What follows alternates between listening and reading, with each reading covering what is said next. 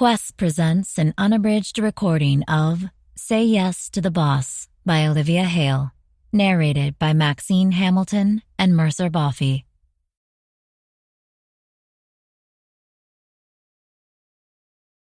Prologue. Victor. If there's a will, there's a way. And there's most certainly a will. It's in the hands of attorney Robert Tersch, sitting by my grandfather's oak desk. He ignores the pack of vultures watching him and keeps his eyes on the will. Searching for a way out of this, perhaps. I lean against the bookshelves, breathing in the familiar scent of leather-bound books and dust. It didn't matter how often the maids tried to clean this room. Grandfather always drove them out. My aunt shifts in her chair. I think we'd all appreciate if we could get this done soon. Today, preferably. Mr. Tersch clears his throat, looks from the document in his hand to her, to my cousins crammed in the old Chesterfield sofa, and then finally his gaze comes to rest on me. That's when I know. Nothing as trivial as the grave will stop Grandfather from micromanaging St. Clair affairs. Mr. Tersch presses a handkerchief to his forehead. Well, let's begin then. Thank you all for gathering here today for the reading of the last will and testament of Richard St. Clair. As you're all aware, this is not how we usually inform beneficiaries of the contents of a will, but the testator left specific instructions and his lawyers have decided to honor those wishes. He clears his throat, eyes refocusing on the will in front of him. Must be easier to face than the room's eager anticipation. Richard St. Clair leaves half of his assets, excluding real estate, to his daughter, Mrs. Charlotte Reese, as quantified in liquid cash, stocks, and bonds. My aunt draws a breath. It echoes in the crammed office. Did you say excluding real estate? Mr. Tersch blots his forehead again. Yes. Dignified, 58-year-old Charlotte Reese doesn't turn around to glare at me, but I know she wants to. There are only two main beneficiaries to this will, her and me. My grandfather only had 2 children. With my parents gone, I inherit my father's lot. The other half of his assets, including real estate, will be left to the child of Richard St. Clair's late son, Victor St. Clair. So, he gave me the house. The old bastard gave me this place. The house that was my prison and solace for years. Maybe I can finally get someone to dust this room. My aunt rises from her seat, but a nervous head shake from Mr. Tersch stops her in her tracks. There is, however, a requirement placed upon Mr. St. Clair. It's, most unusual. I cross my arms over my chest. What is it? Mr. Tersch's eyes lock with mine. He shrinks, fidgeting with the paper in his hand. The estate will be held in trust by the bank until Victor St. Clair is married, after which he will formally inherit the house. If he has not changed his civil status within 2 years, the trust will revert to Mrs. Charlotte Reese. As I said, it's most unusual. You're not serious, my aunt says. Is that it? No explanation? Nothing? One of my cousins shoots me an incredulous look. I keep my eyes locked on the attorney and my face blank. Grandfather is requiring me to marry to get the house. Did he really think it would have that strong of a hold on me? There's a line included in the will, yes. It was Richard St. Clair's wish that his grandson Victor would carry on the family name. Tersch gives me a look that's half fear, half apology. Perhaps I should have been nicer to him on the phone when he called about this meeting. Carry on the family name. Mary. For a few seconds, no one in the room makes a sound. Then I start laughing. It's the first time in forever I've felt this lightheaded. Of course my grandfather's requiring this of me. He's not done making judgments about me and my life or using me as a pawn. He's thrown down the gauntlet, gambling that he knew just what this house means to me. Marry to keep it. Don't, and watch it go. And I have 2 years to do it.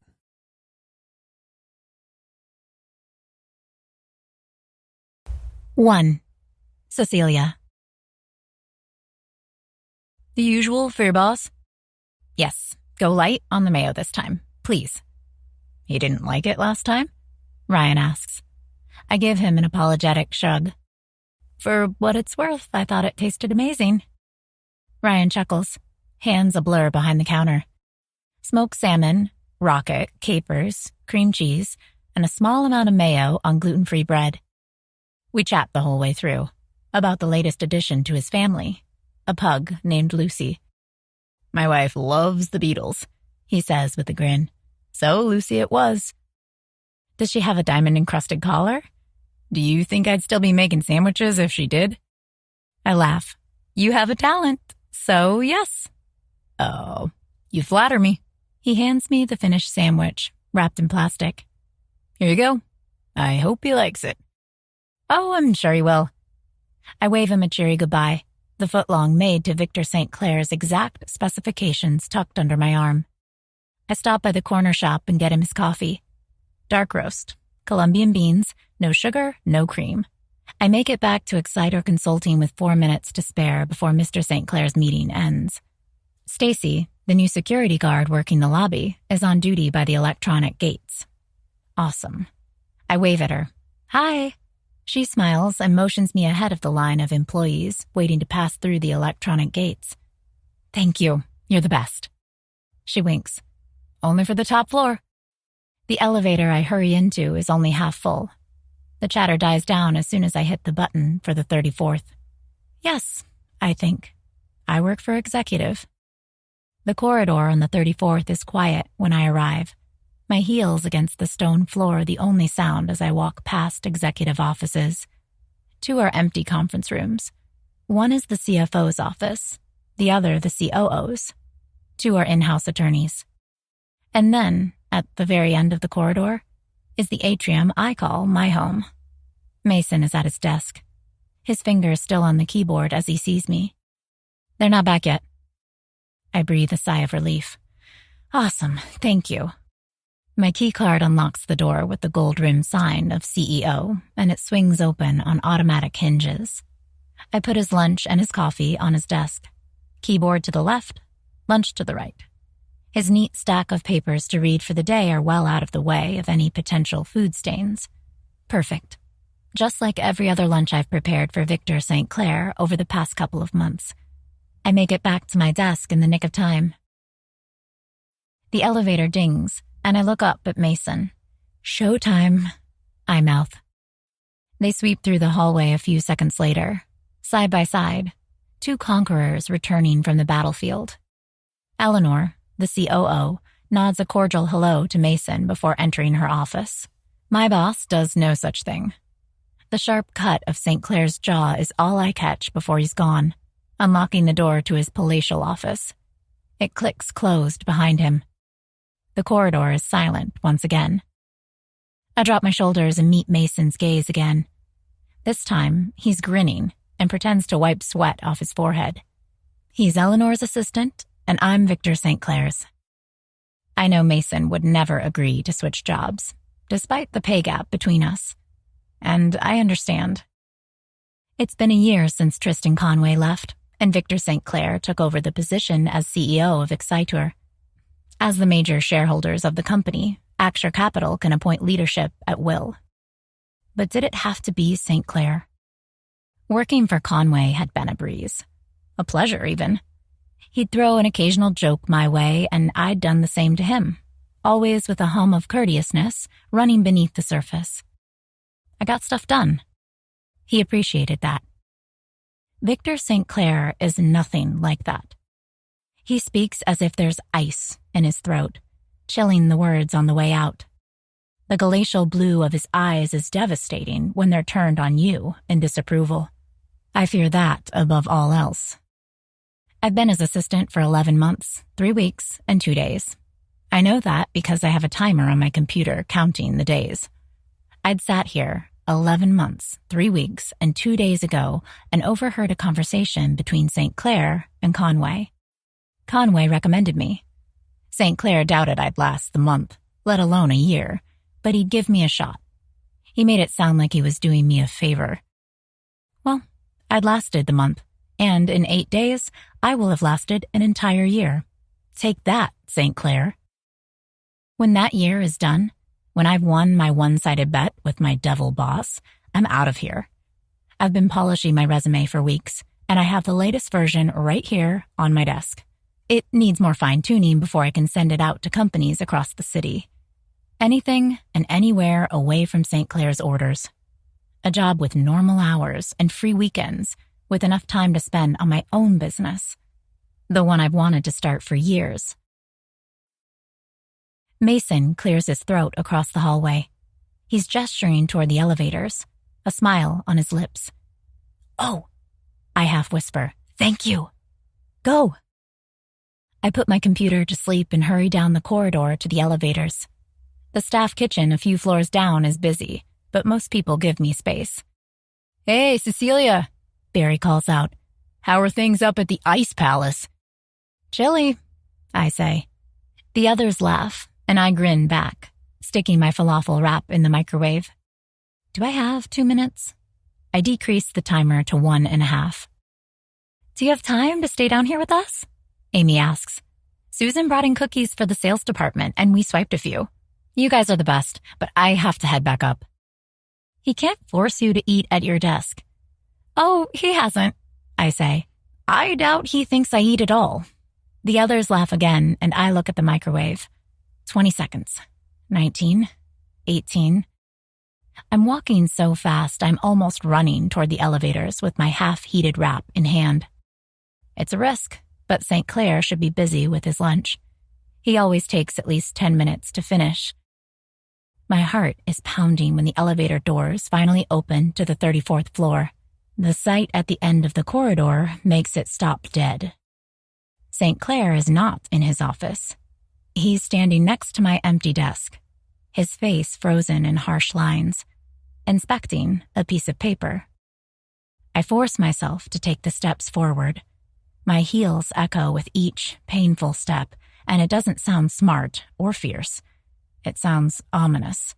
When I reach the desk, St. Clair looks over at me. His eyes are flat blue. "You weren't at your desk." "I was heating my lunch." I raise my falafel wrap up as proof. "Here, Judge, Exhibit A." His gaze drops to it and he frowns. "Is there anything you need, sir?" I ask, because the best defense is a good offense. "There's no lettuce on my sandwich." He flips the paper he's holding over. A copy of my newly minted resume, swiped from my desk. "What is this, Miss Myers?" The backs of my thighs hit the hard edge of my desk. "My resume?" "I can see that. Are you planning on leaving Excitor?" It's been a while since I was on the receiving end of his gaze. That much intensity isn't meant to be directed at one person. Ever. "I'm considering it," I murmur, and brace for the worst. It doesn't come. St. Clair's eyes narrow in thought, and he sweeps his gaze over me, from head to toe, in a way he never has before. He puts my resume down on my desk and gives me a long, final look. It sends a shiver down my spine. "Interesting," he says. He heads toward his office. The door shuts with finality, and I release a shaky breath. Across the hallway, Mason is staring at me with wide eyes. What the hell do I do now? The other shoe doesn't drop the day after, or the day after that. St. Clair continues to send me emails with no content, only orders typed as efficiently as possible into the subject line. Push my 4 o'clock meeting. Reschedule my Denver flights. Still, I can't believe my idiocy. To leave my resume out on my desk amongst my other papers, I almost deserve to be fired. But still, I hope he doesn't. Not only because I need this job and the money it provides, or that being fired will make it harder to find a new one, but because I still haven't lasted a year, as the timer on my desktop likes to remind me. And beating that shiny, ticking little thing has become a life goal. 2 weeks left, and then I'll have worked a full year for Victor St. Clair. I suppose my life will feel empty afterwards. Meaningless, even. What do I do when I'm not fighting a war with my boss that he doesn't even know he's in? Victor likes to work undisturbed for a few hours every afternoon. Any meetings I can delegate, I do. Any conference calls that are not strictly speaking necessary, I decline. So I'm confused when he calls me into his office at 5 p.m. on Friday. I know he's not close to slowing down. A Friday afternoon means nothing to St. Clair.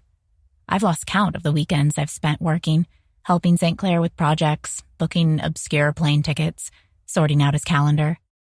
I push back my chair and straighten my pencil skirt. Glance at Mason's empty desk. He's left because Eleanor didn't require him to stay longer. She cares about employee satisfaction. I wonder what that feels like. Victor is sitting at his desk, back straight, eyes on his computer. Sir? Have a seat, Myers.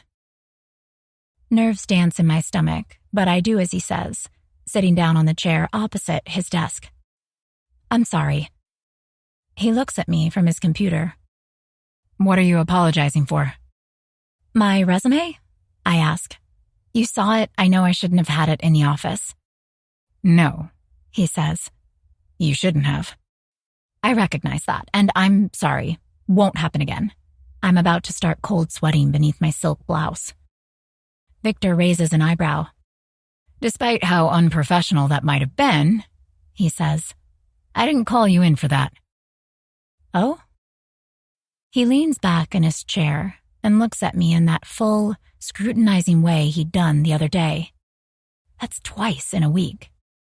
I bear the full brunt of Victor St. Clair's intensity, unsure if I'll survive a third time.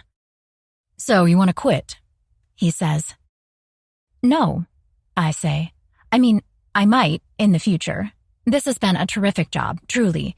But I think I've learned all I can in this position, so I'm thinking of finding another job. One more challenging, so I can continue to grow. But that's in the future. Right. Well, that's excellent. I stare at him for a long moment, my heart pounding like I've run a marathon. His words don't make sense. It's excellent, sir? Yes. I have a new job proposal for you.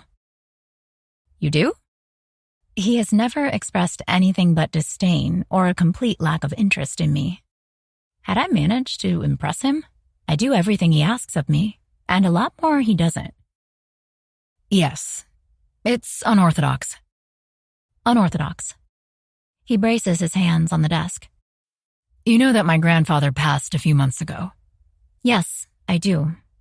I helped arrange his funeral. Right. Well, he left a will. Oh? A will with certain stipulations. This I understand. You want me to coordinate with the lawyers? The lines of his face deepen. No, I've already tried that for the past half year. They won't budge. Oh, well, I'm sorry. His jaw works. My grandfather's will stipulates that to gain access to my inheritance, I must be married. Married, sir? Is that legal to include that in a will? I doubt it. Victor mutters. His hands clench tight around the edge of his desk. But the old bastard got his lawyers to agree, somehow. They filed every loophole available to make sure my inheritance is contingent on my civil status. Wow. I'm sorry, sir. I imagine that's difficult. St. Clair is never going to marry. I know that from working a year with him. Hell, I'd known it after working for him a week. He dated like a tomcat. Over the past couple of months, I'd set him up on dates nearly every week. Not to mention there wasn't a woman in this world who'd tolerate the long hours he worked. The man had even spent Christmas Day in the office and forced me to answer his emails remotely. And then there's the issue of his personality, of course. It's ridiculous, he says. But as it so happens, I've decided to do it. To get married, sir? To whom? I'm glad you asked, Miss Myers, he says. There's a hint of humor in the ice blue of his eyes. To you.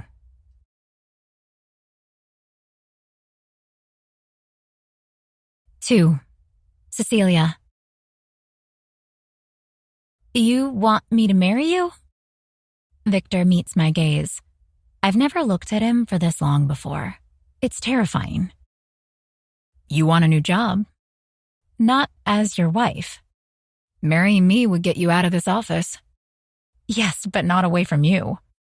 St. Clair blinks once, and then his usual scowl breaks, lips curving. Something glitters in his eyes, and damned if it doesn't make me more afraid. I always knew you wouldn't last a year. My hands curl into fists, nails digging into the meat of my palm. 6 days from now, I say, I will have worked for you for an entire year. Well, then you have nothing to lose. The man is serious. There are a billion reasons why this is a bad idea, but as I grope for them, I say the first one I can think of. But you're not the marrying type. The same half curl to his lips. This would be a marriage in name only, Miss Myers. We would not actually be in a relationship. No, right, I would never. Of course not. You'd be compensated handsomely for your time, he says. You're in quite the bargaining position here, Miss Myers. How much do you want for agreeing? I'm not going to marry you for money. You worked for me for money, he says, voice dropping. You already trade your time for money. I'm asking for very little of your time for this contract. Only your name, signature, and 1 year of not being able to marry anyone else. It's a far better bargain than the job you're currently at. Victor St. Clair is infamous for driving a hard bargain, and he doesn't relent until the other party accepts. I know. I've listened in on more than one of his negotiations, when he pesters and coaxes and intimidates until the person across from him folds. And then he walks away, victory glittering in his eyes, having doubled his fortune. I just never expected to be the one on the other side. But it's marriage, I say, in a brilliant stroke of verbal genius. It's not the same as a job. We can decide it is. Come on, Miss Myers. What do you want? He leans back in his chair, eyes narrowing as he studies me. An entirely new wardrobe? A year of traveling around the globe? There must be something you want, more than simply out of your current job. You're really doing this. You're buying a wife. He snorts. If I was trying to buy a wife, I'd go online. Plenty of people in the market for a green card. No, I want a contract. I want someone I know, someone I can trust to follow orders, who is organized and reliable. Someone who understands exactly what this is. So you thought of me? Well, you submitted your resume. Not intentionally. Does it matter? He says.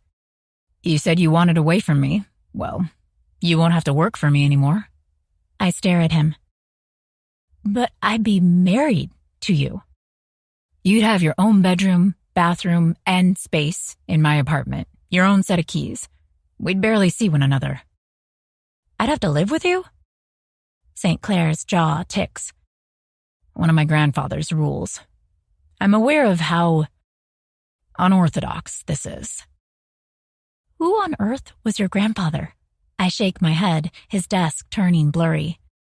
No, sir, I'm not going to marry you. I can't. I won't. You can, he says, and you will. That's not for you to decide. No, it's up to you, he says, and I know not to trust him, but I look up anyway. He's braced his hands on the desk, and ice-blue eyes lock with mine. This is the chance for a new life, Miss Myers. Leave Excitor, make enough money from this deal to do whatever you've ever dreamed of. If you want no contact with me, I'll make sure it's minimal. You'll be married to me for a year and not a day longer. After all, you've lasted 1 year with me already. What's one more? I stand on hollow legs. His words make no sense, and yet they do.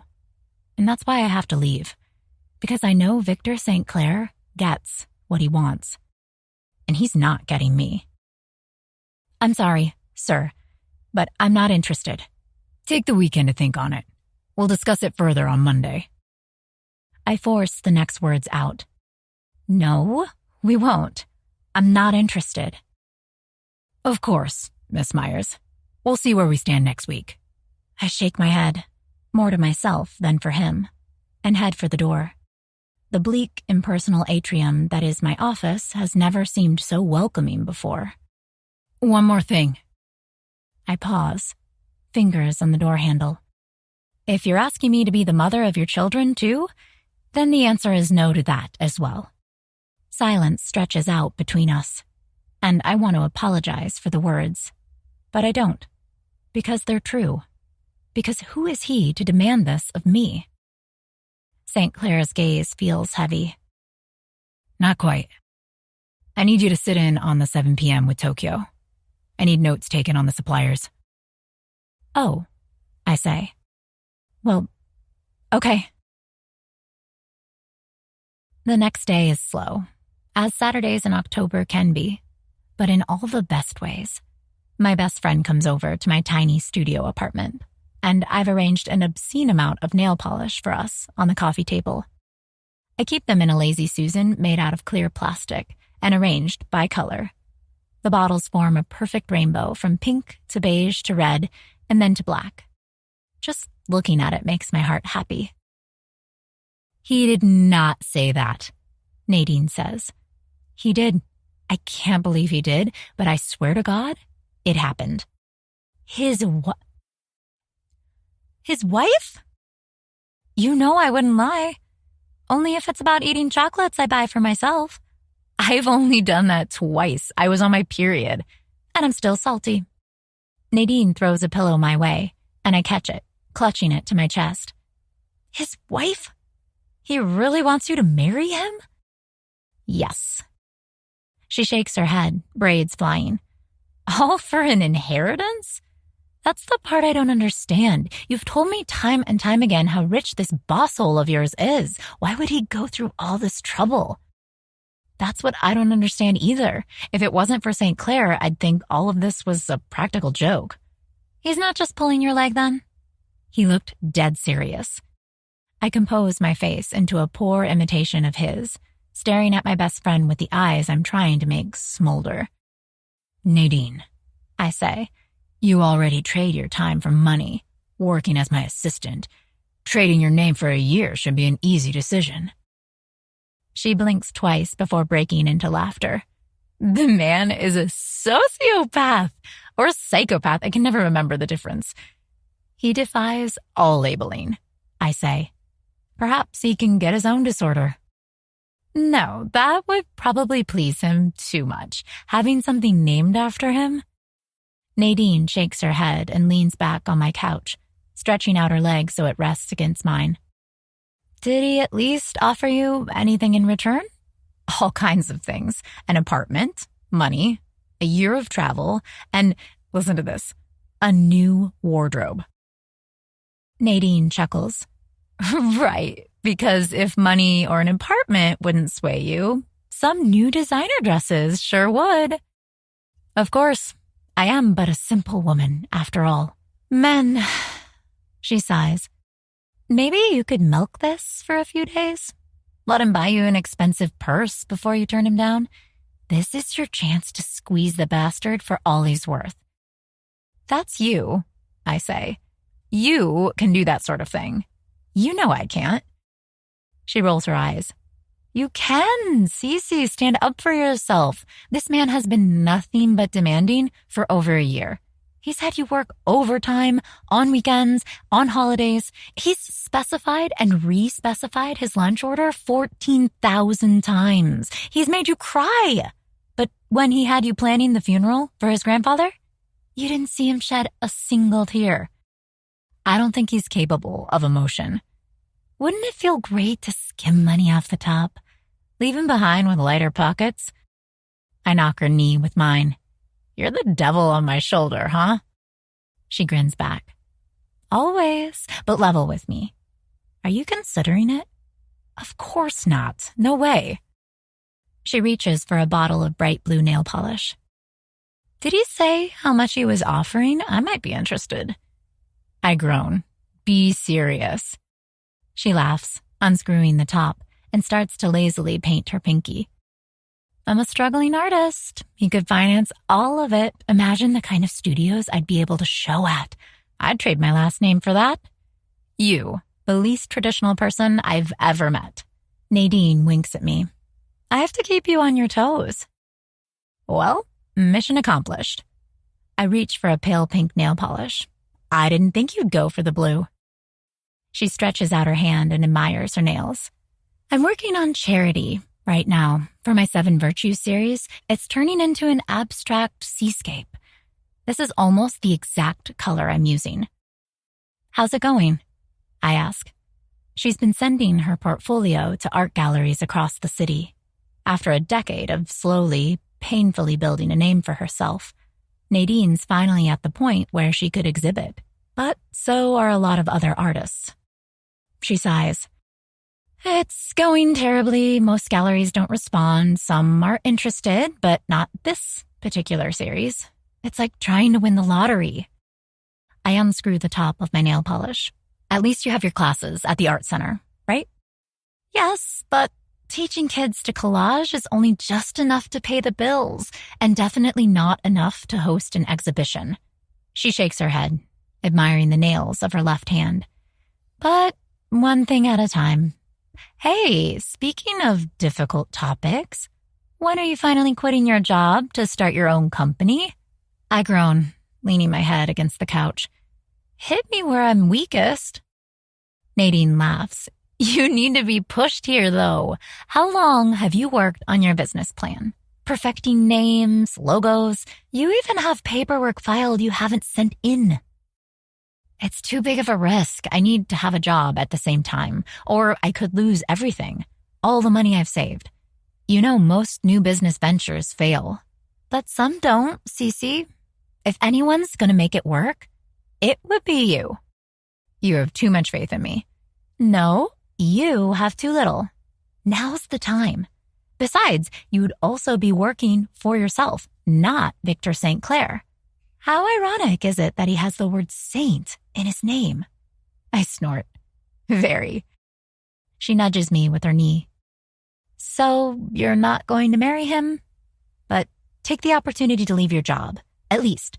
In 6 months' time, I want to see you as the CEO of your very own virtual assistant firm.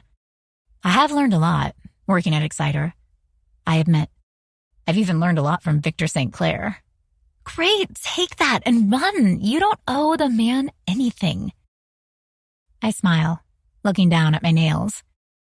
Will you help me design my graphics? Of course I will. You know it'll be a success. Your vision is too good not to be.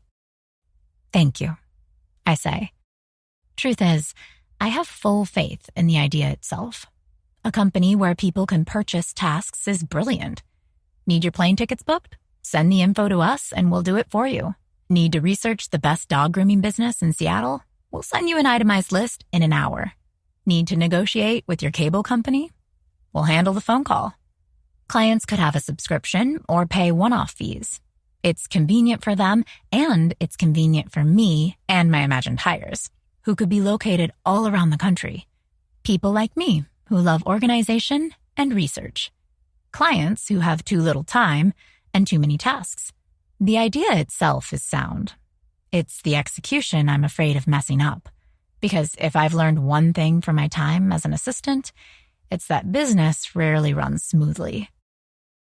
Nadine and I spend the rest of the afternoon lazing about before we get ready for the evening. With her, there's no telling where a night out will end. So I've given up planning. I put on a short black skirt, tuck a silk blouse into it, and run a brush through my brown curls. Winged eyeliner, Nadine calls. She's doing her makeup in my living room, sprawled on the couch. Yes, Mom, I call back. But I do as she says, and the effect is striking. She'd helped me perfect the technique a few months ago, and since then it's been my go-to going out look, making my green eyes pop. Can you imagine? I call. I received my first proposal today. I feel like a character in a Jane Austen novel, turning down unwelcome proposals of marriage. Nadine pops her head into my bathroom. Yes, and then, just like a Jane Austen protagonist, you're going out to down martinis at Temple. Practically afternoon tea, my dear. Think your suitor will come calling? She bats long eyelashes. Leave his calling card? If that's his business card, I don't want it. She disappears back toward my couch. Our dresses are laid out on my single bed, wedged in the corner of my tiny apartment. I return to my makeup. We work in silence for a few minutes. Oh my God, Cecilia! Oh my God! What? I peek out of the bathroom, only to see her standing in her underwear by the bed, her phone in hand. I just got an email from the Francis Hunt Gallery. They're inviting me to exhibit with them. Nadine, that's amazing. Are you serious? Yes, yes. Oh my goodness. I'm going to have to find money though. Artists pay half of the exhibition fees. They do? Yes. Oh, Jesus. It costs several $1,000s to exhibit there, but it's such a good opportunity. I sink down onto the couch. Really? Yes. Most artists will make it back based on sales. I might, but I don't have that money. She puts a hand on her flushed cheek, breathing deep. But somehow I'll have to get it. Extra shifts, I suppose. College classes all night long. I nod, feeling hollow inside. Because I already know the best way to make her professional dreams come true. And, just maybe, go after my own in the process. We'll find a way, I tell her. This is your dream.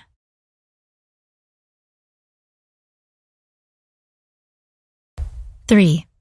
Cecilia. My hands are shaking around the coffee cup. Dark roast, Columbia beans, no sugar, no cream. Just like he wants his coffee. Only this time, he'll get it with a side of victory. I glance in the elevator mirror. My usual composed appearance gazes back at me.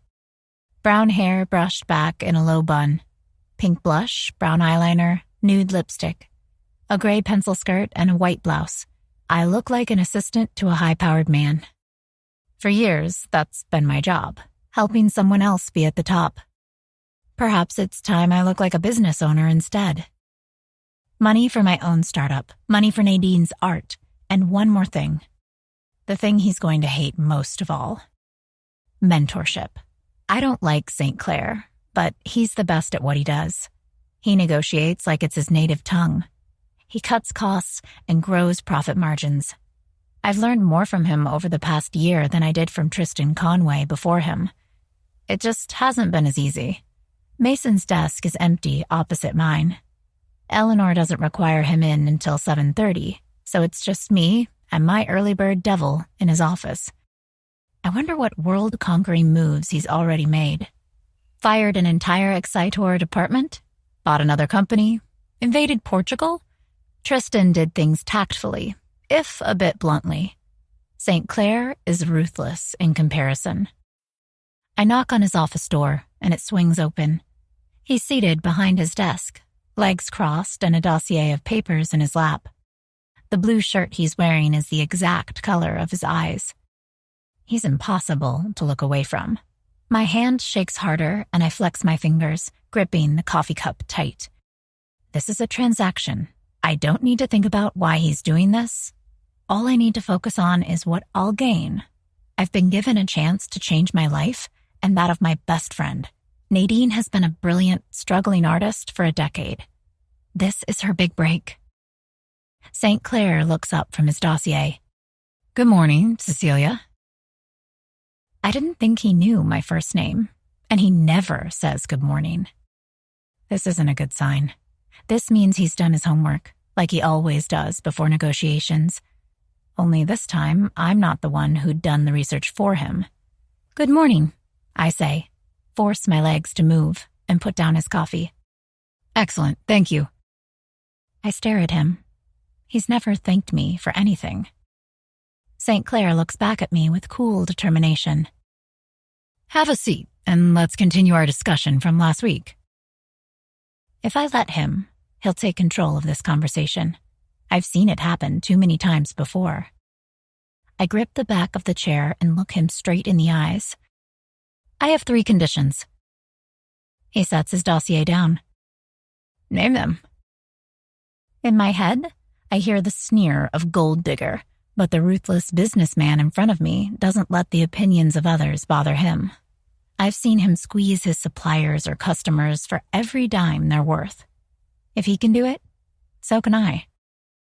I want double my yearly salary, and half of it up front. The sharp cut of his jaw dips once in a nod. Agreed. So I'd asked for too little, but even this amount feels like a dizzying sum. For Nadine's art exhibit and my startup. My second condition: there's an art gallery I want you to patron. One eyebrow rises. To patron? Yes. Go to the Francis Hunt Gallery a couple of times.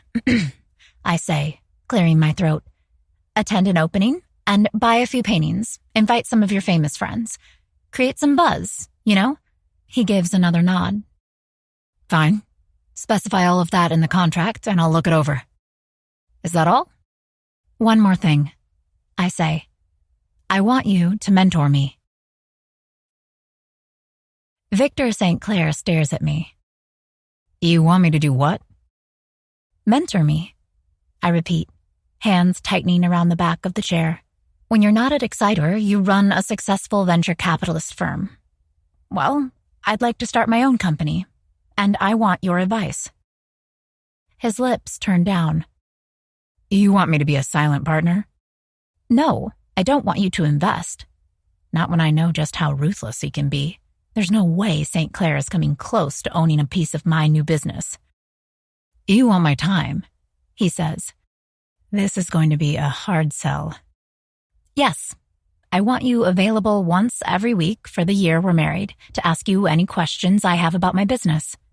I want your unbiased, professional assessments. You want to start a business? Yes. His eyes narrow. Do you know anything about running a business? Anything at all? I have a BA in business administration, I say. I worked at several firms before Exciter, and I've seen how both you and Mr. Conway work up close. I'm ready for my own startup. I have no idea if I'm ready, but business is all about faking it till you make it. St. Clair reaches up to adjust his tie, and the tone of his voice is arctic. You made it clear you wanted away from me, Miss Myers. Not to negotiate for more time with me. No. I'll double the amount instead. $200,000 and a patronage of an art gallery. No, I say, tasting blood and feeling ready to bolt. He raises an eyebrow. No. No. We can make our question and answer sessions once every 2 weeks, but they're happening, or you can find yourself another bride for hire. Our eyes lock. The ice-cold blue of his freezing. I want to run to the safety of the corridor outside his office, to my desk and my half-eaten breakfast sandwich, and Mason's kind eyes. But I stay, and I watch him the way he's watching me, the way he's taught me. 1 2-hour session a month, he says, jaw tense, and 2 15-minute shorts. You're to schedule them with my new assistant. All right. Is that it, then? Or do you want me to sponsor another one of your friends' careers, too? There's a dryness in his tone I haven't heard before. But then this might be the first conversation we've ever had where he isn't speaking in monosyllables. No, that's all. And that's it. Congratulations, Miss Myers. You're about to get married. I'll have my lawyers send you documents to read, prenup and standard clauses. He opens the dossier on his lap again, dismissing me. Make the arrangements. You know my schedule. I let go of the chair. I do. Should I coordinate with your lawyers for the marriage license as well? Yes. Irving or Hardman? Irving. He closes the dossier with a smack and reaches for his coffee. Send my 8 a.m. in directly when he arrives. Yes, sir. Will do. Just like that, I've agreed to marry my boss. Courthouse? He's returned to his work, eyes on his screen. Yes. Book a time midday, if you can. I want to avoid traffic. All right. My cheeks are still flushed when Mason arrives. He stops in front of my desk and his smile fades as he sees my pinched expression. Hey, Cecilia, everything okay? You didn't get fired, did you? I give a half laugh. No, not exactly. No, I have a wedding to plan. My own.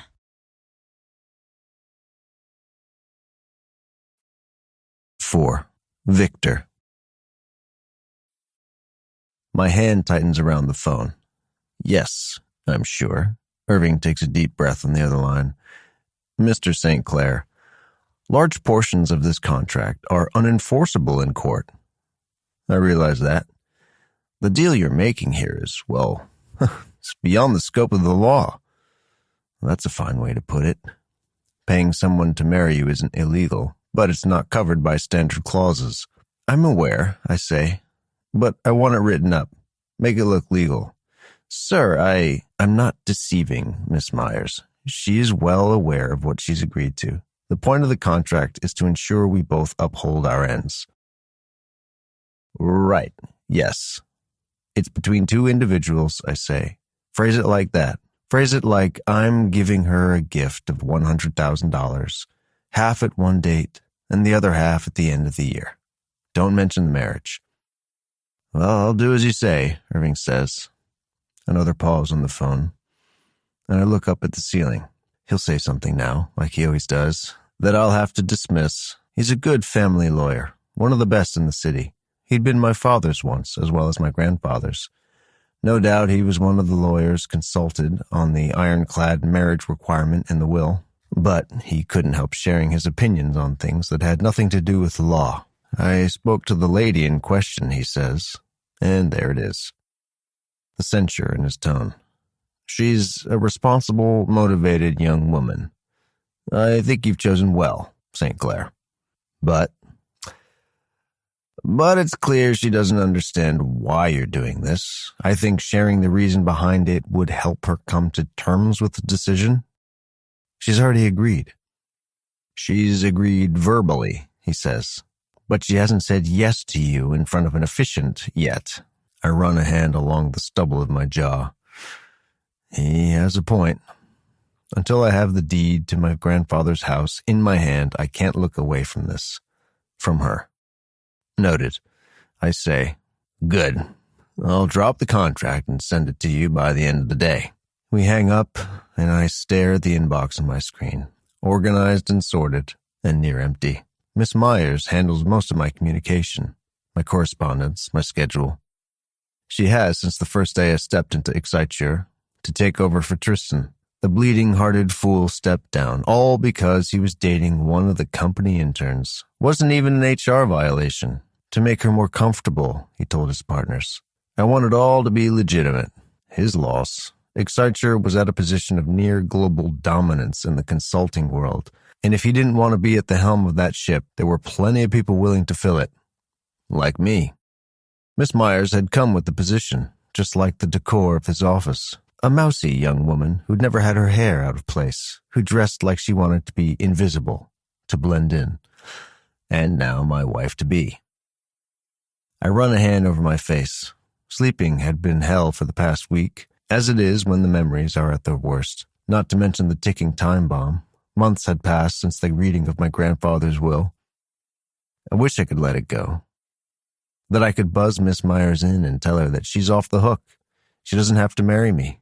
Go ahead and quit and live her life crocheting, reorganizing her bookshelves or whatever else she did for fun. But I can't, because then the damn fucking house will pass to Charlotte. With her garish colors and talk of flipping houses, she'll strip the place, tear down grandfather's office and throw out all of his books, install a pool in the rose garden. There'd been a time I wanted to burn the place to the ground, and now I'm willing to marry my own assistant to get it. If grandfather could see me now, I don't know if he'd laugh or curse me out for finding a loophole in his will. He'd probably do both. My mind runs through the list of women I'd been on dates with over the past 6 months. More than I'd ever dated before. More than I ever wanted to date again.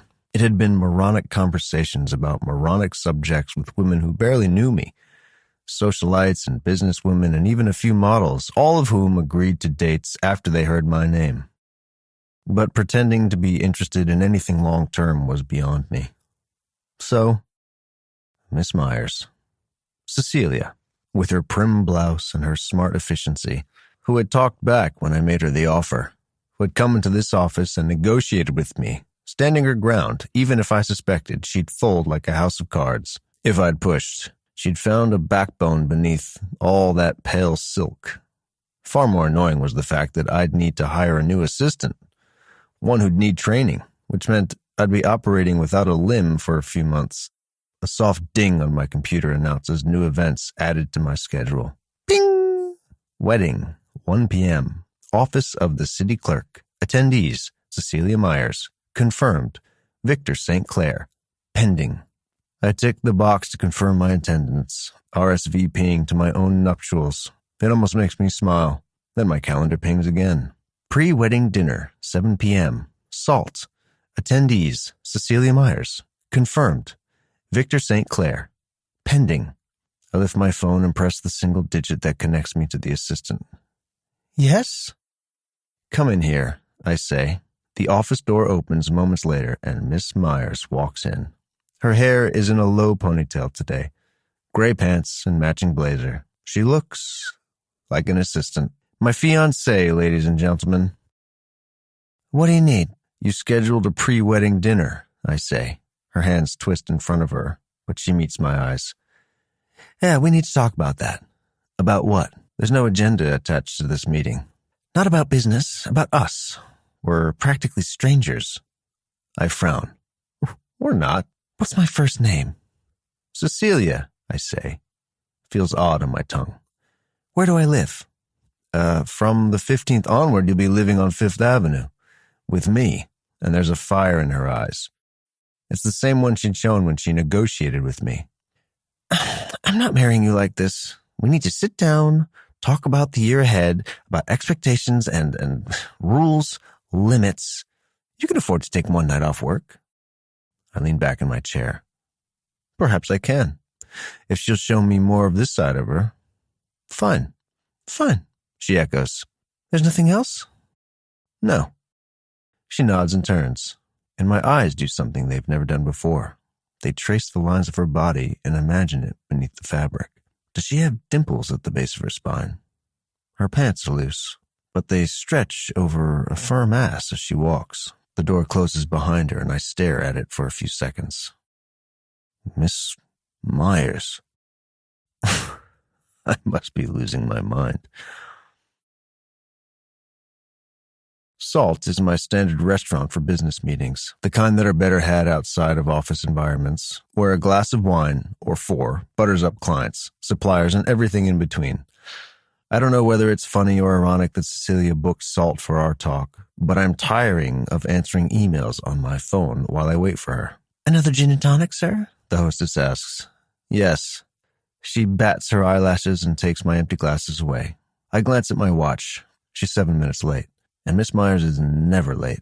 I'm halfway through my second gin and tonic when she shows up, weaving her way through the tables with flushed cheeks.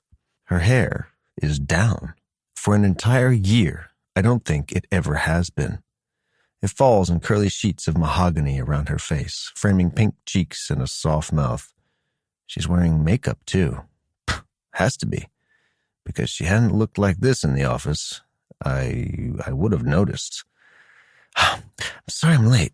She misses the waiter hurrying to pull out her chair and has a seat. She notices him a second later. Oh no, did I beat you to it? I'm sorry. Oh, that's not a problem, miss. Can I take your coat? Yes, please. That would be lovely. She shrugs out of it, revealing a dark blue silk blouse. Several buttons are undone, and I glimpse a sliver of lace bra. Thank you. Of course, I'll be right back with the menu. She beams at him like he's discovered a cure for cancer. The smile disappears when she turns her focus on me. I'm sorry, the subway stopped between 2 stations. You took the subway here? Yes, it's a quaint little invention. But then she remembers herself, and her brief flash of humor fades. I don't think I've ever been to Salt. I've just scheduled it for you. You know, I've spoken to the maitre d' hundreds of times, and not once did I picture him having a mustache like that. My lips turn down. Miss Myers, you said you wanted us to talk. So I did, she says, opening her menu, her hands gripped tight. I've always wanted to try the mushroom ravioli they have here. You wouldn't know how it is, of course. You don't like mushrooms. I stare at her for a long moment before Irving's words ring back in my head. The wedding is in 2 days. I need her to say yes, which means I can't simply ask her why she wanted to meet tonight. I need to woo her. We're still negotiating. That's right, I say. I've never been able to get over the taste of earth. Her eyes meet mine over the edge of the menu. Let me guess, you're going to have a beef Wellington with a glass of 2006 Merlot. Yes, you know that, yet you accuse us of being strangers. I know some of your likes and dislikes, she says. Doesn't mean we genuinely know each other. Oh, fair enough. Well, tonight, I'm an open book. What do you want to know? She lowers her menu. You're an open book. Sure. You're the furthest thing from an open book I have ever seen. I run a hand through my hair. Well, I'll make an attempt. If you need this to feel confident going forward, then I'll do it. To feel confident? Yes, with the marriage. The marriage, she murmurs. Well, I do have some questions about... What about... Oh, hello. The waiter gives us an apologetic smile and asks for our orders. I give him both of ours, asking for a bottle of the 2006 Merlot. We'll need more than just a glass for this. Your question, I prompt her. Cecilia's cheeks heat up. They do that often, it seems. Another thing I hadn't noticed. You're very private, but now you want us to live together. How's that going to work? I resist the urge to sigh. Like I said, you'll have your space, and I'll have mine. The apartment is big enough for both of us. It'll be fine. It'll have to be because I don't have a choice. Besides, all we need is that she's officially registered at my address. I can always sleep at a hotel if it gets too much. Exiled from my own apartment. Christ. Would I move my stuff in? Well, the things you need, yes, but the place is fully furnished. I'll pay for warehousing the rest of your stuff for the year. Cecilia nods. Her hands curve around the stem of her wine glass, slender, pale fingers, and sheer nail polish. No rings on any of her fingers. How will we explain this? Explain? Yes. To people around us. I shrug. Well, there's no one in my life who will ask questions. You can explain it however you like to yours. Her gaze locks on mine, eyes widening. Really? Yes. The contract specifies nothing about secrecy. You can tell your friends it's a marriage of convenience if you like. Doesn't bother me. Well, that's not... Oh, okay, then. I guess I'll see when I get to that. It's not a simple thing to explain. I nod, though it seems easy enough. Unorthodox, sure, but a business transaction after all. People at the company might gossip. I shrug again. Only if they find out. Besides, none of them will say anything to me. No, I suppose that's true. A half smile plays at her lips. It bothers me. What do you mean by that? Nothing, she says, shaking her head. It's just, I didn't know you were aware of your reputation. My reputation? Well, people are afraid of you. I snort. Only because I can have them fired. Oh, yes, she says. Only because of that little detail. When the food arrives, my beef looks as good as it always does. I'm here often enough that they don't have to ask for my preferences anymore. Fresh Parmesan? The waiter asks. Cecilia nods, and we both watch as he grates a fresh block over her plate. They exchange smiles when he's done, like he's just climbed Mount Everest instead of doing his well-compensated job. Let me know if you need anything else, he tells her. I will, thanks again. Of course. His gaze slides to mine. Enjoy your evening, sir. I've been to Salt more times than I can count, and I've never seen this level of service from them. They're typically brisk, businesslike, not personable. He's nice, Cecilia says. She bends closer to her food and takes a deep, appreciative breath. A tendril of dark hair falls from behind her ear and curls at her neck. You're missing out here, St. Clair. Mushroom or no mushroom, this pasta smells amazing. I frown. Sticking to what I enjoy is a solid strategy. Yes, she murmurs, and God forbid you don't have a strategy when you eat. There it is, the fire, and I stare at her while she cuts into her pasta. She'd said that people are afraid of me. Is she? We eat in silence for a while, but then she straightens, eyes meeting mine. So, what about other people? Other people? The ones you want us to tell? She turns her wine glass around by the stem. No. I mean, I don't expect you to be celibate for a year. Are we both allowed to date? Your lawyer sent over a contract, but it didn't mention dating. Yeah, dating is allowed for both of us, but I'd prefer it to happen outside of my apartment. Right. And the same would go for you? I have to agree to that. Fair is fair, after all. Yes. She nods, skewering a ravioli and lifting it to her lips. They're glossy tonight, reflecting the single lit candle between us on the table. Does she date? A week ago, I wouldn't have been able to answer that question. Now, with her in front of me, in a half-buttoned blouse and glossed lips, I don't know. Not sure if I want to know either. There's one thing I can't quite figure out. I cut into my steak and swallow the comment that comes naturally. Only one? Why do you want your inheritance so bad? You're already wealthy, she says. So why go through with this? Her words betray an ignorance of my world that would make another man smile. They just make me annoyed, because on the surface of things, she's right. There's being rich, and then there's wealth, and my grandfather had the latter. He'd kept the St. Clair family fortune intact for decades, the fortune my father had helped shepherd, the fortune I've heard the story behind over and over and over again for my entire life. But I don't need it. I can live a life better than most with what I have, what I've worked for. The fortune is hard to let go of, but not impossible. It's not just money, I say. There's a house, too. A house? I reach for the collar of my shirt and undo the top button. Yes, it's on Long Island. Cecilia rests her chin in her hand, gaze on me. You won't get it if you're not married. Exactly. My grandfather had certain ideas. I'm sure this is his way of ensuring they're followed, even from the grave. Her voice lowers. I'm guessing our contract wasn't part of his plan? Probably not. I reach for my wine glass, watching the deep red swirl.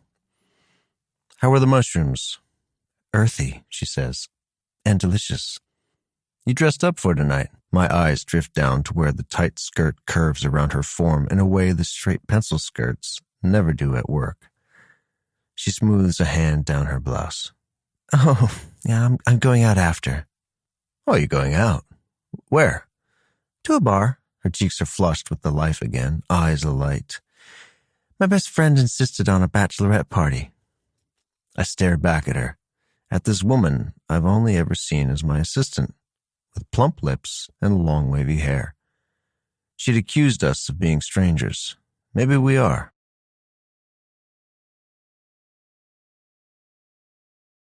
Five. Cecilia. 1 year after I started working for Victor St. Clair, I hand in my official letter of resignation. I also marry him.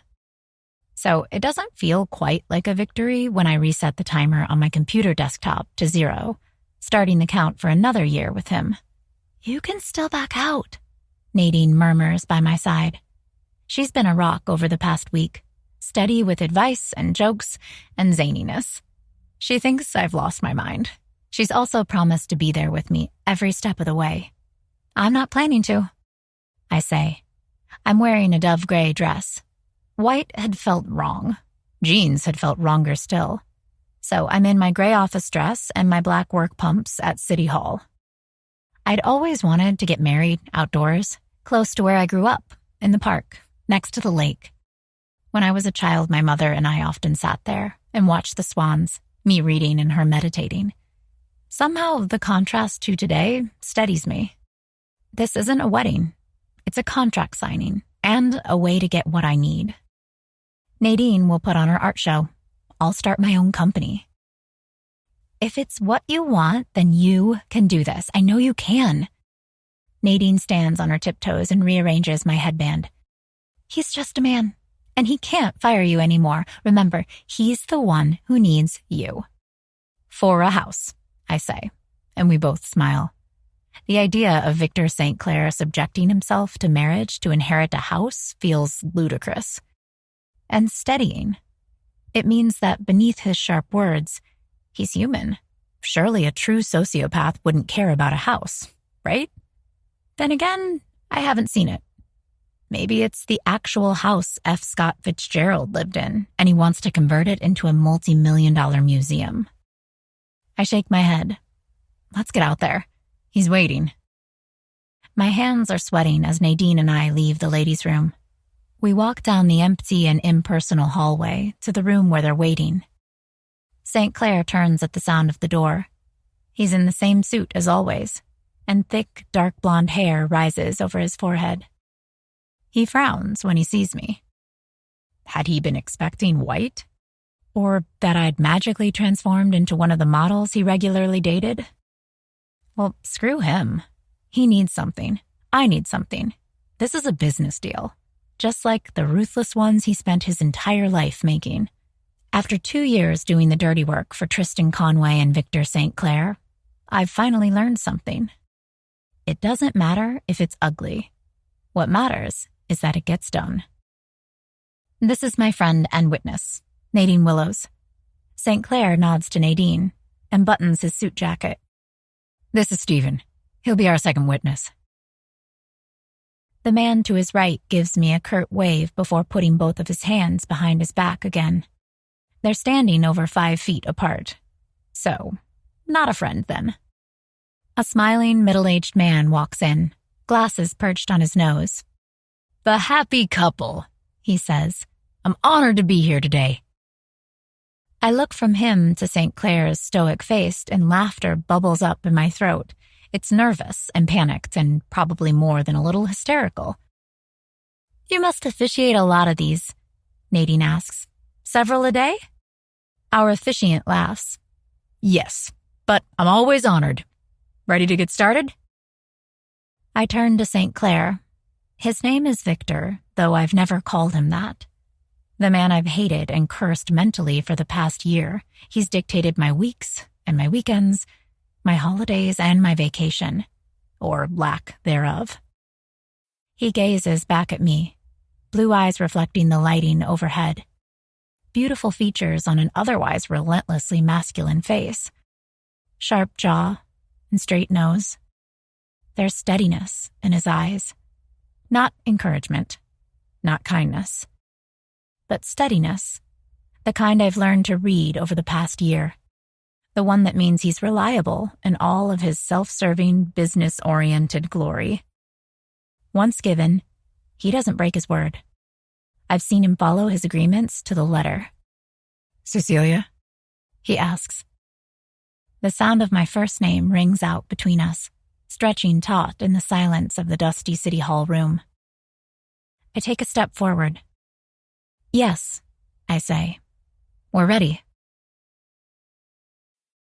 There are some moments you'll remember forever. Signing my name next to Victor St. Clair's on the marriage license is one of them. It might not be a traditional wedding. There are no speeches or supportive parents, no ushers, no flower girls, no wedding party. But there is the same one sentence I've heard over and over again. And it falls over us like a scythe. I now pronounce you husband and wife. The words ring in my head in the awkward silence that follows, spin on repeat as St. Clair thanks the officiant, as Nadine makes small talk with Stephen. Victor gives me a professional nod and reaches up to readjust the collar of his fitted shirt. Well done. Thanks. You too. He motions for the door, and I follow him, walking out of the room where my fate has just been sealed. My head feels dizzy, topsy-turvy. The deep green carpet beneath my feet has probably been walked by thousands of couples before us. Had the brides been happy, laughing and crying? I wonder if any of the couples had known one another as little as Victor and I do. If any of them had liked each other less. How are you feeling? Nadine whispers. I give her a smile. It feels wobbly. Victor strides down the steps from City Hall with Stephen beside him, and I hurry to follow. Drizzle hangs in the air, and New York is gray, the heavy clouds above multiplying in the glass panels of brutal skyscrapers. It's the kind of day I long to be anywhere but here. Nadine and I catch up to Victor by the curb. Stephen walks briskly down the sidewalk. He's going to get the car, St. Clair says. To get the car, I murmur. Stephen. Oh, he's Stephen Doherty, your driver. St. Clair nods, glancing up at the sky like he considers the rainy haze a personal affront. Nadine clears her throat. I'll give you 2 minutes. Congratulations, Victor. He looks surprised, but then gives a single nod. I don't know if it's in thanks or acknowledgement. We stand there in the drizzle, husband and wife, after one of the shortest engagements in history. Well, I say, what happens now? I have interviews lined up for your replacement. I nod. That's a safe topic. You can send the shortlist over to me, and I'll look them over for you. I know what you need. His eyes slide to mine. I will. Good. Stephen will take you to my apartment to settle in. Have him drive any things you need from your old place. You have the number to the movers I used last. Fix everything and charge it to my account. Right. Thanks.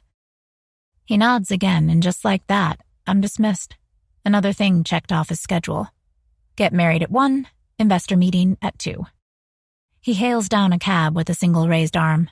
It stops in front of him, and he looks at me over his shoulder. Neither of us has words, it seems. Thank you, he says. Our eyes hold for another long moment before he nods, like he's confirmed something, and disappears into the cab. It drives off and leaves me on the curb, my best friend a few feet away, beneath the New York sky that wants to evict us. Are you okay on your own? Nadine asked. Her voice sounds like it's coming from far away, through a fog, but I nod. Sure, I've got Stephen. I can help you move tomorrow, I think.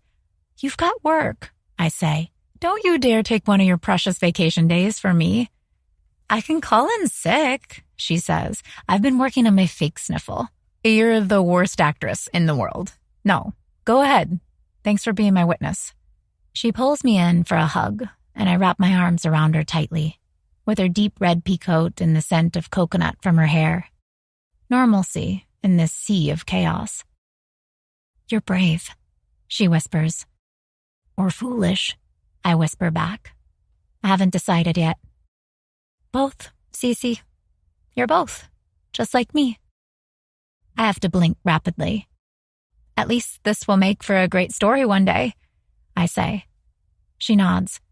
We'll have to practice it a few times before we tell it around the dinner table with our real husbands. Do a few trial runs? Yes, we have to get the pitch just right. I chuckle, and she gives me a broad, bright smile, the one that's Nadine to a T. All of her passionate, artistic self. I should have just married you, I tell her. Still an option, she says. Once you're divorced from St. Clair here, I'll swoop right in. I love you, you know. Her eyes soften. I know. Love you too, Cece. Now get in this car before you give your new husband's driver an aneurysm and call me later. I promise. Prepare yourself for 15 pictures of his apartment. You mean a FaceTime video tour, right? Sorry, yes. I get into the dark leather interior of St. Clair's private car. Stephen says something from the front, but I don't catch it, turning to wave to Nadine.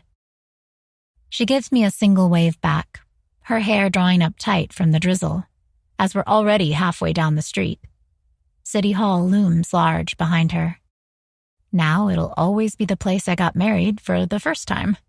I'm sorry, I say to Stephen. I didn't catch that. What did you say? Please fasten your seatbelt, Mrs. St. Clair. Mrs. St. Clair. That's me now. I'm Mrs. St. Clair. My hands shake as I do what he says, so I lock them tight together on my lap. He doesn't say another thing to me during the drive to Victor's apartment on the Upper East Side. It's good because with my spiraling thoughts, I don't know if I'd be able to respond. The address is familiar. I've ordered 100 airport pickups and taxi appointments for St. Clair from his home. I've sent home his dry cleaning, I've coordinated with his housekeeper. I've calculated the time it would take him to walk to different restaurants to cut down on wasted time, as he liked to call it, also known as any time he couldn't be productive. My new husband isn't human, but then I'd known that for a long time. I'd just never thought I'd get to see it up close and personal. Stephen leads me past a stone-faced doorman and through a grand lobby. He hands me a key card. "Floor 18, he says. "The code is 85583. "Thank you. I'll be on standby for you all afternoon. Just call when you want me to drive you to your old apartment." Stephen inclines his head and heads off with brisk steps. "Thank you," I call. "For everything." He falters and then raises a gloved hand. "Of course, ma'am." I managed to operate the fancy elevator. I even managed to walk down the single hallway on the 18th floor and stop in front of a black door. No keyhole, just a key card reader, a fingerprint scanner, and a keypad. 85583. The door unlocks with a soft click, and I push it open, walking toward my fate.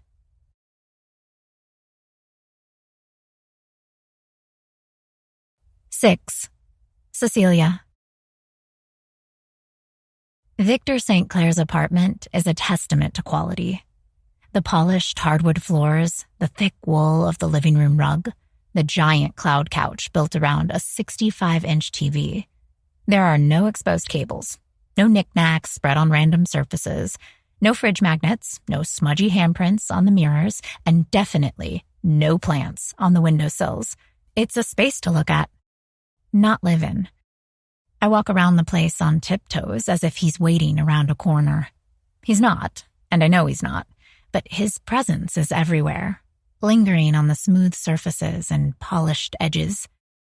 It feels like walking through a museum. The only thing missing are the bored attendants, sitting on fold-up chairs in the corners, ready to tell you off for taking a photograph. I peek into a room that looks like a near replica of his office at work. Similar desk, similar chair. I wonder if he has an assistant who looks like me hiding somewhere, ready to pop out and do his bidding. Maybe she did the smart thing and turned down his proposal. The interconnecting rooms span an apartment of at least 2,000 square feet. Or so I think, until I see the staircase. I'm afraid to snoop. I'm also too curious not to. Besides, I have to find the guest bedroom that'll be my home for the next year. A year. I can't let myself dwell on that. A year is too long. I'll take this in months instead. Weeks, perhaps. Days, most likely. The staircase leads to a second story with a long, elegant hallway. On one end is a half-open door. The other is closed. I inch toward the half-open one and peer inside. Bingo. The bedroom is big, but not master bedroom big. A queen-sized bed in the center with a beige bedspread that looks ironed and pressed. I run my hand over a desk in the corner. It looks like a hotel room. Does he have a lot of guests over? Is this where the women he dates have to sleep? Booted out of his bedroom when he's finished, relegated down the corridor to this place? The windows open up to a view of the park, and I sit down on the bed, looking out at the fall foliage, the bright oranges, reds, and yellows. It feels like taking a deep breath, drinking a cool glass of water. I can live with this view.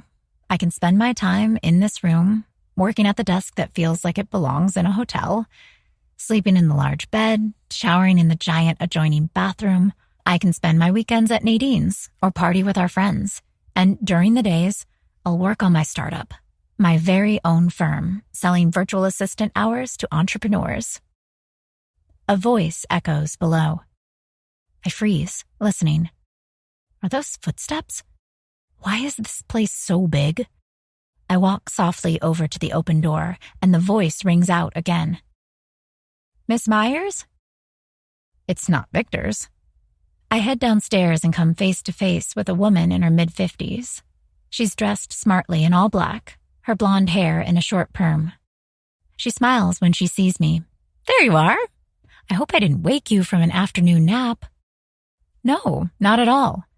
"Bonnie?" "That's it. It's a pleasure to finally meet you, Cecilia." I shake her hand. "Likewise, from all of our emails, it feels like I know you already." "Well, you do. It's a good thing he's had the two of us to organize his life for him. You've been one of his best assistants, you know." "Oh, thank you."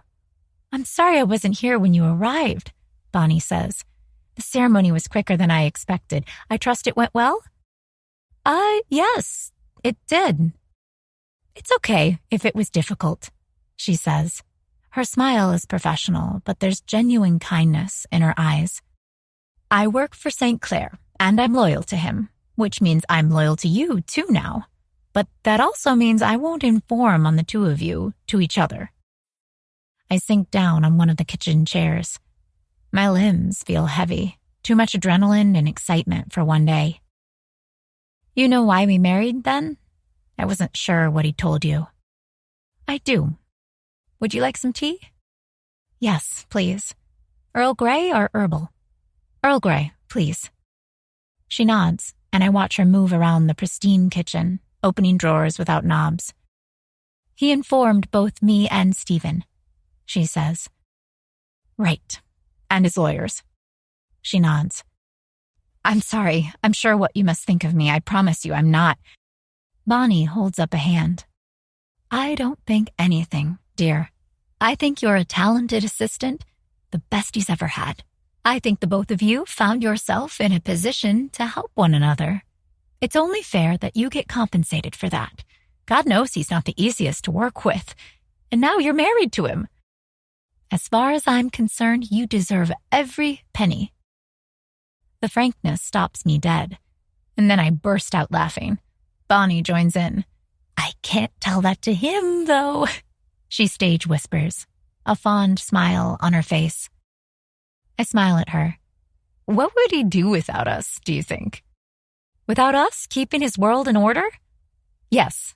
His blood pressure would spike," she says, pouring piping hot water into a mug. Steam curls in the air above it. "No, I don't think he could survive without us." I accept the warm mug from her. "Thank you.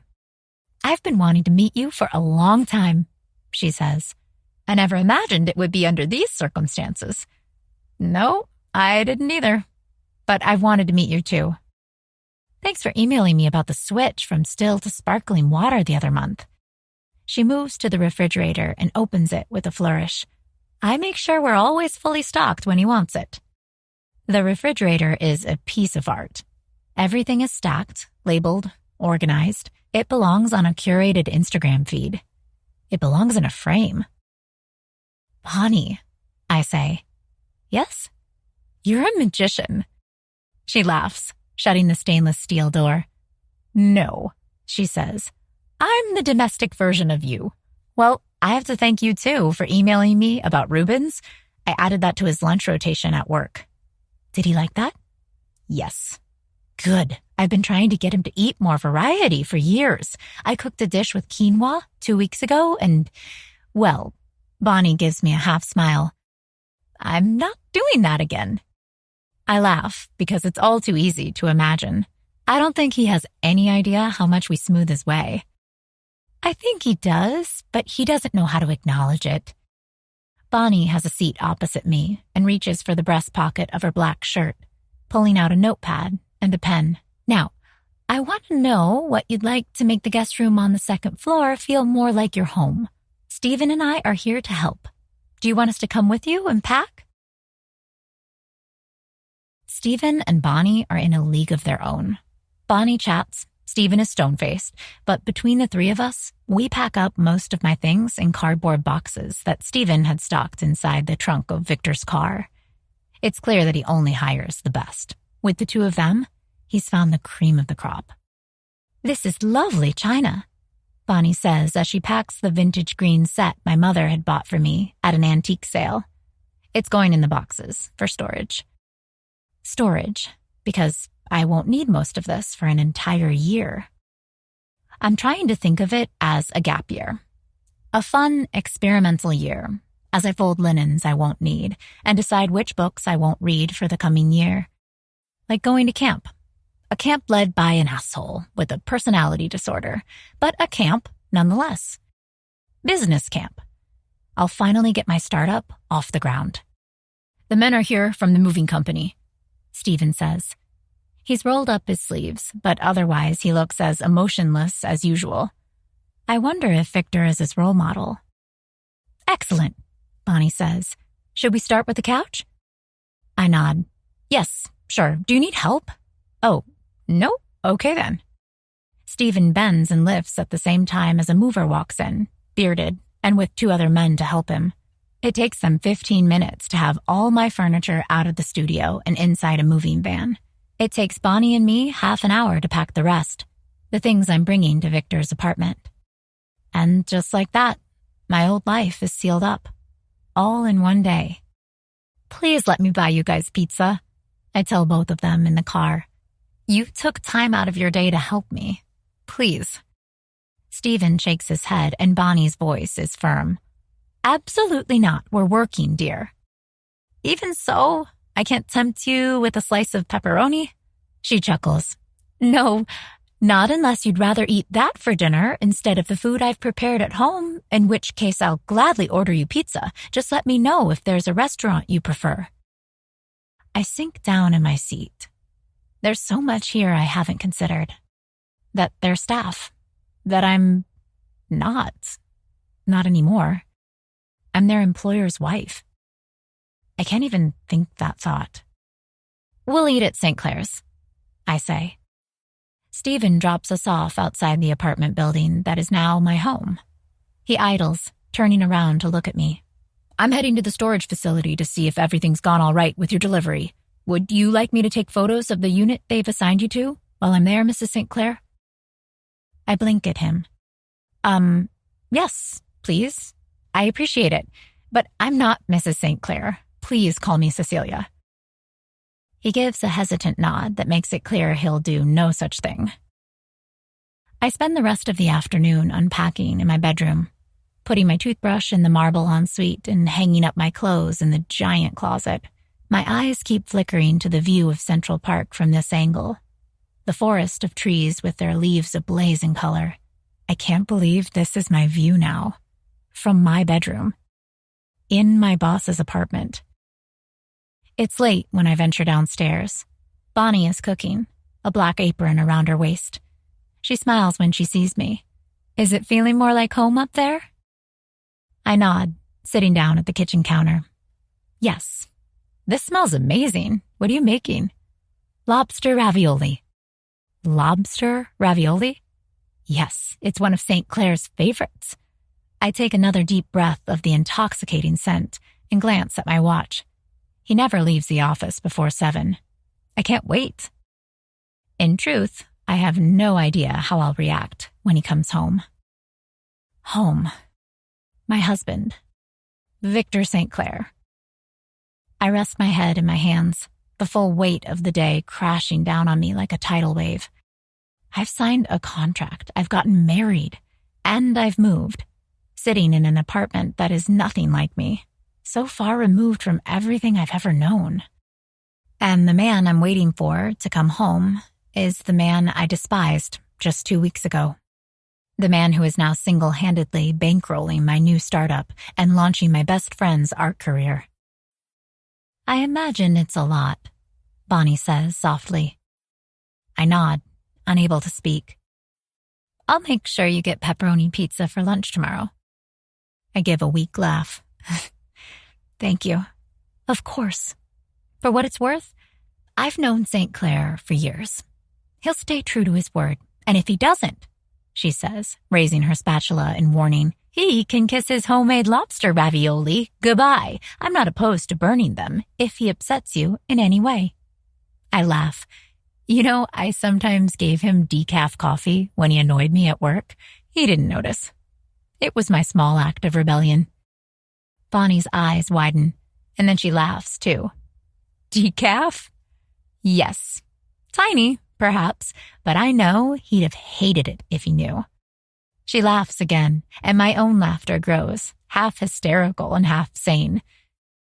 The front door slams shut. I try to stop giggling, but I'm still wheezing when footsteps sound in the hall. They're familiar. I should know, having spent a year ruled by their comings and goings down the office corridor.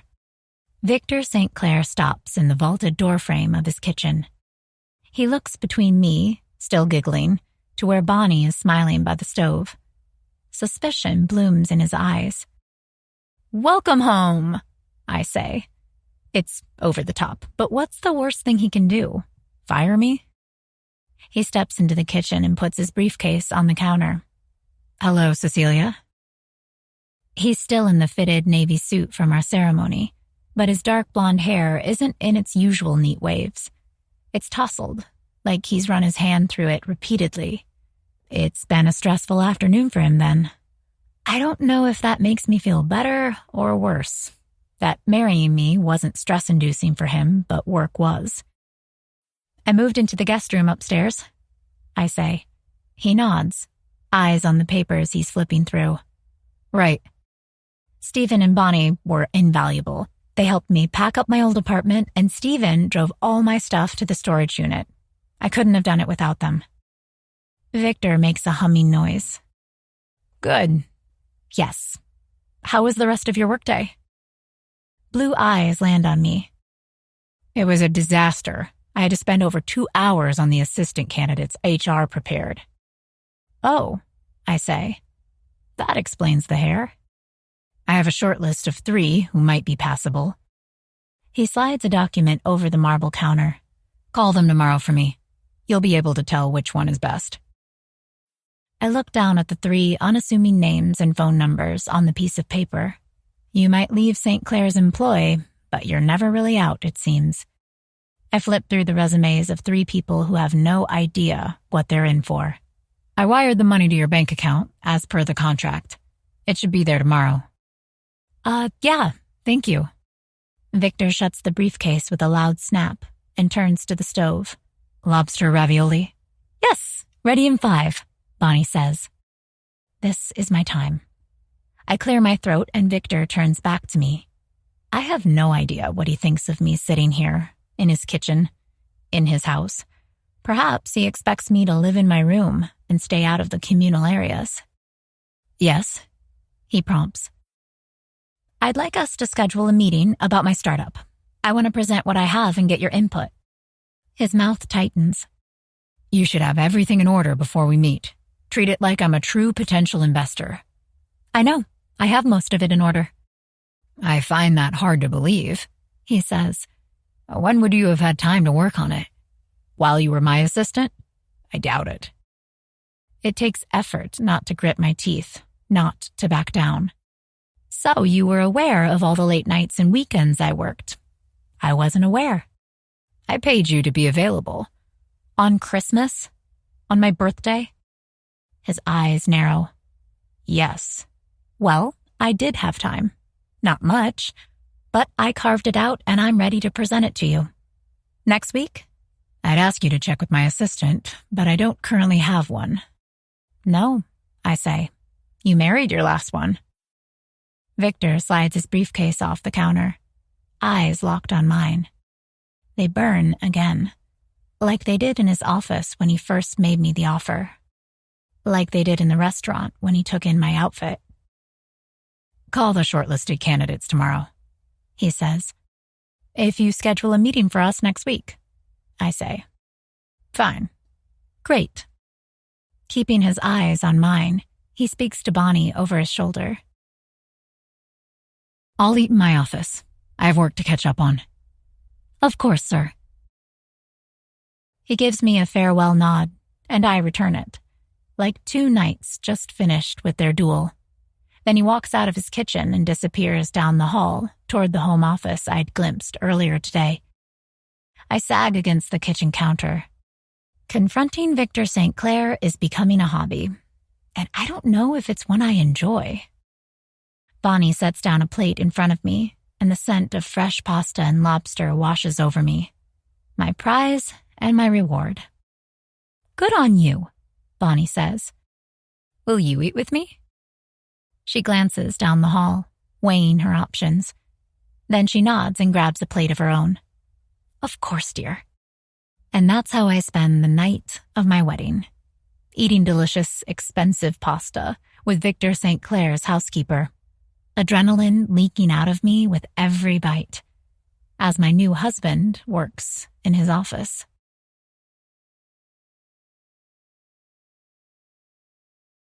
Seven, Cecilia. Victor and I find a routine in the coming days. It's as beautiful as it is simple. It's avoidance.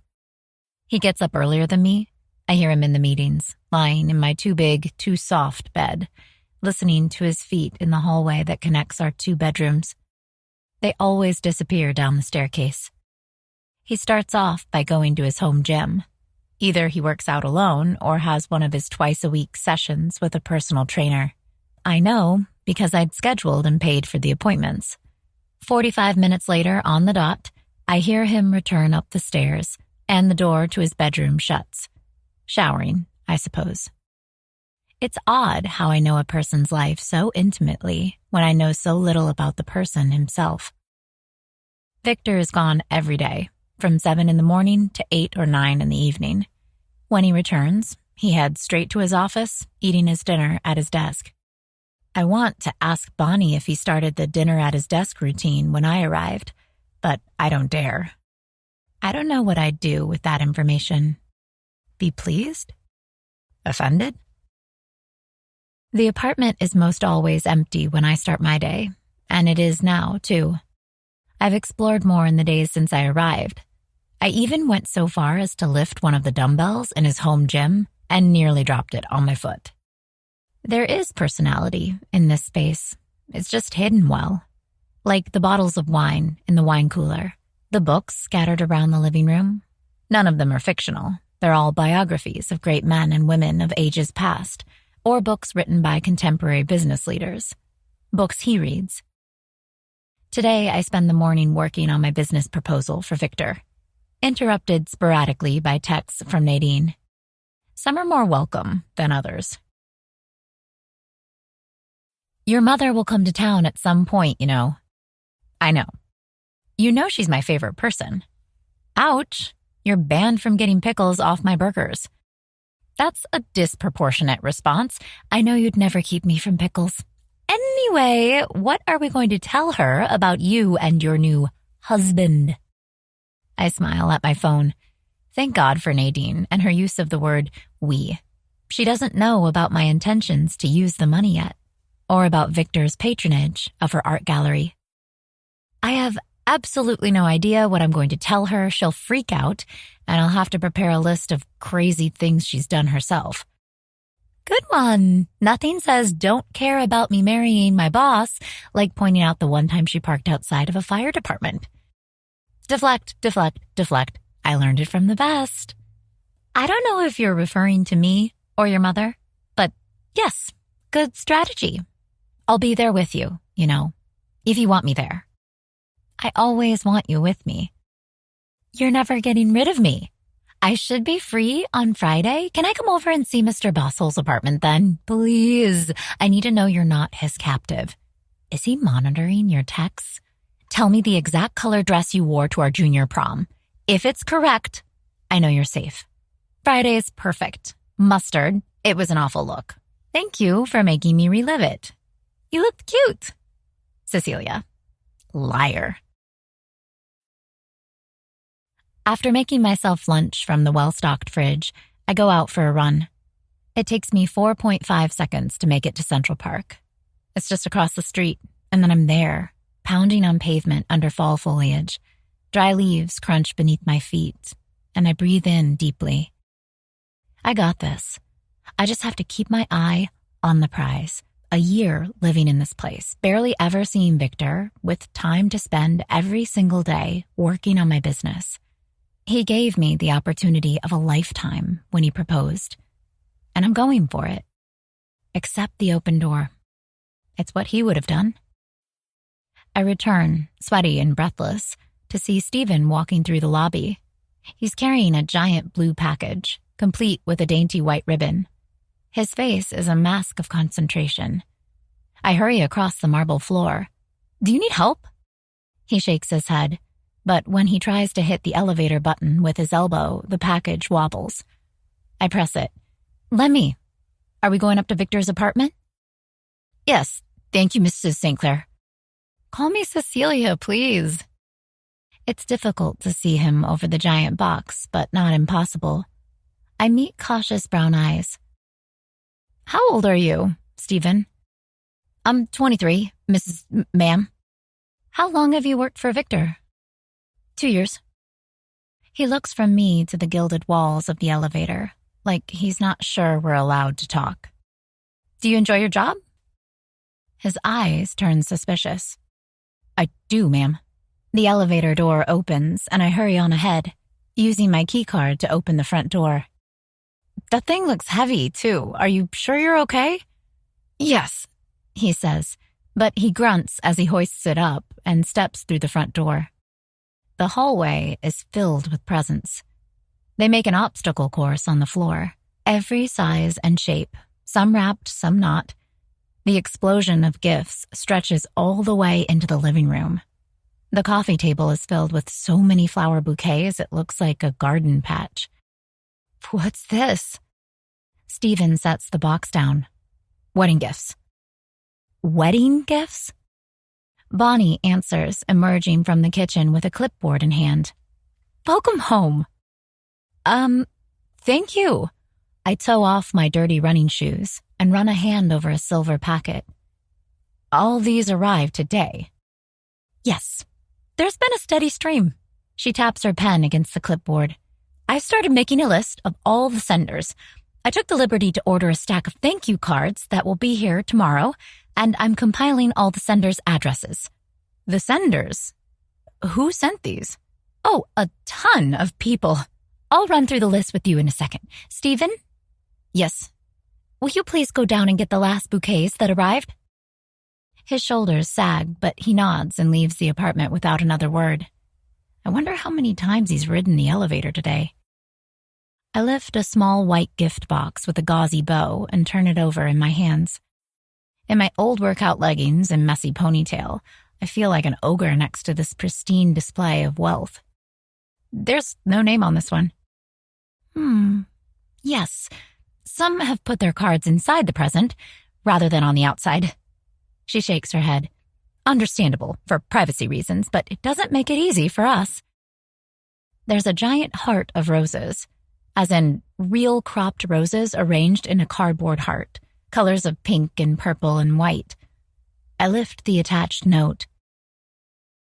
Mr. and Mrs. Victor St. Clair, congratulations on your wedding. We hope you're both taking the time off for a much-deserved honeymoon. The card is signed by a bank, not a person. A bank. I lower it. Bonnie? Yes?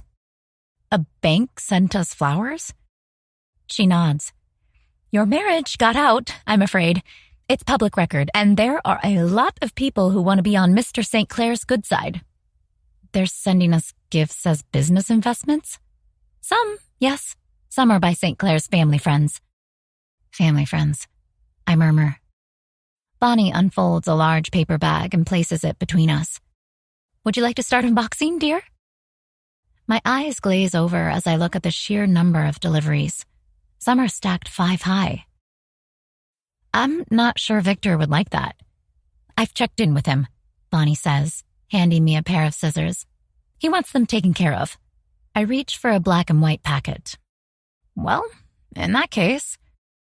Bonnie is an organizational wizard, and I love efficiency. It takes us 5 minutes to work out a flawless system. Unbox the gift, add the gift giver's name to her list, take a picture of the gift for our records, recycle the wrapping paper.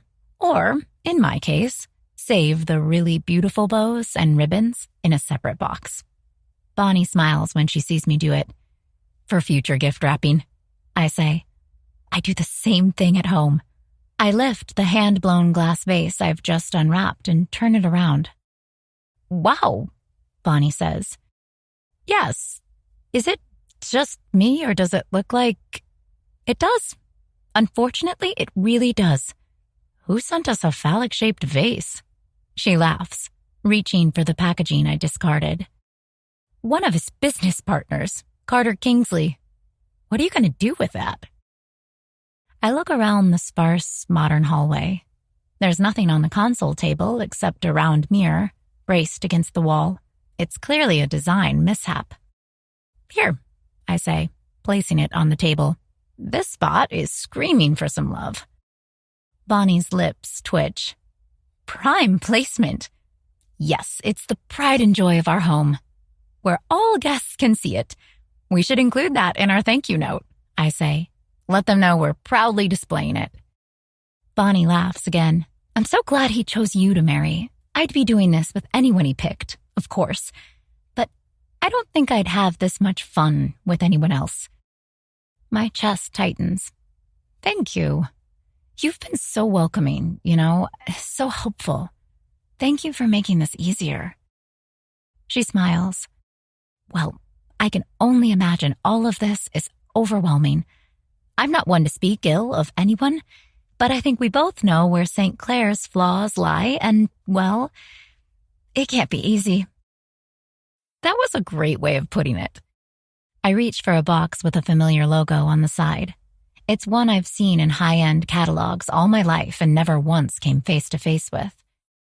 Have you noticed how many of these cards are addressed to the happy couple or to Mr. and Mrs. St. Clair? I don't think they know my name. I think many of them, Bonnie says, are shocked he married at all. That was my reaction when he asked me. You getting married? She shakes her head. That was probably his own as well. I unwrap the Hermes leather wallet, embossed with the designer label and the St. Clair name. The kind of money these things must have cost. The Winthropes sent this over. I murmur. The family is legendary in this city. Bonnie nods. They were good friends with St. Clair's parents.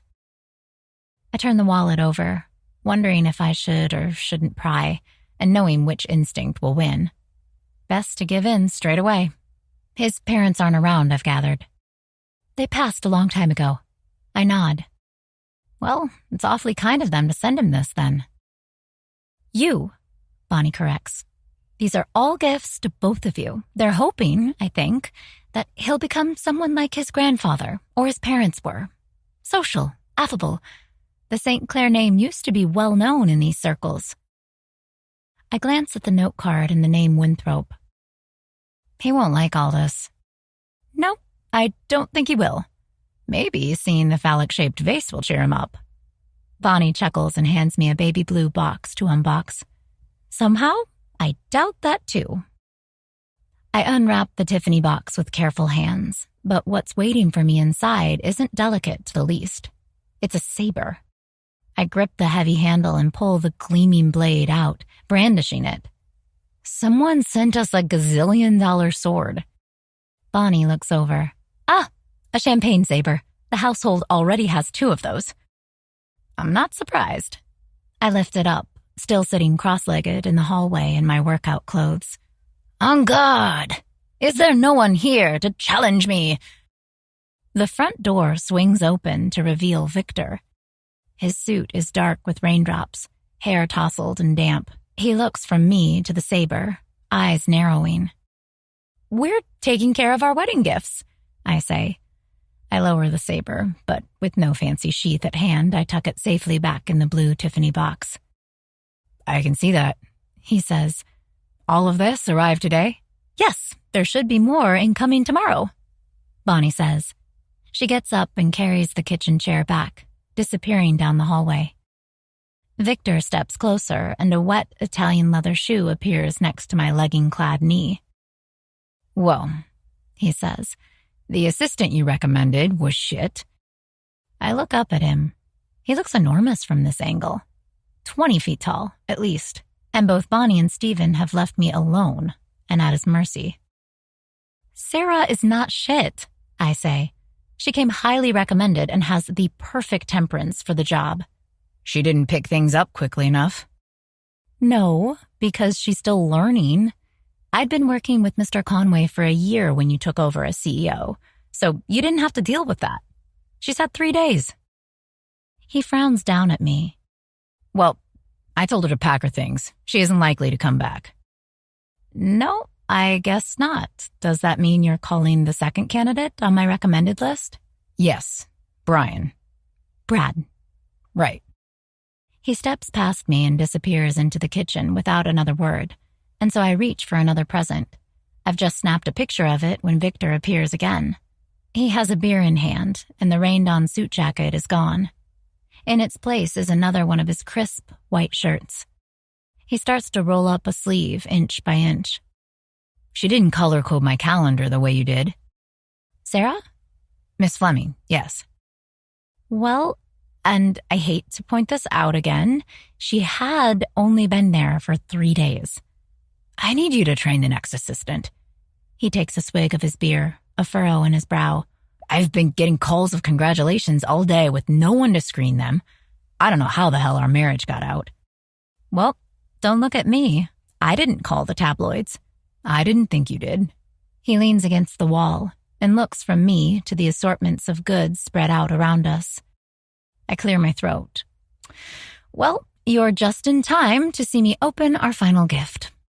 Because that will make my day better. He bends and grabs a card lying on top of a cashmere blanket. His face hardens as he reads. I haven't spoken to these people in a decade. Well, that's nice, I say. That they'd send something. Sure. Not like they're kissing ass or anything. There might have been some of that. Your bank sent us flowers. Victor snorts, taking another sip of his beer. Have your pick of this crap. Are you sure you don't want another champagne saber for your collection? I'm sure. His gaze drops to the gift in my hand. Right, I meant to open it. I undo the ribbon and carefully lift the lid, unwrapping layers of silk paper. At its heart is an envelope, and scrawled on the front is Mr. and Mrs. St. Clair. Who's it from? Victor asks. I don't know. Who sends a wrapped envelope? I open it and pull out a thick card with the same scrawled writing. The letterhead makes my throat close. It's from Axure Capital. Victor groans. Read it. Victor, we were both pleased and surprised to hear the news. Congratulations are in order, it seems. To celebrate, you're both welcome to dinner on Saturday, the 24th at the Conways. Who signed it? All three. I whisper. Tristan Conway, Anthony Winter, and Carter Kingsley. The partners in his venture capitalist firm, and one of them used to be my boss. I'd worked side by side with Tristan, organizing his inbox, his work schedule, his life. And now I'm invited to dinner at his place. Damn, Victor mutters. I thought this would be a quiet, private thing. I see now that it's not. Nope, I say. Doesn't seem like it. He runs a hand over his jawline. The rain in his hair has started to dry, leaving it a tousled, half-curled, dark blonde mess. It's a side of him I've never seen at work. Pissed off, sure. Aggravated, often. But not looking at me with calculation. The sleeves of his shirt rolled up to display muscular forearms. We can go, he says. It'll get them off my back. Answer some questions, and we won't interact with them and their girlfriends again. You want me to come, I say, to meet your co-founders. He nods. Yes, people know. We're going to have to own it, even if it's not in a big way. You want me to frequent an art gallery, right? Right. Well, that'll go over better if we're seen as a couple. You love the art, I buy a ton of it to please you. Pretend to be a couple, I murmur. Will Tristan Conway be there at the dinner? His eyes narrow. Yes, it'll be at his place. I swallow, meeting the unforgiving gaze. For so long, what I'd wanted was to be brave, to dare, just like these men did. To go after my dreams of running my own company. I've given up ever earning Victor St. Clair's respect. But I didn't want Tristan Conway to ask me why I'd married his successor and have no answer. Will you tell them? I ask. About the reason why we married? No, I don't want anyone to know that apart from us and the staff. His voice doesn't broker questions, but I'm already sitting on the floor in my old sweaty gym clothes, and he's still here, leaning against the wall like we're hanging out. Any dignity I had is gone. How come? I ask. He looks from me to the line of gifts that litter the floor, sweeping his gaze from one to the next. I don't want anyone to know my grandfather wrote a clause like that into the will. Oh, I say. I understand. He clears his throat and pushes away from the wall. Take what you want from all of this up to your room. Throw out the rest. I'll donate what we don't want, I say. Bonnie and I are writing thank you notes tomorrow. Do you want... No. Sign them for me. All right. Will you come into the office when Miss Fleming's replacement starts? You're asking me to train your new assistant? And attend a dinner with your co-founders, pretending I'm now your wife. Ice-cold blue eyes meet mine. You are now my wife. The point still stands, though. You're raising the requirements. His eyes narrow. Yes, I am. Then you're going to have to up your ante. Fine, he says. The word is spoken through clenched teeth. I'll give you my entire Sunday to work on your startup. Give me everything you have so far, and I'll give you my thoughts. Thank you, I say. That will be perfect. He tosses back the rest of his beer and turns to the kitchen. Wedding gifts, he mutters. Then his eyes snag on the console table. Why the fuck is there a glass dick on my hallway table?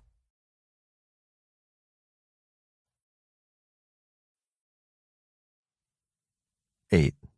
Victor.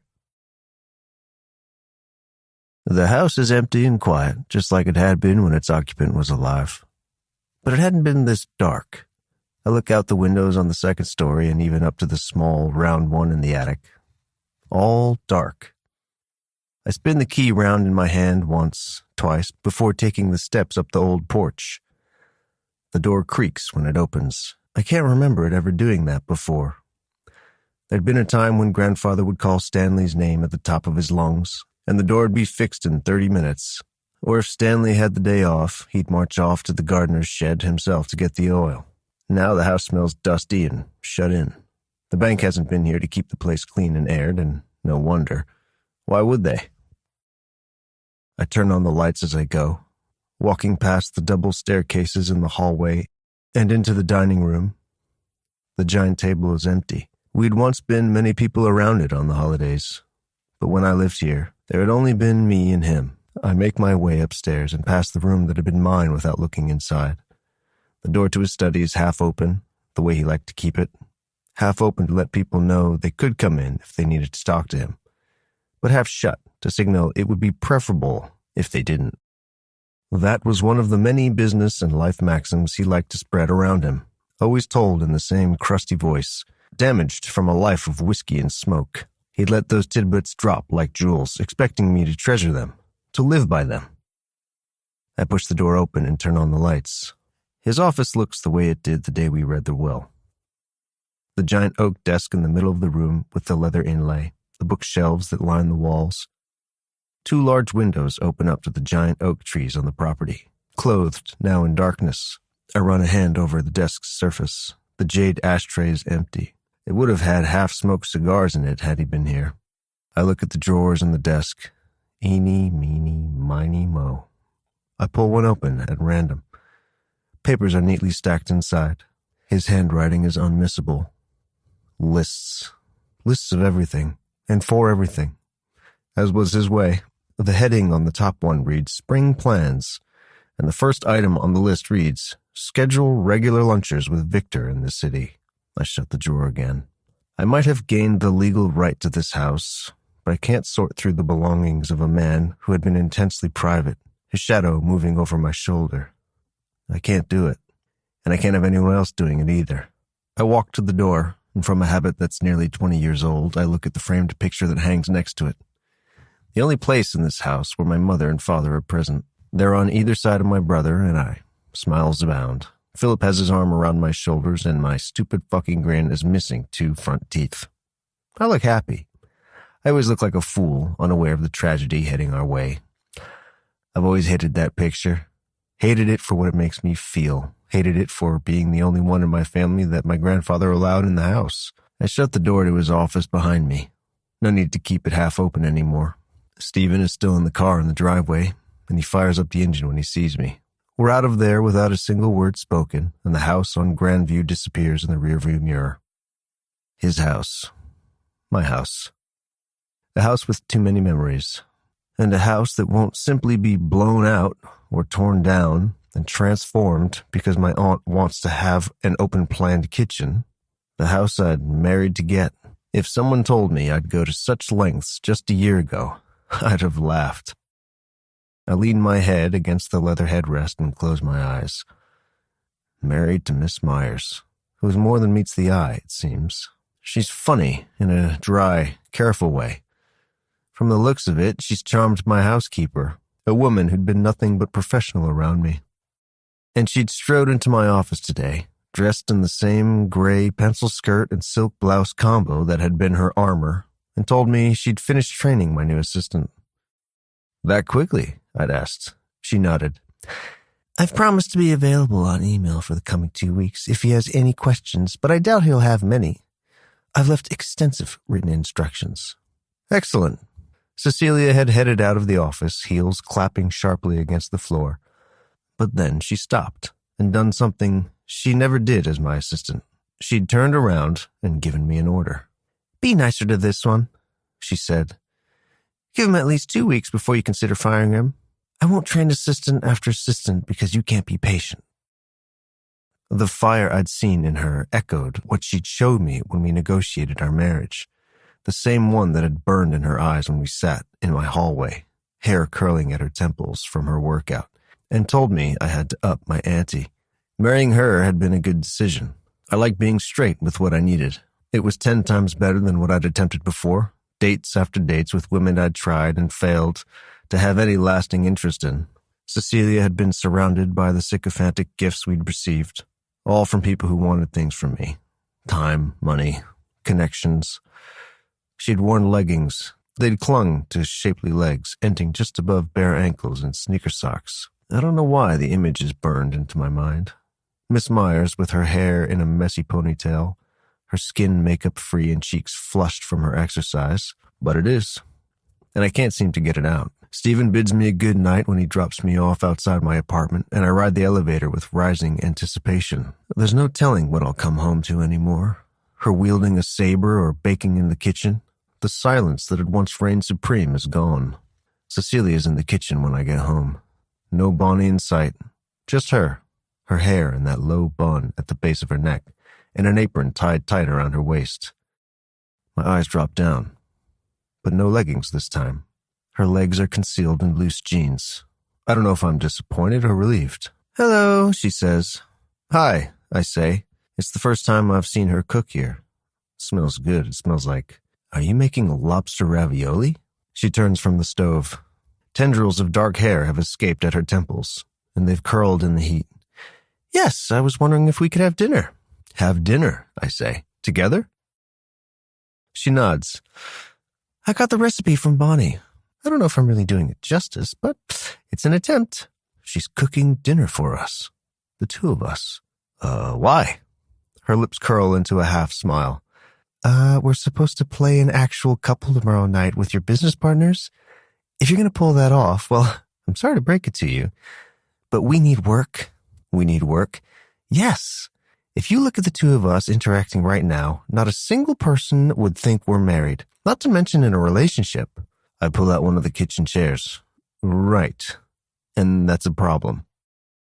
Well, it is if you want to seem married. If you'd rather tell your business partners the truth, then that's all right with me. I grit my teeth. I'd rather not.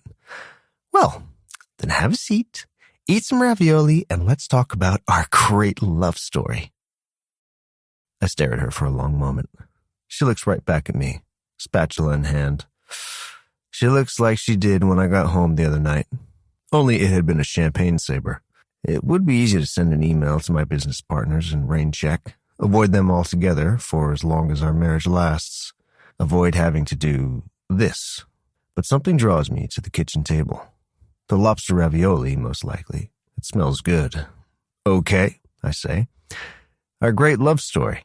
Cecilia smiles. It's not an expression I've seen often on her, and never before the past few weeks. You want Parmesan on your pasta? Yes. It's been a long time since someone other than a housekeeper cooked for me. She sets the plate down in front of me and grabs one for herself. How was work today? I narrow my eyes at her. What is this, really? Are we playing house? Something flashes through her eyes, but I can't figure it out, because she looks down at her plate. No, and there's no one here to watch us either. I just thought it would be easier to talk over food. Easier. It would also be private. She didn't want Bonnie here to listen to the two of us manufacture a love story out of a year's working relationship. I taste the food, spearing one of the lobster raviolis.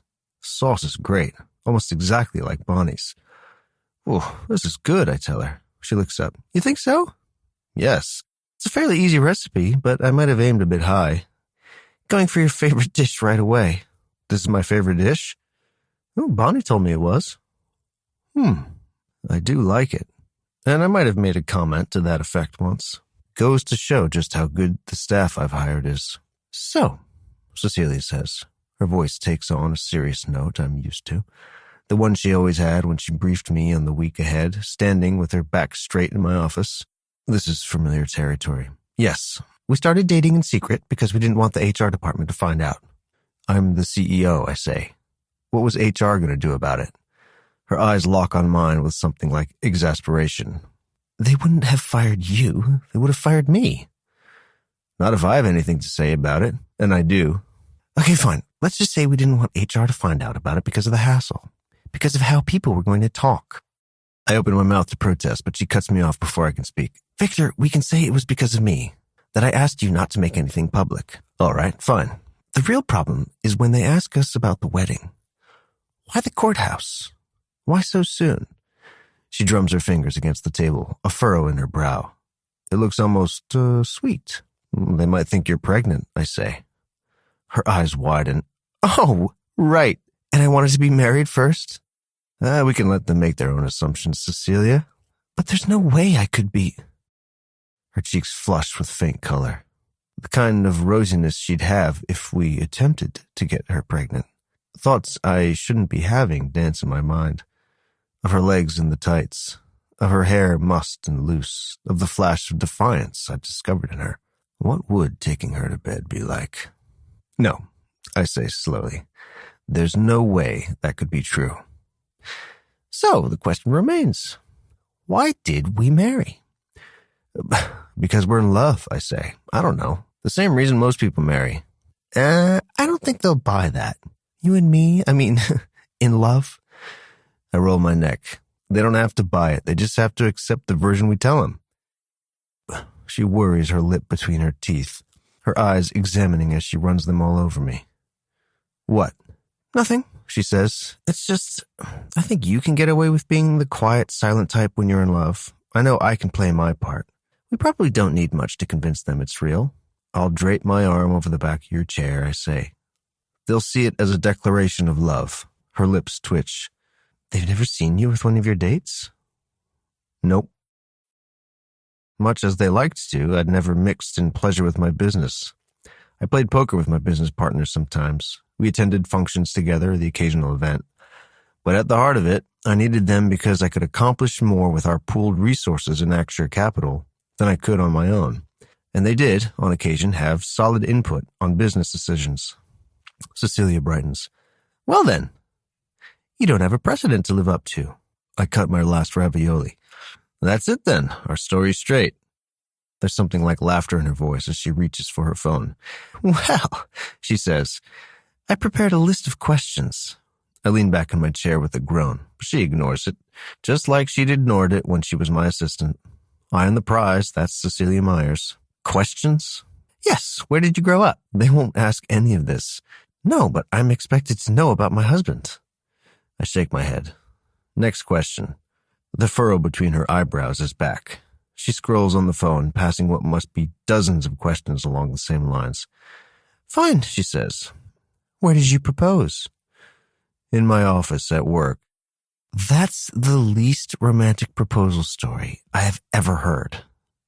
Well, it's also the truth, I say. My business partners will expect it. She chews on her bottom lip again. You're right. It'll work in our favor, actually, to play on that. I run a hand through my hair and consider the options before me. Going to this dinner won't be easy, it won't be fun, but it will help soften the image I know I have.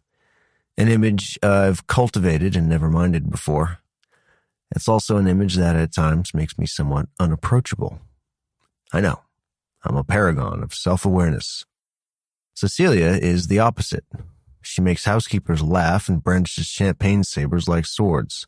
We got married at City Hall because we couldn't wait, she murmurs, looking down at her phone. We didn't want a big ceremony. That's right, she says. We'd worked so closely before, too, in the office. We already knew each other very well. Well, that was my argument once, I say. But someone said that we were strangers. She looks up at me, a smile flashing across her lips. Yes, well, we were. Still are. We're not strangers, Cecilia. I don't know where you grew up, she counters. You don't know anything about me. I know enough, I say, thinking of all the little things I'd noticed in the last couple weeks. Her running habits, her sleeping patterns, the sweet chai tea she liked to drink in the evenings, the book she'd accidentally left on the kitchen counter when I came down one morning, the curve of her waist, the silky sheath of her hair. I know her better than probably anyone currently in my life. The same emotion flashes through her eyes again. It looks like hurt, but that makes no sense. Odds are I'm misreading her. Wouldn't be the first time. Okay. All right. Well, in that case, I guess we don't need my questions. Oh, just one more thing. Rings. Rings, I repeat. Fuck, you're right. I'd overlooked that. Her small, patient smile tells me she hasn't. Yes, well, not having any was fine before. If we're to act married in public, we need 'em, I say. I'll fix it. You will? Yes. Cecilia nods. Perfect. Well then, I only have one final question. What's that? What's the dress code for tomorrow? I shrug. Well, I'll be in a suit. Shocker, she says. Well, I'll go for a cocktail dress then. I think of her curves in a tight dress. I think of the way she'd looked when we'd gone out to dinner, with her eyes smoked, and a neckline that was, well, I wrest my mind away from the image. Sounds good. She nods again and pushes her phone away. Oh, that's a wrap on this meeting then. What time will we? Her phone rings. A loud signal cuts through the kitchen, echoing off the walls. She reads the name on the screen and then declines, sliding her phone into her pocket. I'm sorry, she says. You were saying? I wasn't talking. You were. My curiosity gets the better of me, mingling with the image of her in a tight outfit and loose hair. We'd agreed we didn't need to be celibate. She's as free to date as I am. Who's that? Oh, just a friend. The woman who was one of our witnesses. Yes, she says. She's an artist, actually. So that's why you want me to patronize an art gallery. She nods. It's her first big show. Her stuff is amazing. But the New York art world is cutthroat, and there are fees just to exhibit. Several things click into place at that. Cecilia didn't just marry me to quit her job, didn't just want to fulfill her dream of starting her own business. She married me to make her friend's dream come true too. In anyone else, it would be a weakness to care that much, to make business decisions based on sentiment. But I'm not sure I can call the woman in front of me weak any longer. She clears her throat. I was thinking we'd go to the opening together. So I can buy some art, be seen, make some calls. Yes. It's no different from what most people want. What every single one of the people who sent us wedding gifts want. They wanted some of the St. Clair name associated with them, as if the sheen and prestige of an old family could rub off. But it's not cheap and platinum-coated. It's gold through and through, and it doesn't stain. I'll do it. I rise from the table and put my plate into the sink. Her voice reaches me as I make my way to the hall. What do we say to people in a year? She asks. When they ask why we divorced. I look back at her, still seated cross-legged at my kitchen table. Miss Myers, and not a pencil skirt in sight. Well, tell 'em the truth, I say. We wanted different things. That's not the truth. We'll want the exact same thing. To be divorced. I roll my eyes, and she chuckles. Myers. Sorry, couldn't resist. You going to work now? Yes. You work every evening? I frown. Yes. What else is there to do?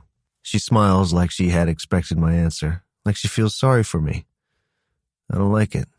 I leave her and her questions by the table, retreating to the one place I've always felt at home. The place where I don't have to take care of deceased relatives' houses or sort out what ruse to put on with my assistant-turned-wife. The place where I'm in charge of all that happens. My office. I pause with the door, half open, and then, knowing he'd disapprove, I shut it entirely.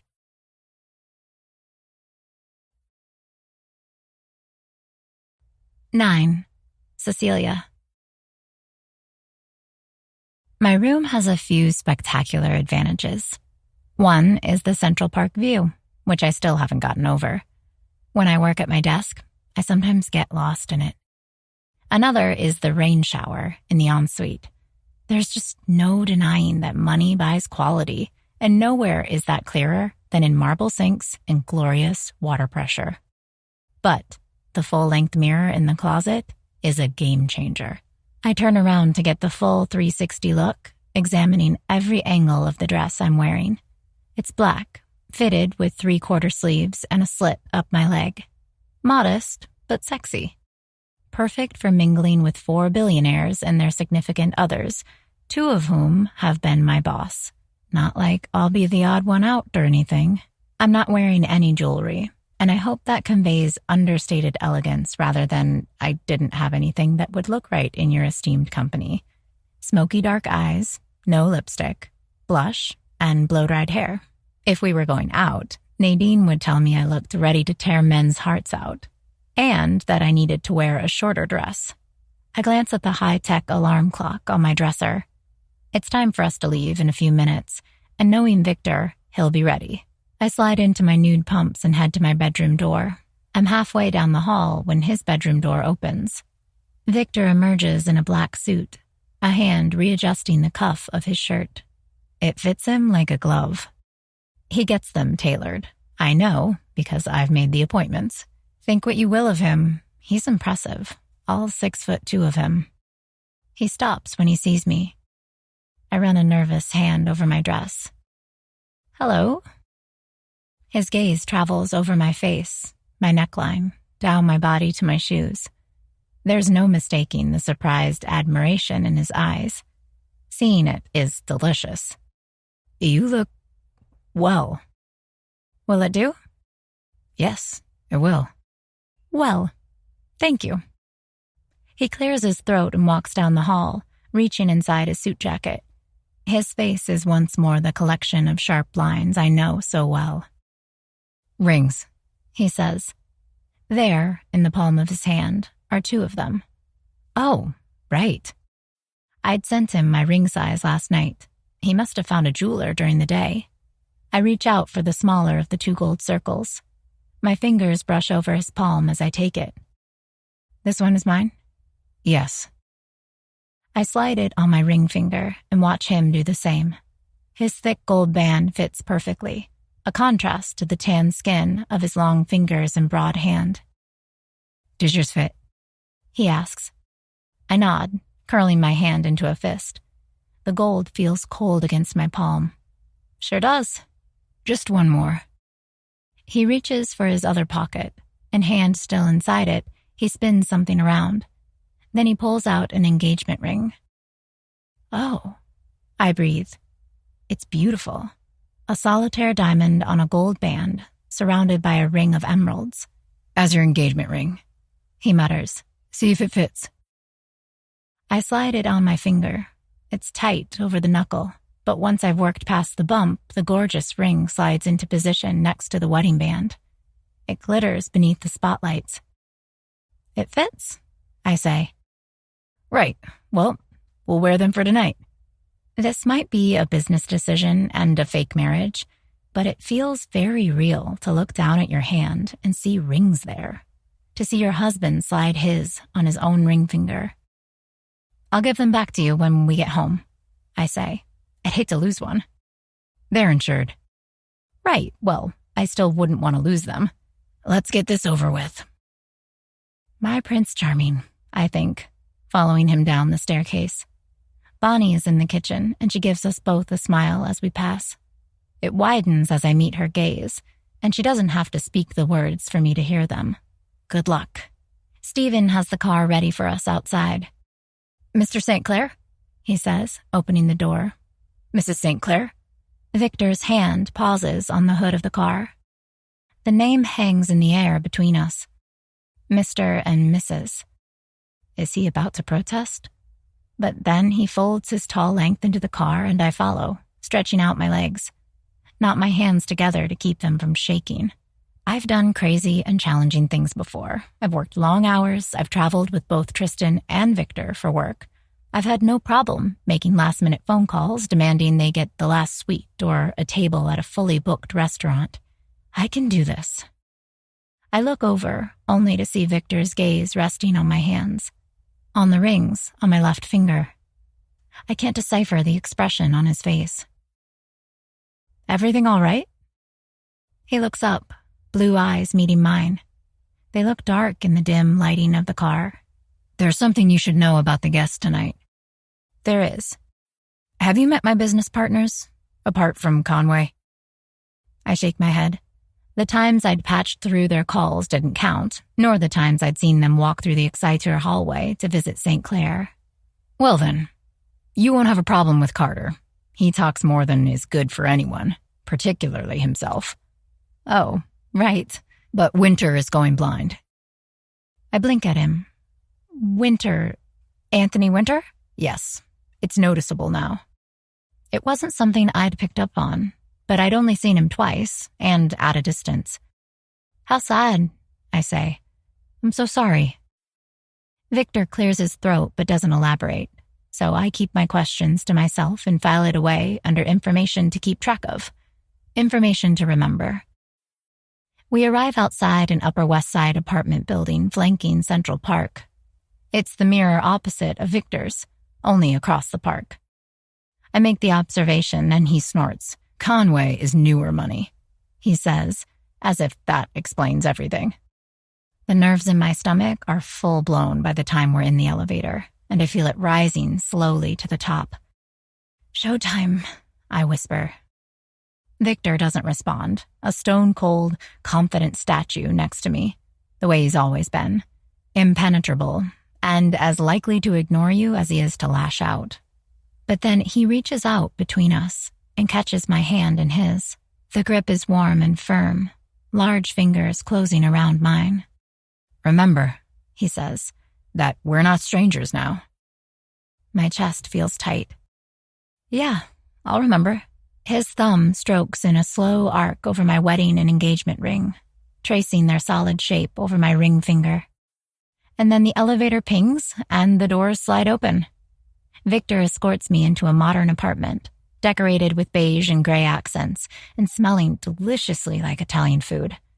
The first to greet us is a golden retriever, coat thick and tail wagging. Hi there, I say, extending my free hand for him to sniff. They have a dog? No. Well then, what are you doing here? I scratch his ear and he sits back on his haunches, doggy grinning up at me. There you two are, a familiar voice says. I thought Summer's trusty guard dog heard something. Tristan Conway is walking down the hallway. My former boss, here in his home, wearing a shirt with the sleeves turned up and a pair of navy slacks. Salmon on rye bread. That was his favorite lunch, and he liked it twice a week, delivered to his desk. My free hand curls around the dog's fur. Conway, Victor says. Thanks for the invitation. I see the exact moment Tristan recognizes me. His eyes widen and drift down to my hand, resting in Victor's grip. Look at that, he says. Miss Myers, or I suppose it's Mrs. St. Clair now. I smile at him. Nice to see you again, sir. Victor's hand tightens around mine and Tristan smiles. No need for formalities. You're right. Call me Cecilia then, please. Cecilia, he repeats. Well, I'll be honest with both of you. I'm surprised.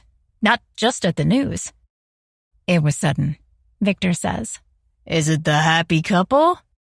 A man strides down the hall, tall and smiling with dark auburn hair. He looks from me to Victor with twinkling eyes. Hell, St. Clair, you couldn't give us a heads up? Let us congratulate you? We preferred a private ceremony, Victor says. This is my wife, Cecilia. Cecilia, this is Carter Kingsley. I shake Carter's hand. Nice to meet you. Oh, I assure you the pleasure is all mine, he says. I also have a million questions for you. How do you stand being around him? Victor snorts at my side and pulls his hand out of mine. I need a drink if we're going to face an inquisition. Not an inquisition, Carter says. Well-meaning, friendly interest between business partners. You mean nosy, he fires back. Tristan chuckles and cuts through the tension with the ease of a man who's done it many times before. Come on in and have a drink. We put a bottle of the '07 Taittinger to chill so we could toast your marriage. Cecilia, there are people here who are eager to meet you, and I can assure you they won't be as nosy as Carter is. Oh, they will be, Carter says. They'll just be more tactful about it. As long as I'm allowed to plead the fifth on occasion, I'll answer as many questions as I can, I say. Tristan leads me through the apartment and gives me a warm smile when I compliment him on the place. It should be weird, perhaps, walking side by side with him again after a year. But he's welcoming and kind and doesn't ask the question that I can see dancing in his eyes.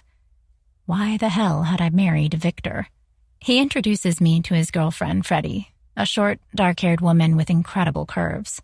She invites me to sit in between her and Summer, Anthony Winter's blonde girlfriend, and owner of the friendly golden retriever who was roaming the living room in search of head rubs and scraps of food.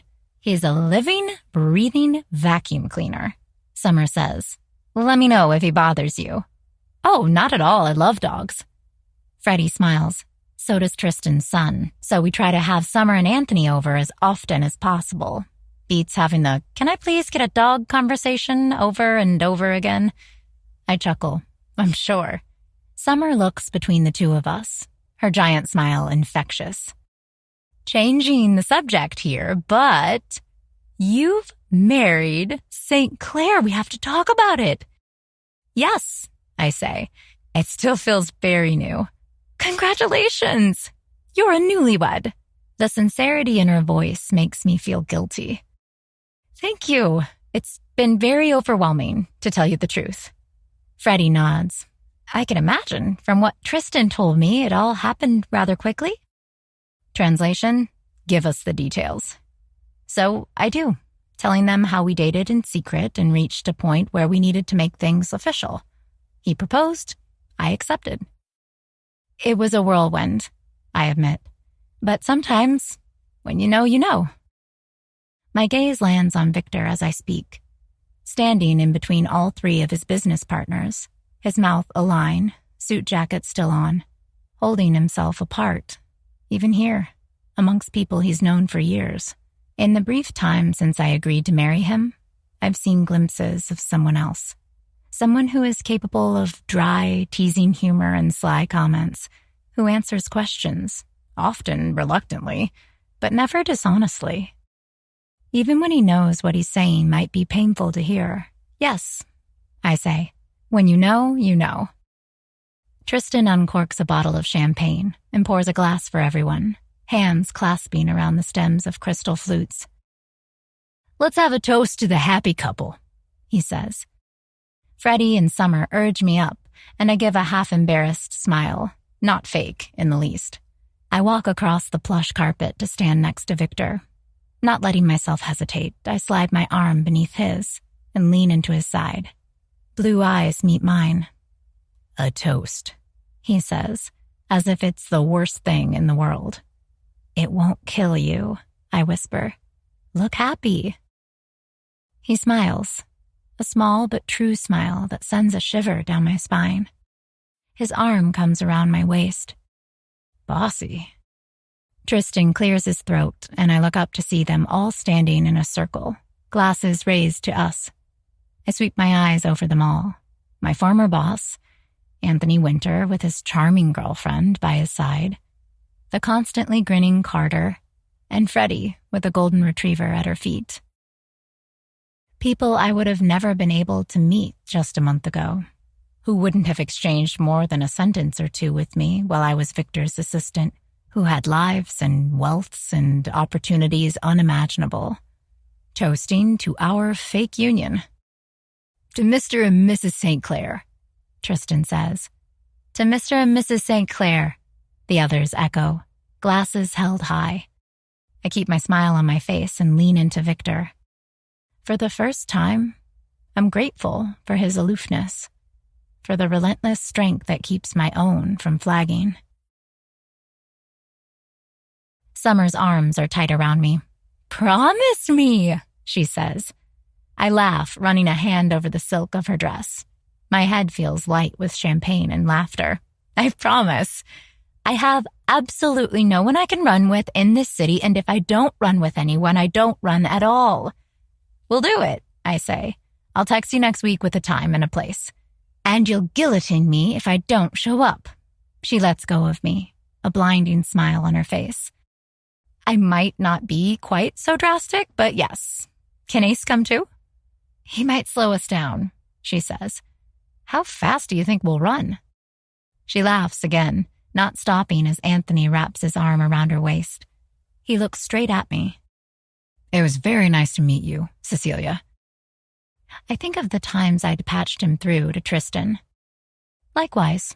You're welcome to join our running club, if you want. Summer puts a hand on his arm. Anthony doesn't run. He nods. I don't. Besides, if I tried, I have a feeling Summer and I would argue the entire way. We wouldn't, she protests. We would, he says. You'll want to chat while we run or stop for ice cream or take a scenic route. You make me sound like a distracted squirrel. Aren't you, though? Their banter and obvious closeness sends a pang through my chest. It sharpens when Anthony presses a kiss to her temple. Are you ready? Victor asks. He has my coat in hand, and I take it from him, sliding my arms through the sleeves. The hallway tilts when I flip my hair back. Whoa, I murmur. In a move that mimics Anthony, Victor wraps his arm around my waist. That's the second time tonight. Thanks for having us tonight, I say to Tristan and Freddie. For the champagne, for dinner, for everything. It was our pleasure, Tristan says. See you around, St. Clair? Victor nods and presses the button for the elevator. His arm falls from my waist as soon as the elevator doors close behind us. I take a deep breath. We did it. Yes, we did. And we survived, I say. Did you think we wouldn't? I thought it might be a close call. They didn't seem to question why we'd gotten married either, at least not to our faces. It's probably all they're talking about now. He frowns, extending an arm to me. How much did you have to drink? Not a lot, just what they offered.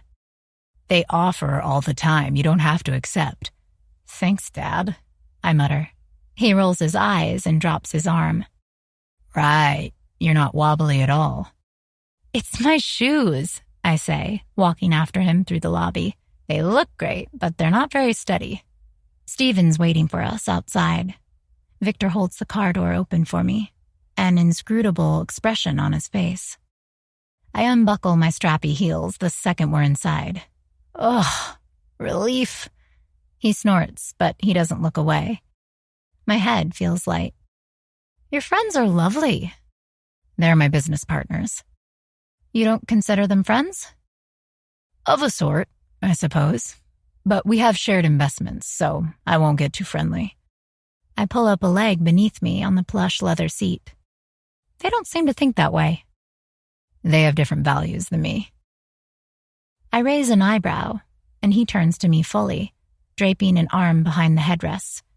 Something sparks in his eyes. You take issue with that. No, I say. It's just so you. His voice deepens. So me? Care to elaborate, Miss Cecilia? Well, that's an example of it, actually. It's been weeks, but you still find it difficult to call me Cecilia. You want to go for Miss Myers. It's a force of habit. It creates even more of a boundary between us. And that's something you like, I say. Isn't that right? Because you and I are business partners. We are. I'm on a roll. Champagne and adrenaline making my words flow. Do you know that in the entire year I worked for you, I never once saw you laugh on the phone? Make a joke with an employee? You kept track? I roll my eyes. No, I didn't, but I can't remember a single instance. Your separation between church and state is absolute. As opposed to you, who prefers to mix them incessantly. I mix them. He raises an eyebrow. Do you think I never noticed how much you and Eleanor's assistant talked? Some afternoons you chatted for hours. You heard us? Through the door? Sometimes. Wow. Trying to sort through a year's worth of hushed conversations with Mason is difficult, but my brain attempts it. What incriminating things had I said about Victor? He shifts closer, voice dropping. Thinking of all the awful things I might have overheard? Yes, I don't know if I should apologize. I didn't hear a thing, but if you think you should apologize, I'm willing to hear it. You vain man, I say. Do you know how good of an assistant I was? I had lists of your favorite lunches, rotating them based on the day of the week and the mood you were in. I took pride in organizing your email inbox. It was labeled and color coordinated, and a work of art. I drafted the best memos and meeting notes for you. Victor's lips curl, an expression I'm so unused to seeing that it stops me mid-brag. I've noticed, now that Brad is here. He's doing a good job, isn't he? Good enough, probably thanks to your coaching. The compliment is tiny, but it warms me. I'd wanted Conway's approval when I was his assistant. With St. Clair, I'd craved it. And every day he said nothing was a day I needed it more. He's close, his aftershave a heady balm. In the dim light of the car, his blue eyes look almost black. Cecilia? Yes? They bought it. About you and me and our marriage. Thank you for that. You're welcome.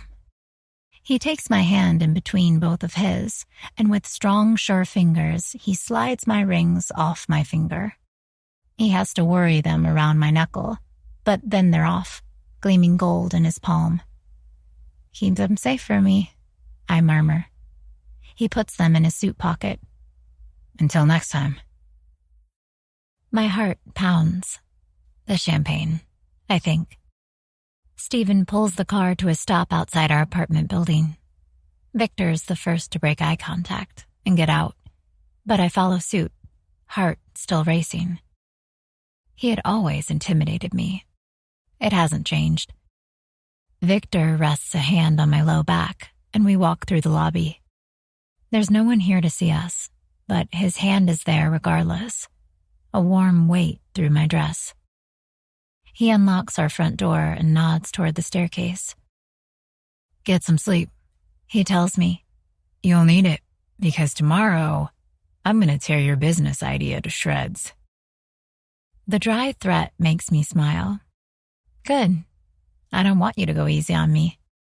That's not my style. Oh, I know.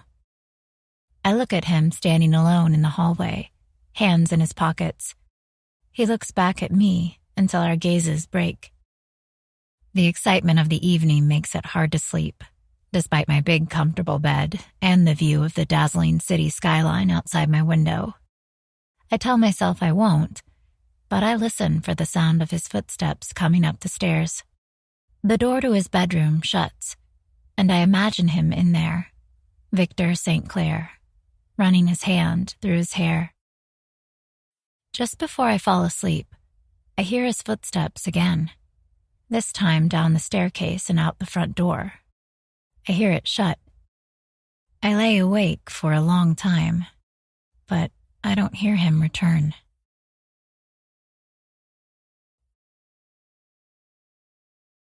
10. Cecilia.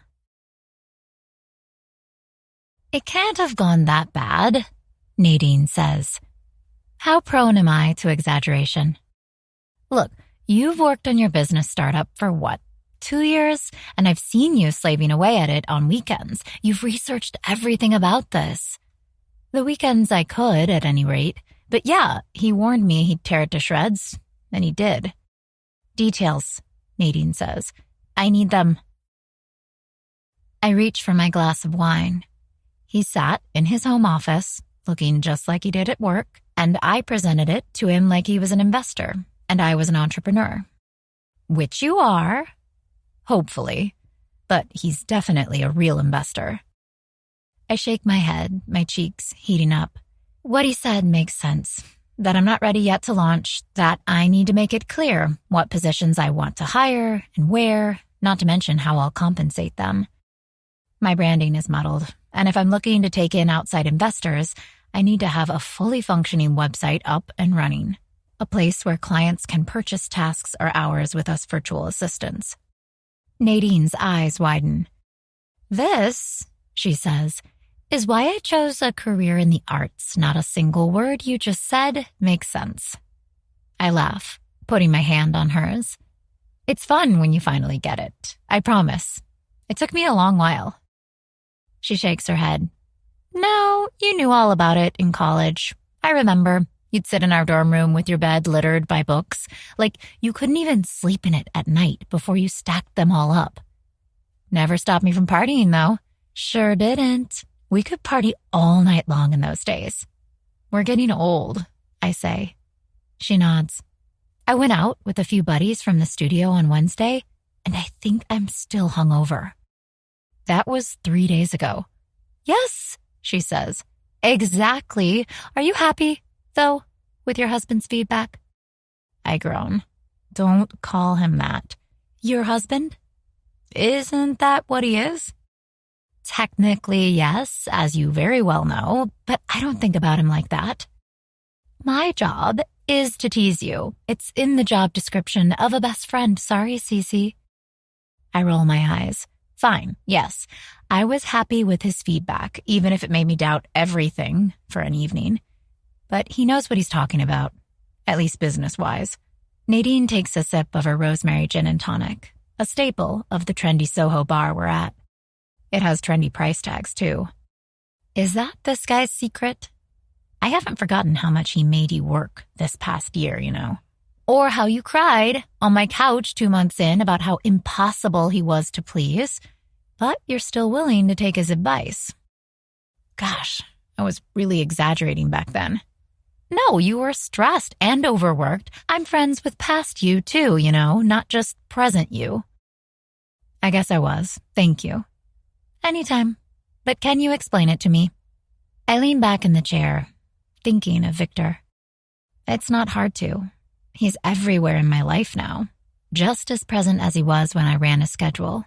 He has a driver who idolizes him, and a housekeeper who's Wonder Woman.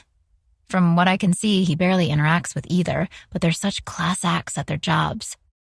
And he had you as his assistant, Nadine says. What is it with this guy that has so many great people willing to work for him? From what I can tell, he's awful. He is. I'm not making any excuses for him. But he invites excellence. You can't be anything but your best around him, you know? He wouldn't let you. And he works just as hard himself, Nadine. I've seen it up close. He'll drive the hardest bargains, and watching him do it is impressive. Even if it's scary sometimes. Her smile tilts. You sound like you're joining his little army of sycophants. I don't want you to become a Stepford wife. I laugh. Oh, there's no risk of that. Truthfully, I think I'm getting the best bargain out of this deal. Just make sure you do, she says, lowering her eyebrows and wiggling them. I have found someone I want you to meet. You did? Yes, Jake. at the Francis Hunt Gallery. He's one of the curators and he's razor sharp, but not in an I color coordinate my closet kind of way, you know? Hey, I say, I color coordinate my closet. She grins. I know, I lived with you, and you can't have two people like that in a relationship. What if your organization systems clash? You'd argue forever. No, I say. Mine would win. Well, Jake would let you organize his closet.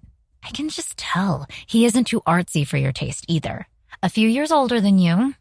I don't know, Cecilia, but I think this guy could be the one. You say that about every guy you want to introduce me to. And have I ever been wrong? Yes, I say. Every single time. She snorts. Everyone's a possibility, but Jake is a certainty. Both you and your hubby are allowed to date other people, right? I groan. Hubby? Yes, your better half, your yin to your yang, your happily ever after. St. Clair would have an aneurysm if he heard this conversation, but yes, we can date other people as long as it's kept discreet. Although, I say, reaching for the stem of my glass and twisting it between my fingers, I don't know if that's changed since we went to dinner with his business partners. When you pretended to be happily newlyweds? Yes. Has the vibe between you changed in the past week? I shake my head. We barely see each other. He works out in the morning, then he's at work the entire day while I work from home. He gets home past 7. We don't have dinner together. He doesn't watch TV or hang out in the kitchen. We're like ships passing in the night. The man is a workaholic. Textbook, I agree. Although, what? In the past week, I've heard him disappear at night. Disappear. I shift in the chair. Yes. Leave the apartment, so I don't exactly think he's being celibate. Nadine's eyes widen. Oh, you think he's meeting someone at night? Why else would a man that busy spend the night somewhere else? I ask, shrugging. It shouldn't bother me, and yet the idea of Victor disappearing at night to another woman, another apartment, feels like nails beneath my skin. Itchy and painful. I know him. I used to run his schedule, his life, send emails in his name. He'd have a second apartment in our building or rent a hotel room close by. Anything for convenience and to save time. Maybe he goes for midnight walks, Nadine suggests, but her voice is doubtful. I sigh. Yeah, with all the free time he has. It's okay. I mean, I was under no illusions about our arrangement. He made it very clear in the beginning that we were both free to date. Which means you are free to meet Jake. I roll my eyes. So I can color coordinate his closet? Yes, after you've made sweet, sweet love. Ugh, I hate it when you pull out that phrase. She grins. I know. Her phone rings and I raise an eyebrow, watching as she digs through her purse. Since when do you have your phone on sound? I do when I might get an important... Oh. Her face changes in an instant, goes focused and predatory. Hello. I sip from my drink and eavesdrop shamelessly. Yes, she says, nodding as if the person on the other end can see her. Of course, yes, I understand. Understand what? I stage whisper. She grins and shakes her head in my direction. I'd be more than happy to. On the 22nd? Yes, of course. I can have a completed series by then. I stare at her in exaggerated surprise, my mouth open, and she grins at me again. Yes, thank you so much. Talk to you soon. She hangs up, and the next second she's out of her chair, reaching for me, shrieking, "Oh my God! You got a date for your exhibition." Yes, they decided I'm a headliner. A headliner, Cecilia. A headliner? I repeat, hugging her back. Someone dropped out and they just asked if I'd be willing to show sooner, if I'd be willing and I'd get a discount. She leans back, dark brown eyes meeting mine. Of course I'm willing. This means you have the opening next month, the 22nd. Yes. She wipes at her eyes. I have so much to do. I have to complete my 7 Virtues series in 3 weeks. If anyone can do it, it's you. I'll have to come up with the money a lot sooner, too. I hope you're as optimistic about that. Nadine, I say, about that. I might have solved that little problem. Her eyes narrow. Have you married a second time? I snort. No, the first time was enough. What do you mean? I have the money for the exhibition. It was part of what I negotiated for. She puts a hand on the table as if she needs the support. Cecilia, you're crazy. I'm determined, I say, and you're more my sister than my best friend. In the golden light of the bar, her eyes shimmer. I can accept that. Of course you can. You're the one who told me to marry St. Clair and skim some off the top. And this is me doing just that. I couldn't have done any of this without you. I'll be there on your opening day, too. The proudest best friend there ever was. She hugs me again, squeezing me tight, and speaks through a closed throat. I don't know how to repay you. You don't have to, I murmur. I love you, you know? I love you too, she whispers. Getting your boss hole to help me too? You're a genius. If we rise, we're rising together. She nods, leaning back to wipe her eyes. I'm exhibiting. You're exhibiting, I repeat. It feels like 10 years of work to get to this point, of seeing her experiment and find her voice, lose it again, rediscover a new direction. My own throat feels a little tight. You know what this means for tonight. We need to celebrate. I nod, reaching for both of our glasses and pressing hers into her hand. Bottoms up, I say, to artists who cancel and the artists who seize the opportunities they leave behind. She raises her glass. To friends who have each other's backs.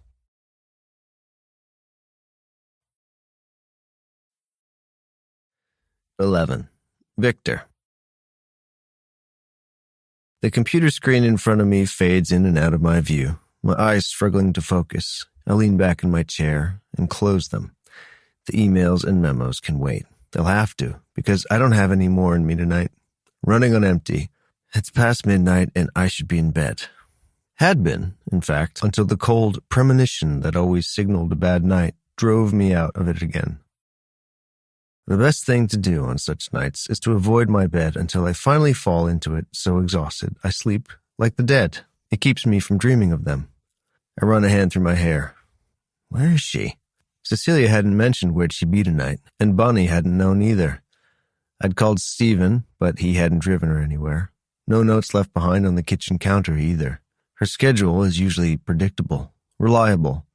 She's here when I get back home, chatting with Bonnie in low, cheerful tones in the kitchen, or, in the last week, sitting on the couch in the living room with a book in hand. She always shuts her bedroom door by 10 p.m., and on her way up the stairs to go to bed, she always pauses at my half-open office door. "Good night," she says. It had annoyed me at first, but she'd kept at it, professional and kind, like clockwork. I always said it back. "Good night." And then I listened to her soft steps heading upstairs, the sound of another person living in my apartment, making it feel like a home. But not tonight. I push away from the desk and head into the kitchen. Maybe what I need is a cup of coffee. The clock on the microwave assaults me with the time that's far too late, showing 20 past 1. We've never discussed this, to keep or not to keep another informed, but surely she should recognize that herself. Cecilia Myers, who is the paragon of organizational virtue and forethought, who had run my life so smoothly I didn't know to miss her as my assistant until she left. She might be in trouble. Possible scenarios flashed through my mind. Of Cecilia lost in the city, her phone dead, her wallet a beacon to thieves. Cecilia in another man's apartment, in his arms, giving him all of her laughs, and then my brain unable to stop, the image of her in a car wreck. Her body bent and broken. I wrest my mind away from that image, reaching for my phone, and find her number. I drum my fingers along my kitchen counter as the signal goes forth. 1, 2, 3. She answers on the 4th, but I don't hear her voice. I hear the pulsing of heady music. Cecilia? Victor? Yes. Wait a minute. The beat of tropical house blasts and her words are muffled by laughter and the shuffle of bodies. She's at a nightclub. Where are you? What? Where are you, Cecilia? I'm at Ivory. I grit my teeth. Are you coming home tonight? Yes, of course I am. I'm just going. The rest of her words are unintelligible, lost in the beat and laughter. Well, how are you getting home? Taxi. I can't hear you very well. Her voice is giggly, like she'd been after Conway's dinner, only worse. I'll come pick you up. What? I'll come pick you up. Her voice turns into a squeak. Now? No. When you're ready to leave. There's the sound of shuffling again, and the door shuts. I hear a woman yelling about someone cutting in line. Okay, now I can hear you better, Cecilia says, her voice dropping. Hi, Victor. Hello. Text me 20 minutes before you want to leave, and I'll pick you up. Okay? Okay, she breathes. That's very kind of you. Well, I don't want you out in the city alone at night. I'm with friends. Well, still, text me. Okay, I'll send you. The call clicks off, and she's gone on the other end, lost in a bathroom stall in a club downtown. I shouldn't have offered, shouldn't have insisted, but here I am, pulling on my jacket and grabbing my car keys. I passed the hideous glass dick vase on my hallway table. She put it back after I threw it in the trash. It sets my nerves on end, teasing me. She's teasing me. The elevator takes me down to the garage and the black Range Rover I use so rarely. Stephen is more convenient day to day, skilled at parking and discreet. The engine purrs to life under my hands. She might not have texted yet, but I'm not going to sit at home and wait. Better to be in the city, to be moving. The streets of New York are filled with taxis and mopeds, delivering late-night food to drunkards and partygoers. I weave through traffic with one hand on the wheel, refuse to think about what I'm doing, the boundaries I'm crossing. Cecilia and I are not friends. Cecilia and I cannot become friends. I pull up outside of the innocuous black facade of the club my GPS tells me is Ivory. The music is pulsing from inside, faint, but noticeable even through my car. A cab driver gives me a dark look for occupying a spot, and I stare right back at him. He's the one who caves first. It takes another 10 minutes before my phone vibrates in my pocket. Myers. I'm ready now, thank you. I wait a few minutes, not nearly enough to make it plausible that I left when she texted, but I'm not willing to leave her waiting in the club. St. Clair. I'm outside. After I've sent it, my thumb hovers over her name and my phone. I don't do it. Having her name as Myers instead of Celia is good. Distance is good, but distance is an illusion, I realize, watching her step out of the club. She has an arm wrapped tightly around her friend, the dark-haired woman who'd served as our witness. The artist. I'm to patron. I lean across the empty passenger seat and lower the window. Myers! Our eyes meet. Her dark hair is loose and curled around her face, a messy tendril falling across her cheek. She gives me a wide smile, like I'm her favorite person ever. There he is! Her friend laughs, and they walk, still entangled, to my car. Both of them. I'm frowning as they help themselves into the back seat. Hi, Cecilia says. Hello, her friend says. Can we make a stop in Brooklyn first? Across the river, she means. Hell no. I open my mouth to say just that, looking at her through the rearview mirror. Cecilia is gazing right back at me. Her eyes are wide and earnest and happy. The retort dies on my tongue. Okay, I hear myself say. She smiles and I look away from the rearview mirror. I drive in silence towards the Brooklyn Bridge, thankful for the lack of traffic. I'm Stephen for the night, it seems. Thank you for this, her friend says from the back seat. Nadine, is that her name? I appreciate it. I glance up to see her measured look and give her a nod in return. The two of them exchange murmured farewells in the back seat and hug firmly. Cecilia says something against Nadine's ear that leaves both of them laughing. I frown, knowing it's about me. Goodbye, Nadine tells me. Thank you again for everything. I nod, fingers drumming against the steering wheel. I'm just about to floor it when Cecilia surprises me by getting out as well. She slides into the passenger seat beside me with a smile, fastening her seatbelt. Thank you. I wanted to ask if you could drop off Nadine as well, but cell reception was really bad in there. Sure. She tugs at the tight dress she's wearing, pulling it back down over smooth knees and thighs. Aren't you cold? A little, she says. But I'm too happy to be cold. I drum my fingers again, fighting with my own instinct and losing. I'll bite. Why? Nadine is headlining an art exhibit next month. Oh, you went out to celebrate? Yes, we had to, you know. Ivory isn't the best club in the city, but you always know you're in for a good time. She leans back in the seat, settling into the plush leather, and gives a happy little sigh. Oh, thanks for picking me up. You're welcome. Oh, you're driving? Last time I checked, yes. But where's Steven? She glances back as if he's lurking in the back seat. It makes my lips curl. He has the night off. He's not hiding in the trunk, if that's what you're thinking. So you're driving. Her eyes look glazed and her full lips are smiling, as if they can't do anything else, as if she's locked in happiness for tonight.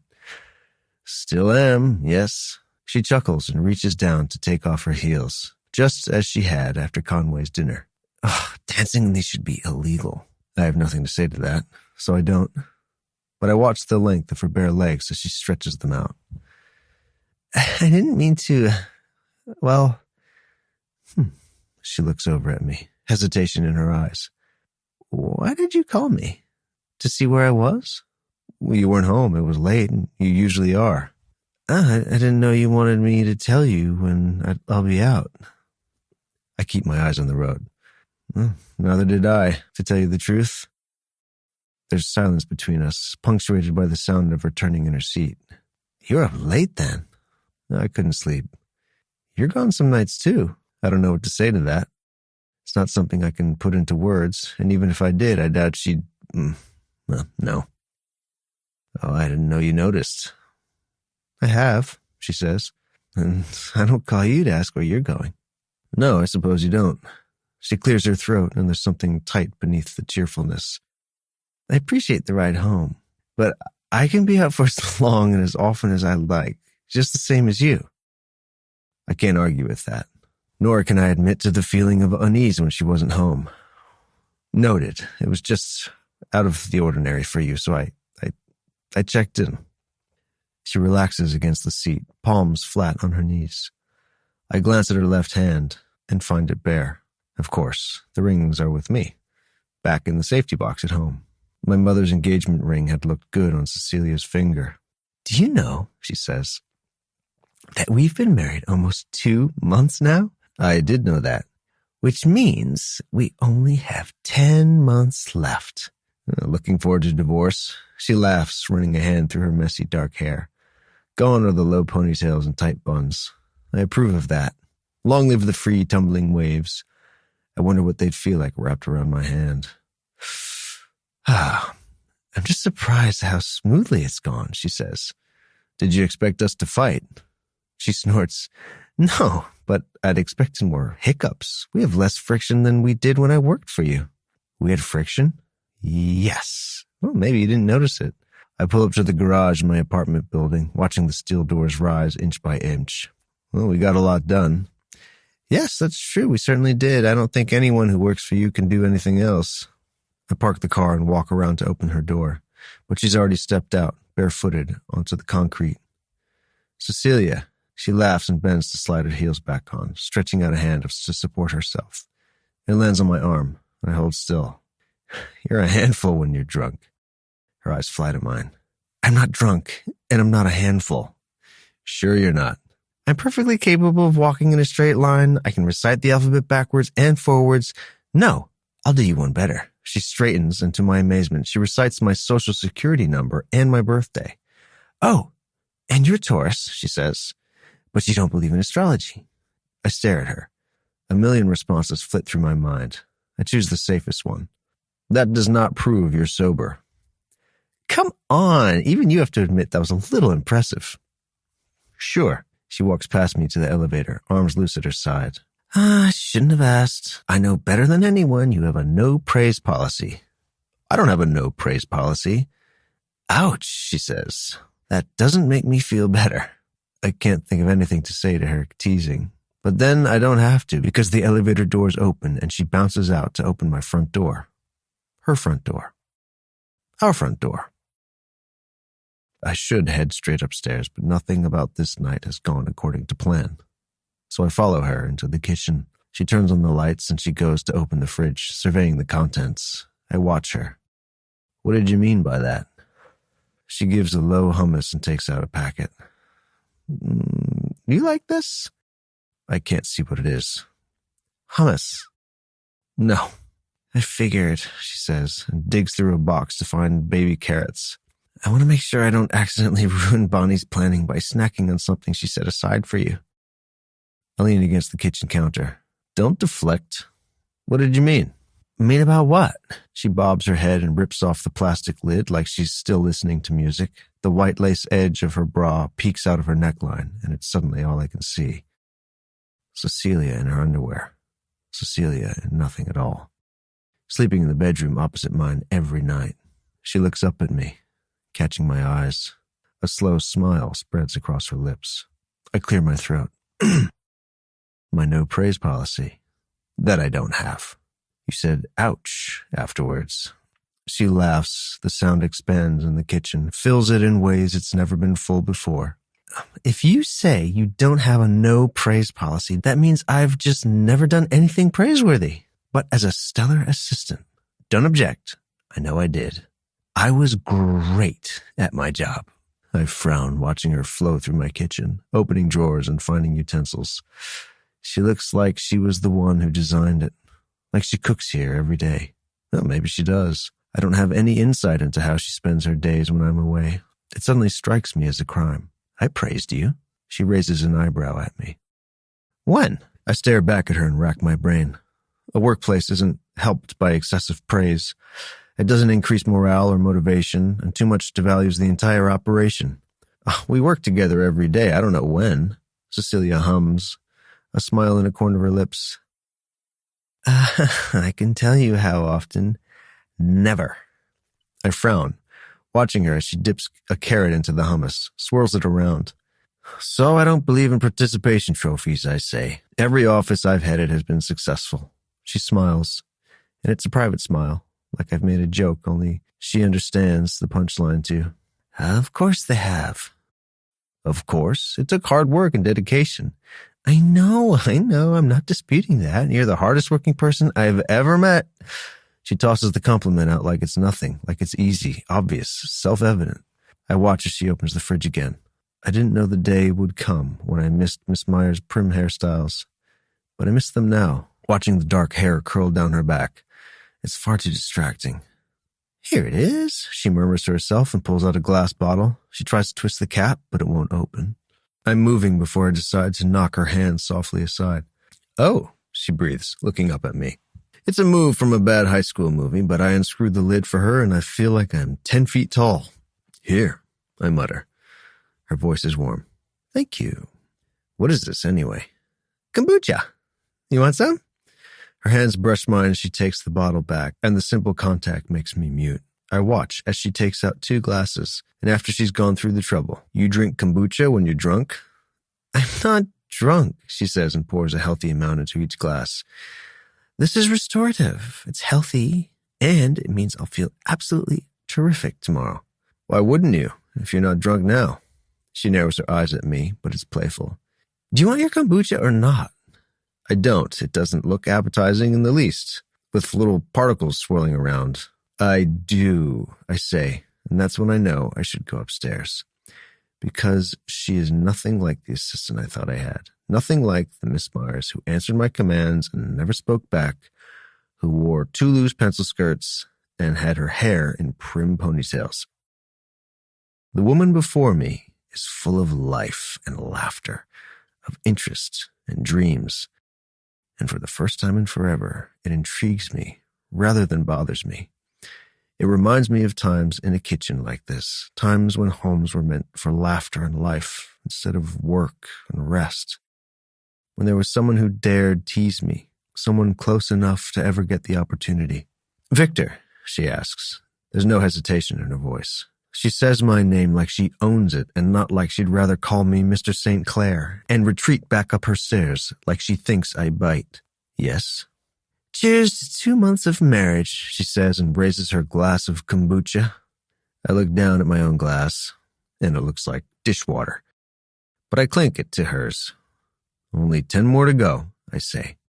She smiles at me over the rim of her glass, and despite myself, I feel myself smiling back. It dies as soon as I taste the drink. Cecilia bursts out laughing at my expression, and she doesn't stop, folding herself, double over my kitchen counter. Yes, I say, definitely drunk. She laughs again. I'm sorry, it's just... I'm sorry. I pour the rest of my glass out in the sink. It was probably bad luck to toast with something that disgusting. Your face, she says. I've always been so careful to serve you things you enjoy. Things I enjoy? Yes, you like lettuce on BLTs, but not in burgers. You prefer your steaks medium rare. You hate creamers in your coffee and flavors even more. I once served you hazelnut coffee, and never again. Her smile is satisfied. I decide to unsettle it. You might know my social security number, I say, but that doesn't mean you really know me. It doesn't? Cecilia shifts on the chair, and it brings her closer. A whiff of perfume washing over me. Her green eyes are serious on mine. I know who you hire, who you spend your time with. I know your taste in clothes and your tailorizing sizes. I know that cutesy email farewells aggravate you. You don't like holidays. You hate when people use the word like needlessly. I've seen the way your eyes twitch. My eyes don't twitch, I say, but the word like is pointless. Her grin widens. It didn't used to bother me, but now I think of you whenever I hear a person using it. So you know a lot, I say, but not all. She purses her lips. I know your taste in women. Ah, interesting. Do you? Yes, I organized most of your dates, Booked restaurants, put your calls through. You have a type. Cecilia's never spoken to me like this. I doubt she would have just yesterday, and I doubt she will tomorrow when the liquid courage has disappeared. And what do you think my type is, Cecilia? Tall, slender, young, she says. They often expect you to send a car to pick them up. By you, of course, they really mean me. Do you know I had to prepare a list of excuses in my desk for when they asked to be patched through to you? A list of excuses. Yes, you're in a meeting, you're on a phone call, you're away on a business trip, you're finalizing an important contract, or you have a meeting with the governor. I had a meeting with the governor? Her eyes laugh. Yes, you've met the governor 6 times in the past year. At least as far as the women you've dated are concerned. I shake my head. Making things up, Miss Myers. I'm surprised you didn't ask one of them to marry you. You could have had a real marriage. Well, a semi-real one, at least. I pull out the chair next to her. The motion puts our knees against one another beneath the table. Why do you think I was dating so much? Because you... Her words run out, eyes widening. That's what you were doing the past 6 months. Yes, I admit, and wonder if I'm offending her. She bursts out laughing. Sorry, I just can't imagine you going on dates with women with the sole intention of finding a wife, I say, to fulfill a clause in my grandfather's will. Yes, it's so methodical. It's very you. Very me. I repeat, my gaze dropping to her lips. They're fuller than I noticed before. When she worries the lower one between her teeth, small indents form. You really do think you know me. The last traces of humor disappear from her voice. I know some things. There are a lot of things I still wonder about. I might not know your social security number, but that doesn't mean I don't know things about you, Cecilia Myers. Her breath hitches. You don't know much. The kitchen holds danger, and I should leave. I don't. I know you care deeply about your friends, so deeply you married me to help a friend's dream come true. I know you have no siblings or family close by the city. I know you want to stand on your own legs and launch your business, but that you're scared to as well. I know you saw marrying me as an opportunity, but also as an escape, I say. I know clothes are a shield for you. You dressed modestly and frumpy in the office because you wanted to be taken seriously. I didn't dress frumpy. My gaze travels down the neckline of her wrap dress. You didn't dress like this. She exhales softly. No, not in the office. I understand why. I wouldn't have been able to concentrate on the work if I did. To the best of my knowledge, you didn't really need this marriage or the money it provided. You wanted it. You wanted the opportunity. You're ambitious. You're determined. Which also means somewhere inside, even if you don't admit it to yourself, you didn't want to get rid of me that badly. Her voice is low. I wanted to do something wild. It would be easy to lose myself in her gaze. The pull is there, telling me to stay, to drown. Victory pounds at my temples, and sudden desire burns in my stomach. I could reach out now. I could kiss her. Cecilia swallows, her hand tightening around her glass. You don't think badly of me for marrying you? What? No. Why would I? Because I'm compensated for it? It's a business deal, I say. The words fortify my resolve, steady the pounding of the need through my veins. We both gain from it, if anything. I think well of you for it. You helped me. Business is what I understand the best, removing any vagueness or emotion.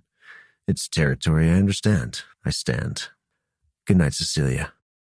She watches me with dark eyes. Good night, Victor. Thank you for tonight. When I fall into bed this time, sleep welcomes me immediately, and I don't dream at all.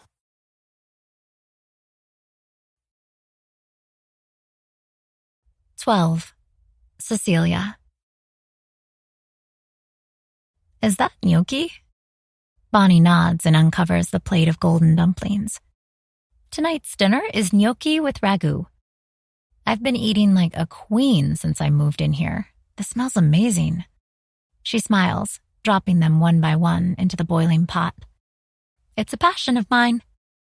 Oh, and we can tell. She looks over her shoulder. We? Yes. Well, I know Victor thinks the same thing. Bonnie's pleased flush is clear on her cheeks, even when she turns back to the stove. I pull out a chair and have a seat at the kitchen table. Today had been filled with headaches. I've been interviewing web creators for my startup, and so far I didn't feel comfortable with a single one. They had to take my requirements and translate them into a functioning website for both the assistants I'd hire and the clients we'd have. Before this, I'd never realized how much work went into interviews. The front door opens, and familiar footsteps echo through the hallway. The route they take has changed in the past week, since the night he picked me up from the club. The night we nearly kissed. He doesn't head straight to his office. He heads toward the kitchen instead. I smooth my hair back behind my ear and look over at Bonnie, but she has her back turned. Victor walks into the kitchen. He's taken off his suit jacket, and he's rolling up the sleeves of his shirt, inch by inch. Hello, he says. Hi, I say. Did you have a good day? He nods. Brad didn't screw up quite as bad today. A month ago, I would have thought he was serious. Perhaps he would have been, too. But the blue eyes that meet mine hold dry humor. Surprising, I say. He didn't breathe in the wrong direction? No. He didn't scald my coffee, either.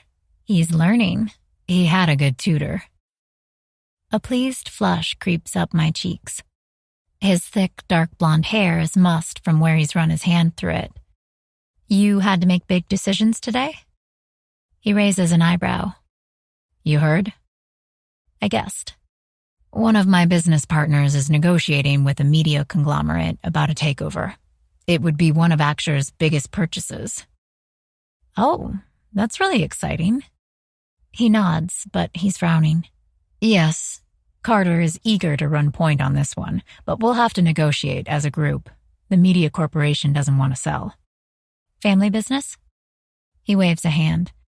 The major shareholders are all from one large extended family. They're letting sentimentality cloud their judgment. He says it like it's the gravest of errors, and I smile. Do you have a lot of work tonight? We could have dinner, if not. Victor's hand flattens on the marble counter. Silence stretches on, my offer hanging in the air. He could shut that door. He'd be right to. Sure, he says. Okay, good. I flit up from my chair and get our glasses, a sudden bout of nerves flooding my system. Doesn't the food smell delicious? It does. It's almost done, too, Bonnie adds. She plates it for us, and I grab a seat at the table opposite Victor. He keeps his eyes on his phone, but as I watch, he does the most extraordinary thing. He turns it on silent and slides it into the pocket of his pants. He sees me looking. Anything wrong? I shake my head. No. The plates appear in front of us, and Bonnie says bon appetit. Thank you, I tell her, and I mean it. This looks incredible. She wipes her hands on her apron. There's Parmesan in the fridge and a bottle of red that would work great. Help yourselves. Thank you, Victor says. Bonnie nods again, and as she leaves the kitchen, I catch the curve of a smile on her lips. Wine in the fridge, huh? Victor uncorks the wine with a practiced move. The muscles in his forearms flex with each pull on the cork. Damn shirt sleeves. Cecilia. Yes? How is your startup coming along? It takes me a moment to gather my wits, but when I do, I launch into a description, and pray he's not deducting this from our monthly mentoring sessions. I've spoken to some personal assistants, actually. People I know through work or school.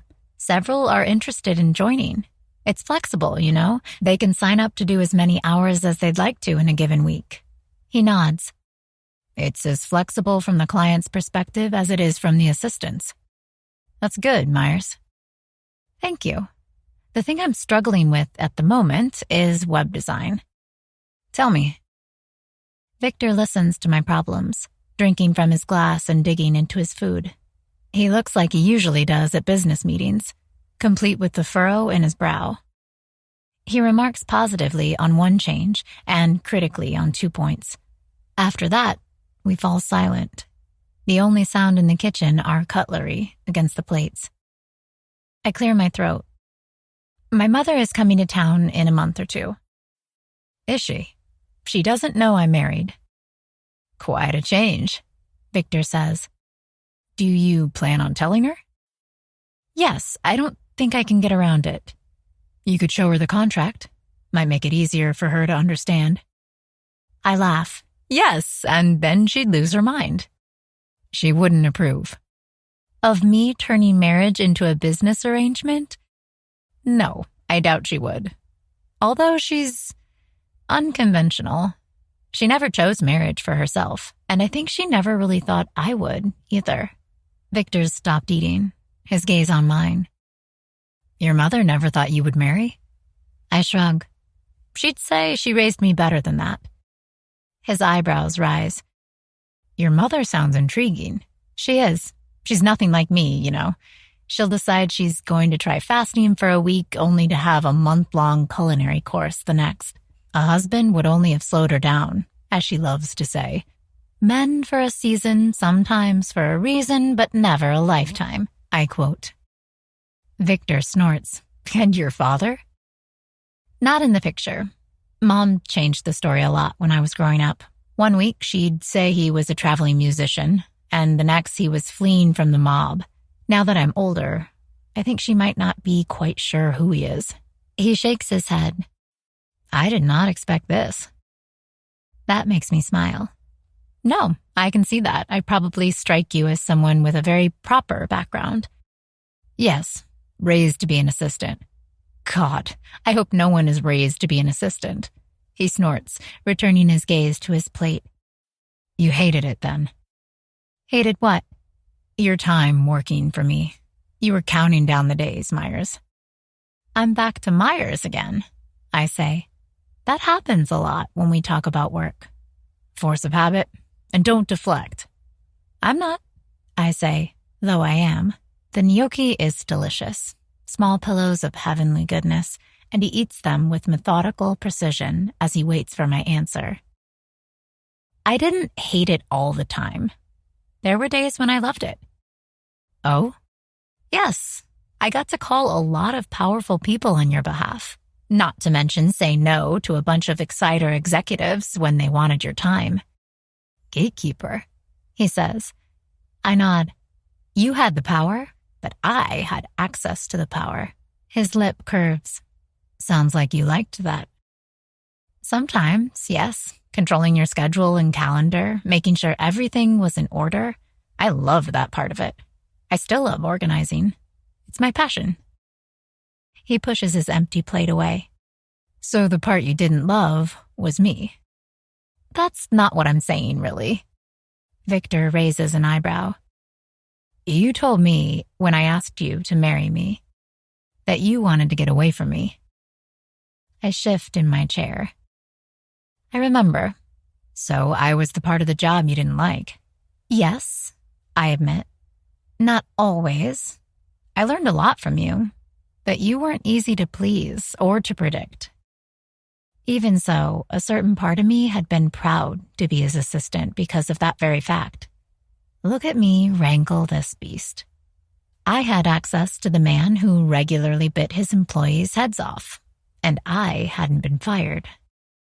Seeing him in front of me now, shirt sleeves rolled up and dark blue eyes serious on mine, is like having double vision. The image of him in his own home now, talking to me, superimposed over the image of him behind his desk telling me to get it right the next time or else. Same man. And yet, the two are blurring, both softening around the edges, and I realize I'm not afraid of him anymore. I haven't been for quite some time.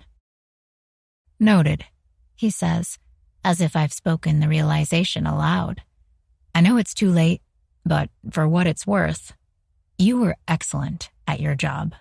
I hope you saw that reflected in your compensation. Pride at his words makes my chest swell. Yes, he had compensated me handsomely, and I know I'm luckier than most with my savings account. But he'd never said the words.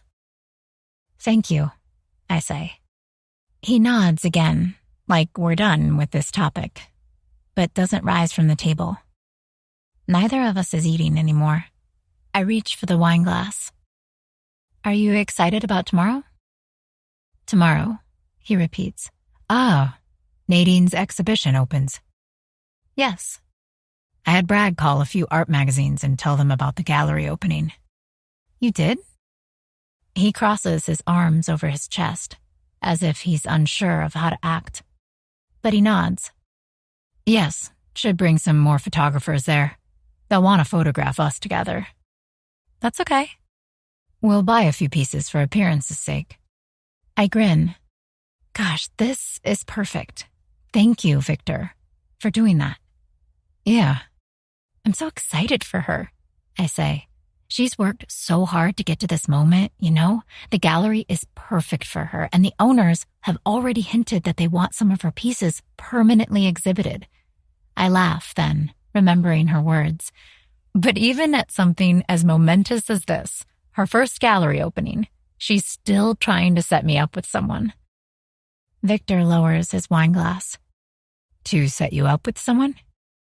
Yes. Apparently, one of the curators is, and I'm quoting her, a man I could organize a closet for. I have no idea what that means. Me neither, I say. But it's Nadine for someone I'd match well with in a relationship. How would she know that? She knows me very well. I don't think there's a man I've dated that she hasn't met. Victor's voice is cool. Do you only date men who are unable to keep their closets in order? I shake my head. Why did I bring this up? No, it's her version of a compatibility test, I suppose. She thinks I need to be with someone who balances out my organizational side. Oh, he says. It's not scientific. I kind of think she wants me to date someone who's like herself. Maybe it'd work out, you know? She is my best friend for a reason. His lips are a thin line. So you're going there tomorrow to flirt as well as to support your friend? Sure you want me to come? Of course I do. I have no intention of flirting with anyone. Except that your friend will encourage you to. I'm my own person, I say, and I mean it in more ways than one. Why is this silly little story a sticking point? He disappears several nights a week, going who knows where and doing who knows what, with who knows who. I'd snuck downstairs one such night the past week, but he was nowhere to be found on the bottom floor. Gone. We didn't promise one another celibacy, and he seems to be making full use of that liberty. Victor rises from the kitchen table and puts his plate in the sink. It's an oddly domestic thing for him to do, but with his rolled-up sleeves and ruffled hair, he looks at home here in the kitchen, as elegant as one of his expensive kitchen appliances. Bonnie's words come back to me. The St. Clair name is old, moneyed, historic, and he's the last one who carries it. It strikes me as tragic, suddenly, that he never pursues real relationships. You are your own person, he says, as if that settles everything. Tomorrow evening, I'll meet you at the gallery. Sounds good. As there will be photographers there, I'd appreciate if you didn't flirt in front of them. I open my mouth to respond, but he's already disappearing down the hallway and out of view. When I come down the next morning, there's an envelope with my name on it waiting for me on the kitchen counter. Bonnie is nowhere to be seen, and Victor had left the apartment over an hour earlier. I'd heard his bedroom close and the telltale sound of his dress shoes against the hardwood floor. Judging by the writing on the envelope, he'd left it here for me. I open it. 2 familiar rings lie at the bottom.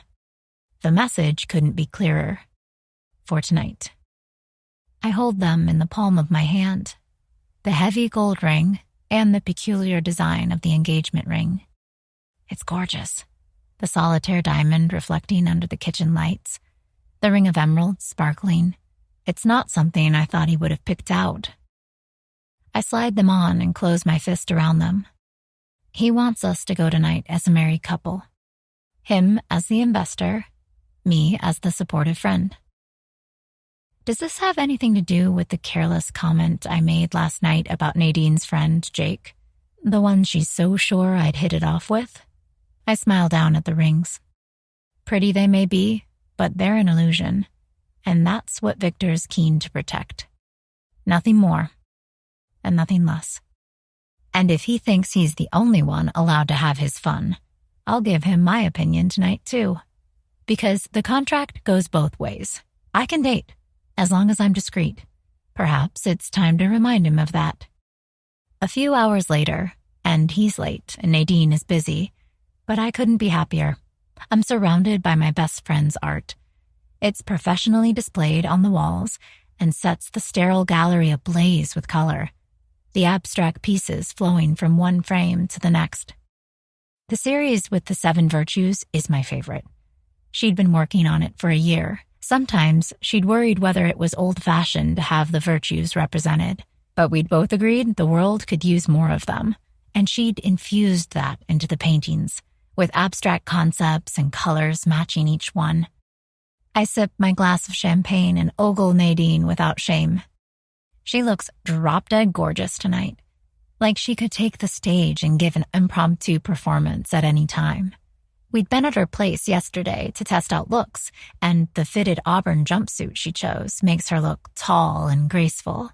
The eccentric artiste and the polished young woman rolled into one, ready to sell you a painting for $1,000 right before she returns to her Brooklyn studio to paint her heart out. She's wearing the gold hoop earrings I got her for her 25th birthday, and they catch the light as she talks to a visitor, her hands moving in a pattern that is so uniquely her. If this is how parents feel when their children graduate, then I can understand why so many of them cry. I'm so proud, watching her own this space and this role. Nadine at 16 would be overjoyed at this. having her biggest dream come true. I feel as proud for Nadine at 16 as I do for Nadine at 28, standing there across the space. Gorgeous, right? A voice says by my right. I answer without taking my eyes off her. Yes, she really is. The man's laughter is deep and surprised. Well, I was actually talking about the painting behind her, Justice. There's anger in it, too. Can you see that? I chuckle and turn to the man beside me.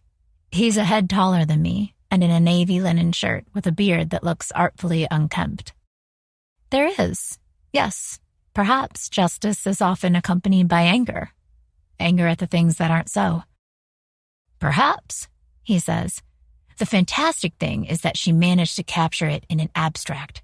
I haven't met a painter quite like her. Ever, I think. Nadine has always been talented at that, making you feel things with her art. He smiles then, and his dark brown eyes are warm. So you're the best friend. I suspected you were, but you also looked like you were contemplating a painting, and I didn't know if you were a prospective buyer. Best friend, I say, and stick out my hand. And prospective buyer. He shakes it. Supportive. I like that. I'm Jake. Cecilia, I say, my smile widening. So this is the messy closet owner. I heard you were instrumental in getting this gallery showing off the ground. He gives a half smile. I was there when Nadine pitched her art, yes, but I didn't do any heavy lifting, believe me. My colleagues were almost as enamored by the portfolio she showed us as I was. My smile widens, watching as his eyes return to Nadine. There's true appreciation in them. I wonder if it's more than just for her art. Who should really organize his closet? She's always evolving, too. Pride laces my voice. For as long as I've known her, she's been experimenting with different mediums and expressions. You two have been friends for a long while, right? Yes, I think it's 14 years now. Yes, 14 years exactly next month. We were neighbors once upon a time. His smile widens. Nothing like old friends. No, and you can't make new old friends, I say. An unfortunate truth. His gaze catches on something behind me. Oh, someone's coming our way. I wonder if management sent someone new. I know who it is before I turn, based on that comment alone. And yes, there he is, striding through the gallery, dark suit tailored to his tall, strong form. He's with me, I say. Victor puts his arm around me and presses a kiss to my temple. The simple, brief touch stuns me. He extends a hand toward Jake and speaks in clipped tones. Victor St. Clair, Cecilia's husband. A pleasure to meet you, Jake says, shaking his hand. His gaze travels between us, and then he takes a step back. It was lovely talking to you, Cecilia. Likewise, I say. I'm happy you were there that day when Nadine pitched her art. His smile deepens. So was I. I'll catch you later. The moment he's out of earshot, I round on Victor. What was that? What was what? He asks, his face a study in bored professionalism. You introduced yourself as my husband. Isn't that what I am? He strolls toward one of the giant abstracts on the wall, one I'm familiar with. It's Charity. Yes, but not in that sense of the word. I don't know what you mean. If my gaze could kill, that's what it would do. Have him drop dead right then and there in the art gallery. As it stands, it doesn't seem to harm a hair on his head. He just watches the blue swirls of Charity with his hands behind his back. Is this about last night? What I told you about the man Nadine wants to set me up with? I think I'll put in an offer for this one, he says. It would go well with the colors in the gym. Your home gym has no color. Exactly. He turns and strides on, and I'm forced to catch up with him. Still angry, because he might pretend otherwise, but we both know exactly why he'd come on as strong as he had. He'd kissed me. My temple, and only briefly, but still, and it was not something we'd agreed upon beforehand. Victor, I say, if you think I'll be happy to be Mr. St. Clair, A man interrupts. And this, of course, has to be the new Mrs. St. Clair? Yes, Victor says. And there's his arm again, sliding around my waist with no thought to his self-preservation. Good to see you here, Hadley. Likewise. The man gives me a hesitant smile. He's middle-aged, a camera in hand. Mind if I take a picture of the two of you in front of the, painting here? Not at all, Victor says, turning to me. Hadley works at the Post. I put on my widest smile because Victor or no Victor, we're doing this for Nadine. The camera flashes and I step away from him as soon as Hadley lowers it. What do you think of the art? I ask Hadley. Don't you just love the colors? That launches an hour of networking so intense, I have no chance to tell Victor off about his domineering. In my mind, all I can hear is the sound of his bedroom door slamming at night as he disappears out of his apartment. But he has the nerve to kiss my temple or to react like he did last night when I mentioned flirting. I give Nadine a massive hug when I see her. She thanks Victor in an earnest tone, but then she's gone again, swept away in the tide of visitors. Tonight is her time to shine, and everyone wants a piece of her. We're alone in front of Temperance when I get my shot. That wasn't fair, what you did back there, or the way you reacted last night. Victor turns flat blue eyes my way. Elaborate. We never agreed to be celibate or monogamous. I'm aware of that. Yes, I bet you are, I say, but that cuts both ways, dear husband. I'm aware, he repeats, eyes narrowing. But that doesn't mean you can flirt in a room full of people who belong to New York's art elite, many with cameras and here to report. Think of how that would look.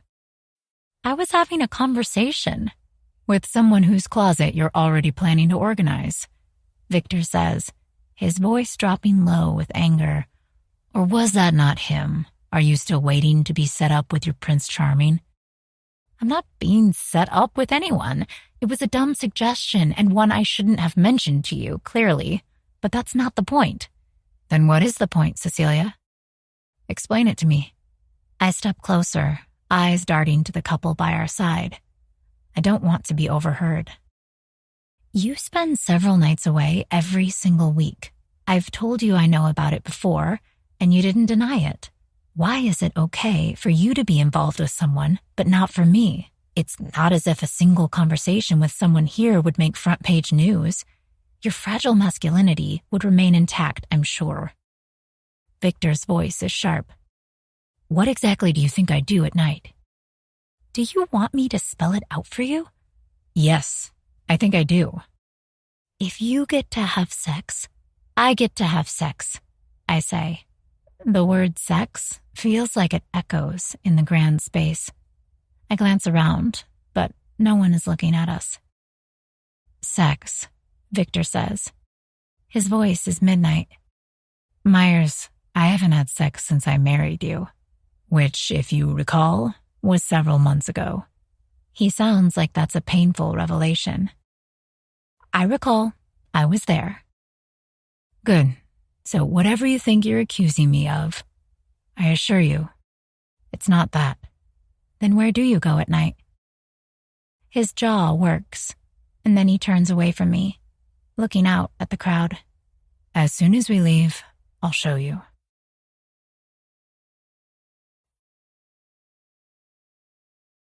13. Cecilia. The drive is taut with silence. He'd taken the car himself, and looking at him from the corner of my eye, I wonder if the reason is to have something to do. A machine beneath his hands, and a road to watch. We haven't spoken since he got behind the wheel, taking us further and further out of the city. The skyscrapers turn to mid-rises that soon shrink into glorious suburbia. The wide streets we drive through are tree-lined. I glimpse electronic gates and pools behind fences. Old Victorian houses and charmingly cracked pavement only enhance the wealth that hides behind these hedges. I've never been to this area of Long Island. I look out the window and speak for the first time since we left the gallery. Are we going to visit a relative of yours? I might be overdressed. Victor gives a harsh chuckle. In a way, yes. Oh, you're sure I'm not overdressed? You're not overdressed, he says. There's a brief pause. I'm in a suit, Cecilia. Funny how, in my head, that's what he always wears. Even in the comfort of his own home, I've only seen him in suits, heading to work or returning home from it. He turns onto a smaller street.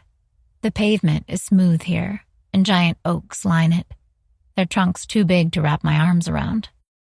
The car slows to a crawl outside a property, and he turns onto its driveway. A giant wrought iron gate swings open on electric hinges. The house is enormous. That's my first impression. Enormous and Victorian and beautiful, with shutters and a wraparound porch.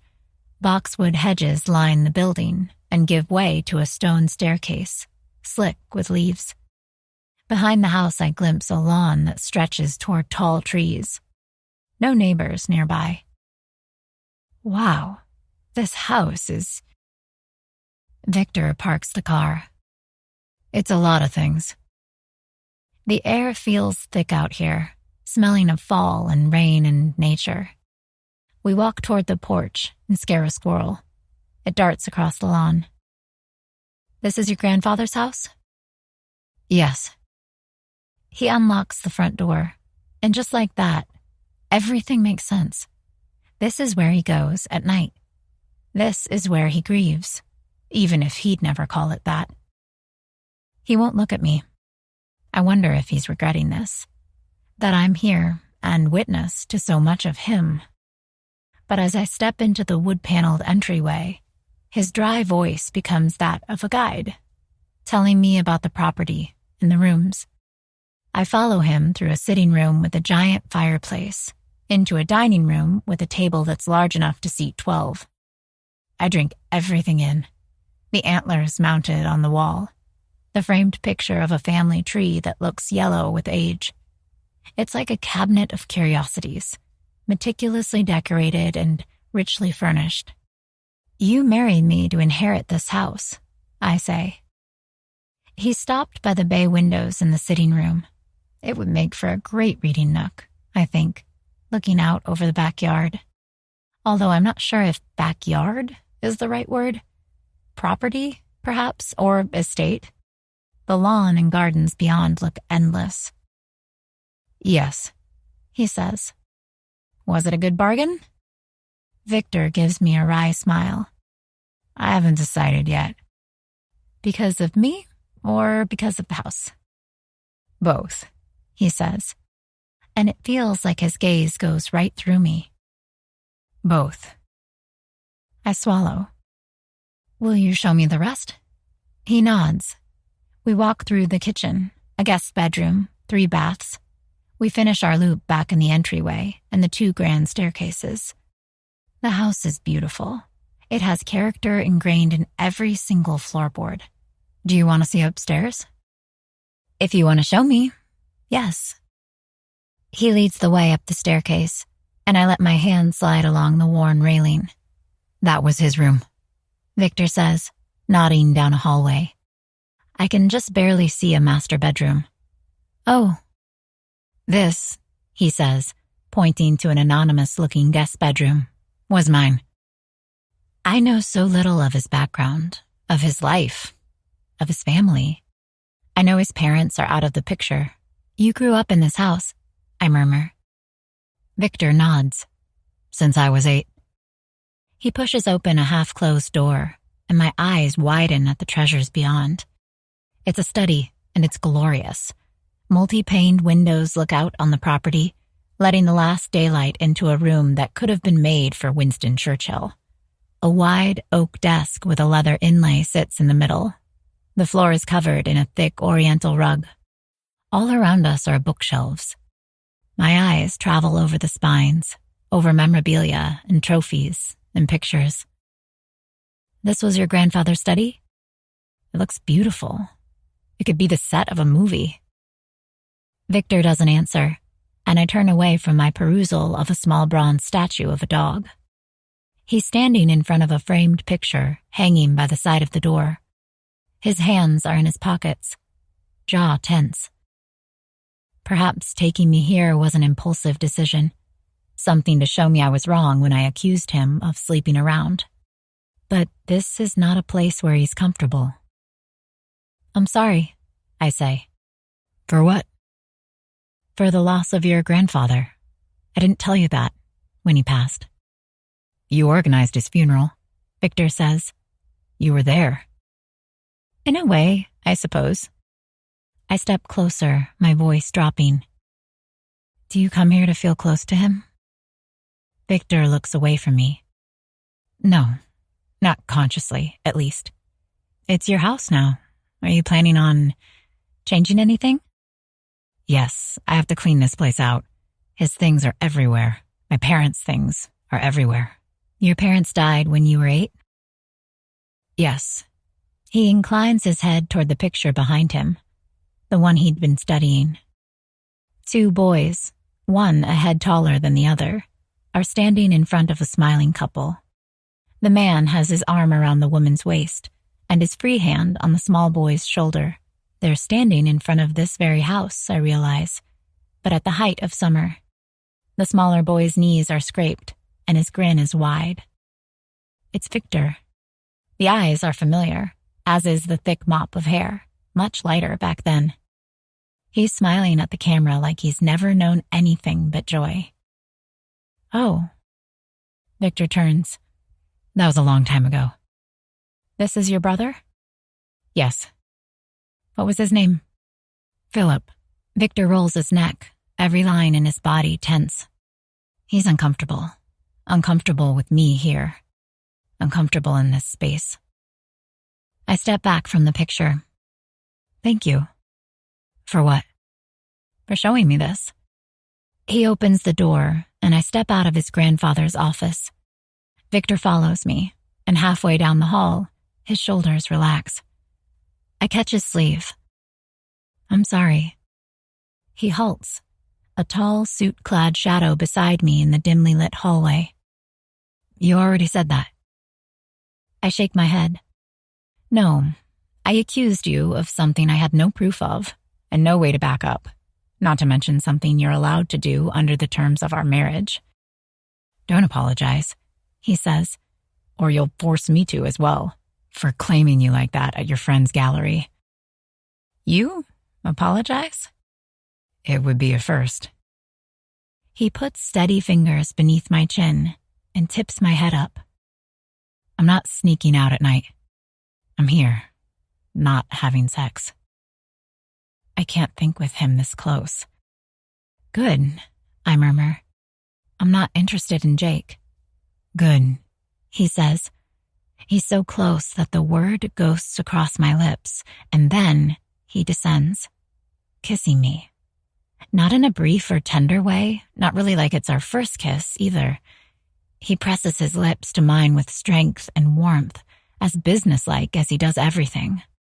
Maybe it's from the surprise, or from the long months without any physical contact from a man. Maybe it's the stress of the day. But I kiss him back. He groans into my mouth, hands sliding around my waist. My body tightens, narrows, all sensations emanating from the spots where we touch. My back hits the wall. I reach up to twine my arms around his neck, one of my hands finding its way into his thick hair.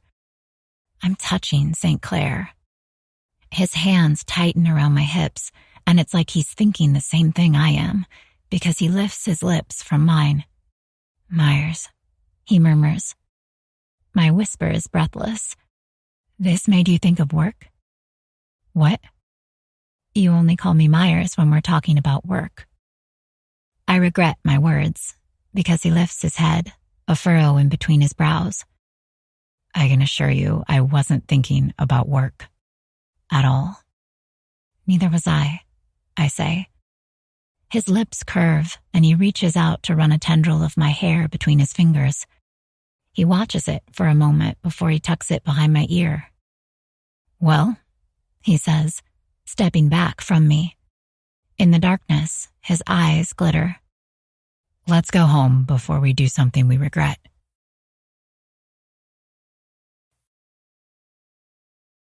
"14. Victor." It's a good thing I never knew how Cecilia Myers tasted. If I had, I wouldn't have gotten a lick of work done with her outside my office every day in demure clothes and ponytails and lips a man could devour. The muscle strain in my arms makes me groan. I've loaded the weights too much today, and I know it. But the burn is good. It's necessary. It's accomplishment and achievement, and if I'm not accomplishing and achieving, I'll lose momentum. The thought makes me pause mid-bicep curl. Momentum was my grandfather's word. He used it relentlessly, describing everything from investments and exercise to studying. I sound like him. Being in his house so often probably isn't helping. Walking around and daring myself to open drawers, to throw things away, to come to some fucking decision about the place. Right now it's a relic. One I'd showed to Myers. She dared me to with her accusation yesterday, thinking I was out sleeping with someone at night. Christ, I wish I was. I doubt I would have responded as strongly if that was the case. But since my last foray into dating ended a month prior to marrying Myers, I haven't slept with anybody. I put the weights down with an exhale. I'd abused the gym instead, worked more than ever, taken every single meeting thrown my way. Anything to get me away from Cecilia's questions and challenging eyes and the damnable tight leggings she wears around the apartment. I'm attracted to my assistant-turned-wife. It's a complication I can't afford. And judging from the taste of her kiss and the feel of her body against mine, it's one I'm going to repeat. Hell, it's the reason I'm working out in my home gym mid-morning. It's the time she uses it. I'd started noticing changes a week prior. The lighter weights in the rack were moved, not much, but by an inch here and there. And when I fired up the treadmill, the incline wasn't at my usual setting.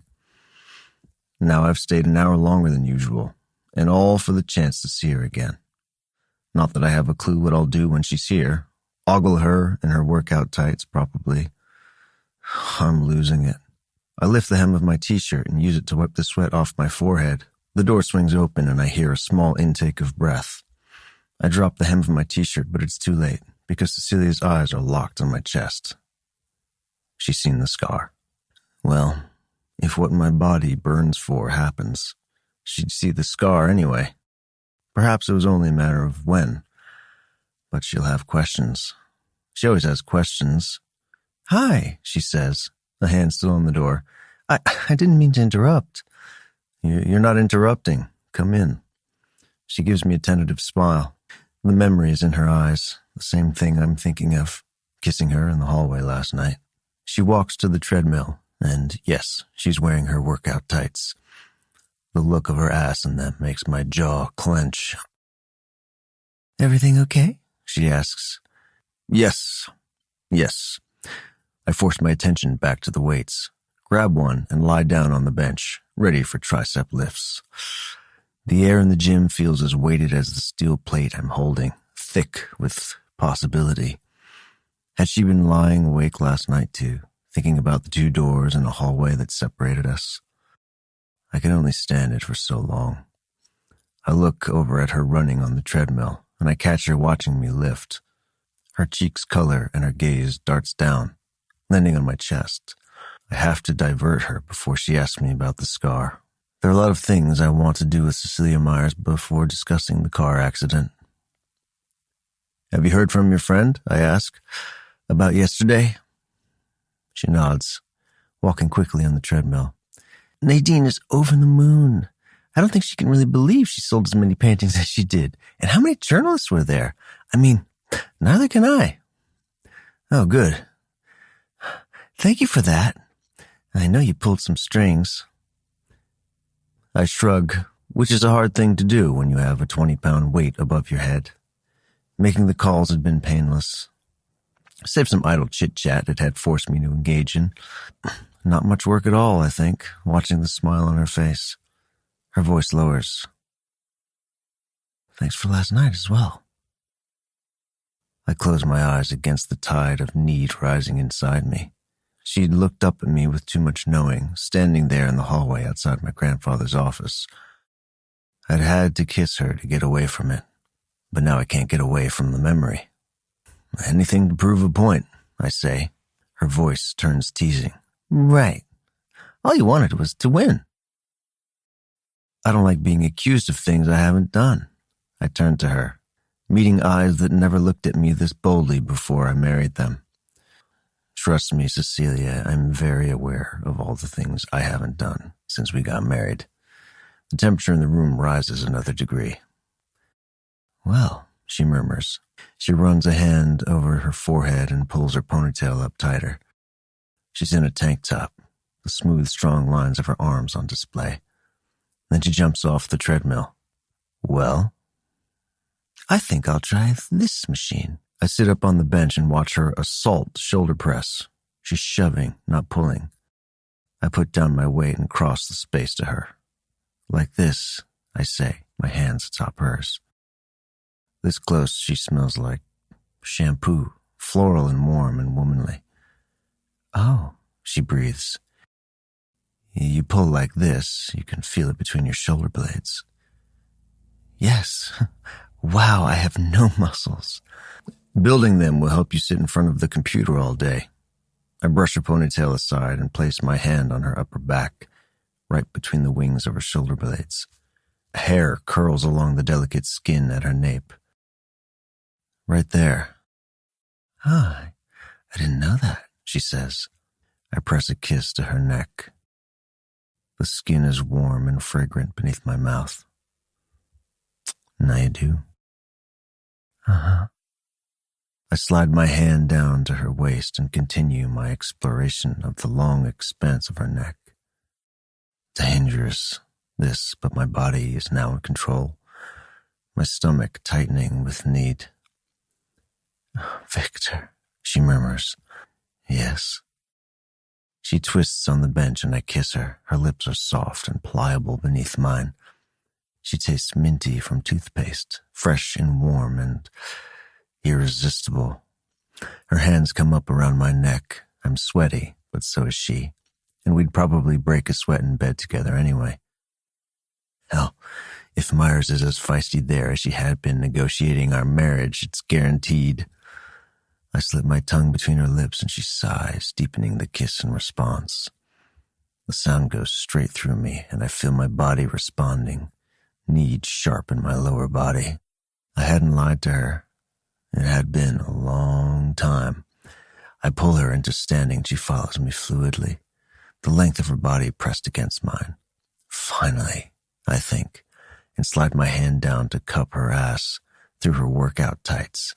The ass I only noticed a few months ago, but that has taunted me every single time she's worn these tights around the apartment. Victor, she says again, and I like it. Want her purring my name in all kinds of ways. Yes? What are we doing here? Does it matter? I tug her tight against my body and I let her feel just how much I need this. We can do whatever we like. Her lips return to mine, and I wonder if we can do it right here, right now, and indulge in a different kind of exercise. Then her hand slips down my neck and strokes the spot through my t-shirt where the diagonal scar starts. I'm sorry about this, she murmurs against my lips. It was a long time ago, and not something I want to talk about right now, not when I'm gripping your ass and your mouth is on mine. Happy place, right here. Will you tell me how it happened? I press another kiss to her lips before I lift my head. It hurts to pull my hands away from her, and I know I'll have to take a cold shower or use my right hand before I'll get any work done today. I'm keeping you from your workout, I say. Her swollen lips shift into a frown, and I turn, not wanting to see that I've put it there. Victor, I didn't mean to pry. No, it's okay. Come back. I sling my towel over my shoulder, the one I should have used to wipe my face instead of my t-shirt, and all this would have been avoided. I should shower. Tomorrow evening, though. Tomorrow evening, she repeats. I shut the gym door behind me and leave the heady smell of bodies and want. The rest of my apartment is in order. clean and fresh and quiet. It's like a balm across my feverish senses, even if it doesn't ease the aching length between my legs. Ah, what have I set in motion here?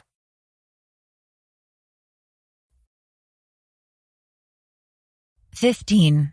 Cecilia." My arm is through Victor's, and with every step we take, my body reminds me of that fact. He offered it casually, like we do this all the time. Like we're a couple. The scent of his cologne and his steady presence are as distracting as the grandeur of the opera house we're approaching. Victor gives our name to the attendant by the vaulted entrance. "This ain't Claire's," he says. "Tonight's another night to show a strong united front, to flaunt the success of our marriage." He'd warned me that one or more of his business partners might be here tonight, that journalists, photographers, and New York's elite would be. Which means for the purposes of tonight, we're very much in love. "This place is gorgeous," I say. Light beams in from above, through the glass-domed ceiling, making the limestone floor gleam. "It took too long to construct," Victor says. "The architecture firm the city hired went overtime by 3 months. I lean closer. "I understand that must have been a major disappointment for you, considering that I worked for you for a year, and not once did you have me schedule appointments to go to the theater or the opera." He snorts. "I suppose I haven't gone as much lately." "By lately, do you mean the past decade?" "I might, yes. You're in a good mood tonight." My fingers tighten on his arm. I am, and it has nothing to do with the opera. Excitement and anticipation is a heavy weight in my stomach. Against every one of my principles, I liked kissing him. The memory of his touch in the gym is powerful enough to make me shiver. "I am in a good mood," I say. "Nadine came with me to shop for this dress. We had a great afternoon." Victor looks down at me, dark blue eyes sweeping over my form. The dress is red and clings to my body. Nadine had called it a fuck-me dress, but the light version. The one you can wear to a function and ask a man to peel you out of afterwards. Victor's voice is husky. "Good choice." "Thank you. I like you and your tux." He stops, eyes dropping to my lips. I tip my head back in welcome. The kiss is perfect, warm and strong and filled with the promise of what's to come. He trails his lips to my ear afterwards, heedless of who's watching. "It's a beautiful dress," he murmurs, "but it'll look even better on your bedroom floor." A shiver runs over my spine. I catch sight of a few men in tuxedos watching us across the lobby, and I laugh, breathless. "Something funny, Myers?" "I just realized that we won't have to work so hard to seem like a couple in love tonight." The second the words are out, I hear how they sound. I mean, because of, well, not that we're actually in love. You get what I mean. Victor nods and pulls me along. His gaze is locked on the same group of men. "Indeed." I want to press my hands against the warm flush in my cheeks, but if he hasn't noticed how flustered my own words made me, I won't bring it to his attention. Victor networks like he does all things. Intensely. Idle chit-chat is brief and to the point, despite my efforts to string it out. I aim smiles at people to soften the bluntness of him. "What was that?" he asks me as we step away from a couple. I asked the two of them where they honeymooned, because we never had a chance to go on one ourselves, and it had launched a refreshing 10-minute conversation about different Caribbean islands. That, I tell him, was networking. "Not any kind I do." "No, I'm aware of that." "What do you mean?" "That you're prickly and to the point, and that works great in meetings. I've seen it work. But not at events like this." "You're criticizing me," he says. I meet his gaze, and it's not fear that unfurls inside me at the challenge in them.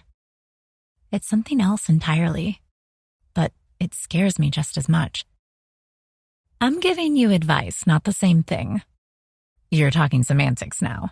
Talking about shared interests outside of business is the most important part of networking. If we were a proper married couple, and if you really wanted them to remember you, we'd take their advice seriously. You'd call them in a few weeks' time and thank them for their input. You'd tell them we've booked a trip to one of the islands they suggested. Bermuda, say. Barbados, he says. Better beaches, they said. I smile. Right, Barbados. When we'd eventually go on our delayed honeymoon, we'd email them a picture or send them a postcard. That's too much. No, it shows that we think they did us a favor. They feel helpful and included. People like to help, Victor. They also love the chance to look knowledgeable in front of others. His mouth is a frown, but it's his thinking frown. A lot of work, he says. I shrug. Not necessarily. Just requires some forethought. And you'd really prefer we have our fake honeymoon in Barbados? I wouldn't have guessed you were a surfer. Victor's eyes meet mine. No? I would have thought you didn't vacation at all. Not regularly, no. Surfing would not have been what I thought swayed you. You claim to know me, he says, and yet sometimes I wonder if you do at all. I know for a fact you don't know me. I'm starting to learn. I don't think he's talking about my honeymoon preferences anymore. I run my fingers down his sleeve, finding a sliver of skin along his wrist. What are we doing? Whatever we want, he says, eyes darkening. I told you that already. It sounds so simple when he says it. It probably is for him. I've spent a year watching him do as he pleases and take what he likes, and the world bows at his feet because of it. What could be more convenient for him than sleeping with the woman he lives with, who he's already married to? But convenience cuts both ways. I'd once said I'd tried to be more like him and his ilk, going after what I want. Look, he says. I follow his gaze to a podium across the lobby. A small half circle was formed around a well-dressed couple. He's tall and auburn-haired, in a suit. The dark-haired woman next to him is gorgeous, and despite barely reaching his shoulder, they look well-matched. Who are they? The architects who designed this opera house. Really? Yes. Are they a team then? An architect duo? They're a team, all right, Victor says. They're married. Oh, I breathe. Imagine working that close and also coming home together at the end of the night. An absolute nightmare, Victor says. I laugh. You would think that. I'm not a team player. It's worked out. Business-wise, yes, I say, and ignore the look he shoots my way. I'd spent a year making observations about him, and never once did I think I'd get the chance to share them with him. Doing it now is heady. That may be so, he says. But could you do it, Cecilia? A fight at home would spread to your work, and that's intolerable. Not all couples fight that much. Married ones do. They do? We haven't had a single one. His lips twist. Not yet, anyway. But you and I are a different story. We are? We're not a real couple. They, he says, inclining his head to the couple in the distance, are. That's your take on relationships, then? They're bound to devolve into fighting? He looks away from me. The sharp line of his jaw above me looks like a pane of glass, distant and imposing. But he answers, yes. Small disagreements grow, turn to nagging, which turns to arguments. I don't have time for that. But the rewards are bigger too, I say. When you know someone well enough to get past a disagreement, it strengthens you. He snorts. Are you a psychologist as well? I can't let this go, even if I'm just poking the bear. He leads the way beneath a large archway. What was the longest relationship you've ever had? I'm not lying on a couch in your office, he says. So you don't want to answer my question? He turns me toward a set of stone stairs. I let my hand trail along the smooth wood railing as we ascend. The place still smells of new construction, the promise of memories yet to be made. It's beautiful. I'll answer your question if you answer it first, he says. 3.5 years. He's silent as we walk along an empty hallway. I tighten my grip on his forearm. Victor. 1 year, he says. almost. Gabriella? He looks down at me. The question is in his eyes, but he swallows it and shakes his head. No, this was college. I nod.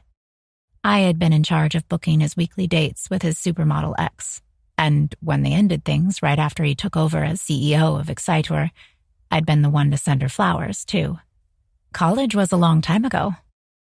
You're my wife, he says. Not my therapist. The gruff way it's said makes me laugh. Then I can't stop, the sound filling the empty hallway. No relationships for you then. Just marriages. Victor shakes his head. It's not an anger, though. More like exasperation. Yes, and only when they're business arrangements. Noted, I tease. It's his word. What I really don't like, he says, is when a woman gets under your skin and you can't get them out of your head. Oh. Victor's voice drops. It's worse when you're forced to be close to them. Like when you live across the hall from them? Yes. When they walk around your apartment in tight pants. Pleased surprise rolls through me. How dare they, I murmur, in their own home. The audacity, he says. His arm disappears beneath mine, and a strong hand grips my fingers. He pulls me into an empty cloakroom. Rack after rack has bare coat hangers on them. With no large audience, there's no staff, and definitely no coats. My voice is breathless. If you're looking for a way out of talking about relationships, you won't find it here. Yes, he says, hands closing around my waist. I will. My lips are still smiling when he presses his against them, kissing me firmly. It's a while until I speak again. Oh, effective. His chuckle is dark. The only way to shut you up. I press my hands flat against his chest, strong beneath the fabric of his dinner jacket. He kisses me like he had in the gym, like he knows what he wants and has no qualms about taking it. He kisses me like he negotiates. It's a win. I've never felt wanted this way before. Never wanted quite this much in return. It's heightened by the complicated tangle of emotions I feel for this man. Respect, dislike, intrigue, awe. He's an enigma. And right now, he's an enigma who's entirely focused on me. His hands dig into my hips, and I meet him in the same intensity, sliding my hands into his hair. The wall is hard against my back. Do you think this is why they designed so many cloakrooms? I whisper. He laughs hoarsely, moving his lips to my neck. His beard tickles, sending goosebumps across my skin. Yes, he says. The architects are married. They needed somewhere to sneak off during constructions. His hands slide down my body, over the soft fabric of the dress, and it was worth every cent. Victor groans, his hand ghosting past the curve of my breast. A hard length digs into my hip. Fuck, Myers. This wasn't part of the plan. Yeah, I say, locking my knees around his hips. It wasn't part of mine either. And yet.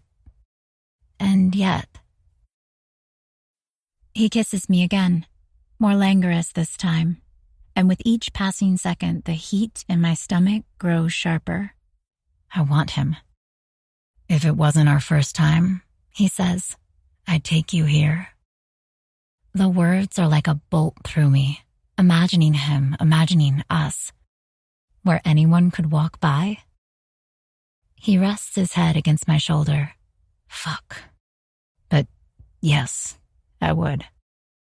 I reach down and palm him through his pants. The hard length throbs against my hand, and he groans into my neck. Nothing like the victor in perfect control of himself and his world. It makes my head spin. A shame it's our first time then. His hands dig into my waist, fingers an inch from the undersides of my breasts. Yes. I stroke him one last time through the fabric.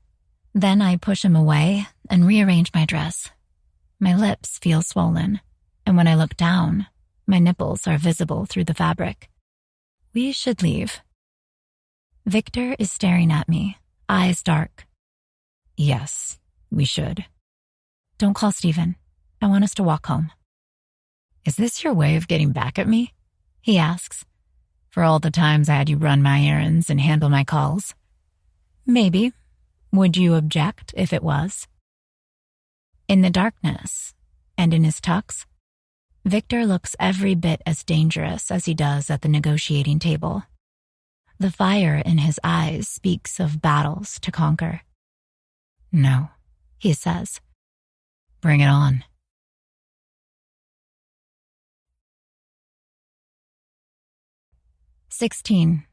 Cecilia. Victor doesn't nod to the concierge in the lobby of our apartment building when we get home.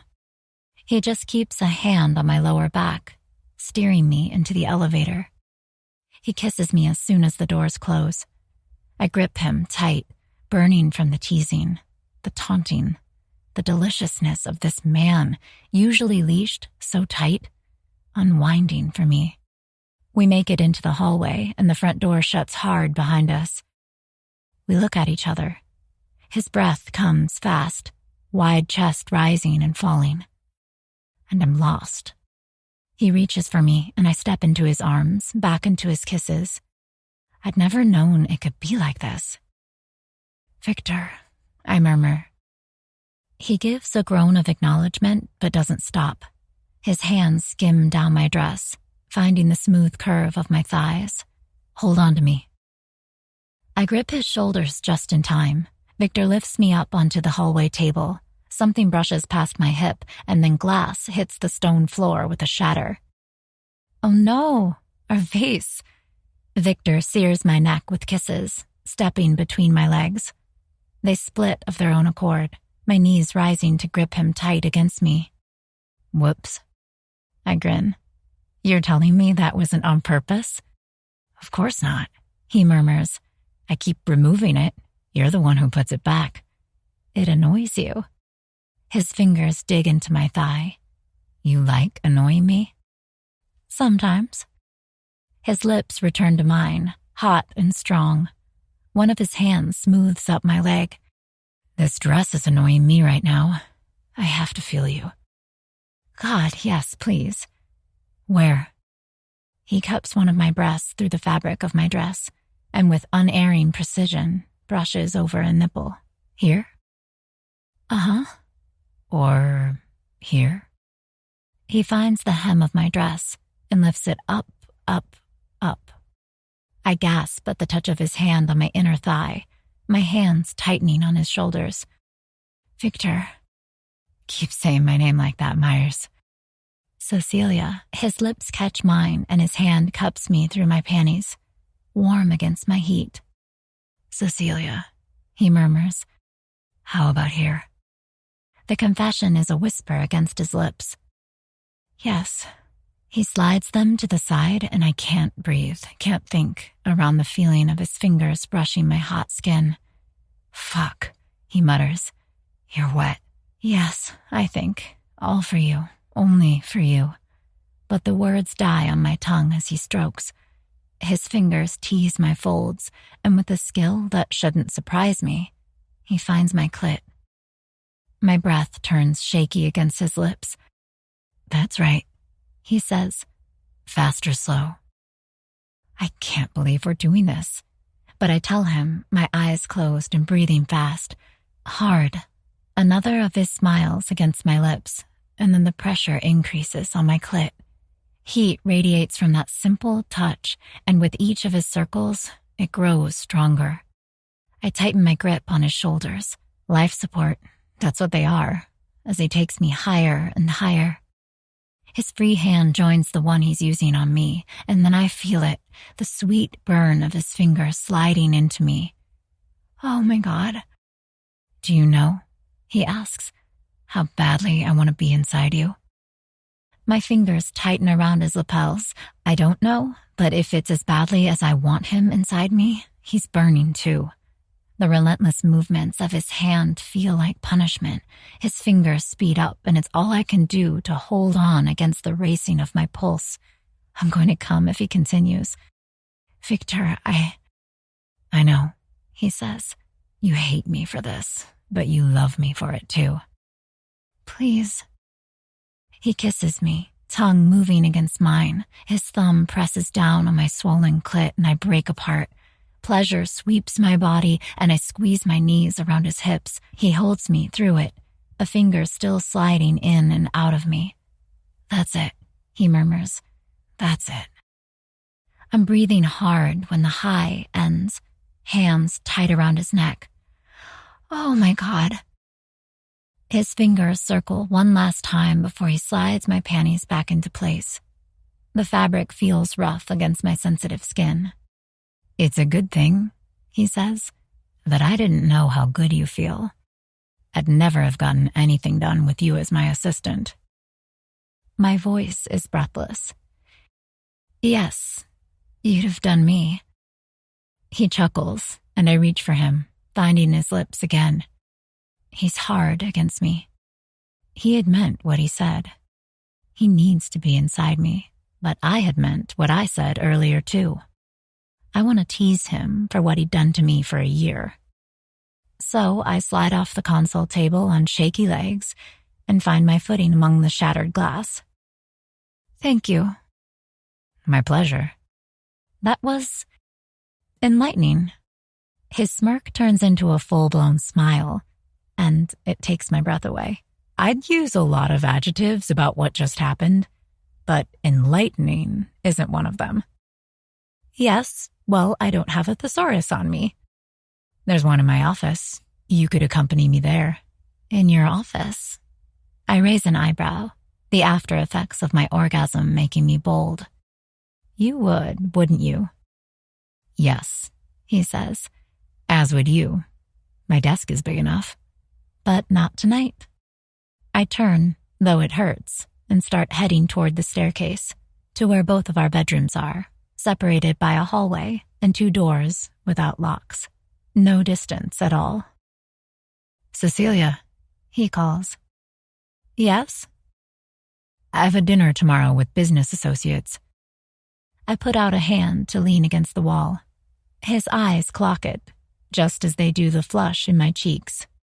His lips curl into a half smile. Oh, I say. How exciting. Will you come with me? I swallow. As your wife? Yes. I will. 13 paintings, Nadine says. Do you realize how much money that is? Yes, I say. Well, almost. I saw what you sold them for. It's not beer money. It's not even rent money. It's rent for a year money. Even with the commission the gallery is taking, they're just taking 10%. Jake told me they usually request 30, but because it was such a last-minute booking, they're charging 10. Jake said that. I say, yes. He said he was happy to meet you, by the way, that it was clear you and I are great friends. Her voice turns bashful. I have a confession to make. Out with it, I say. With my headphones in, I can talk to Nadine and survey my closet. Despite having the guest bedroom, it's big enough to house a small futon in the center.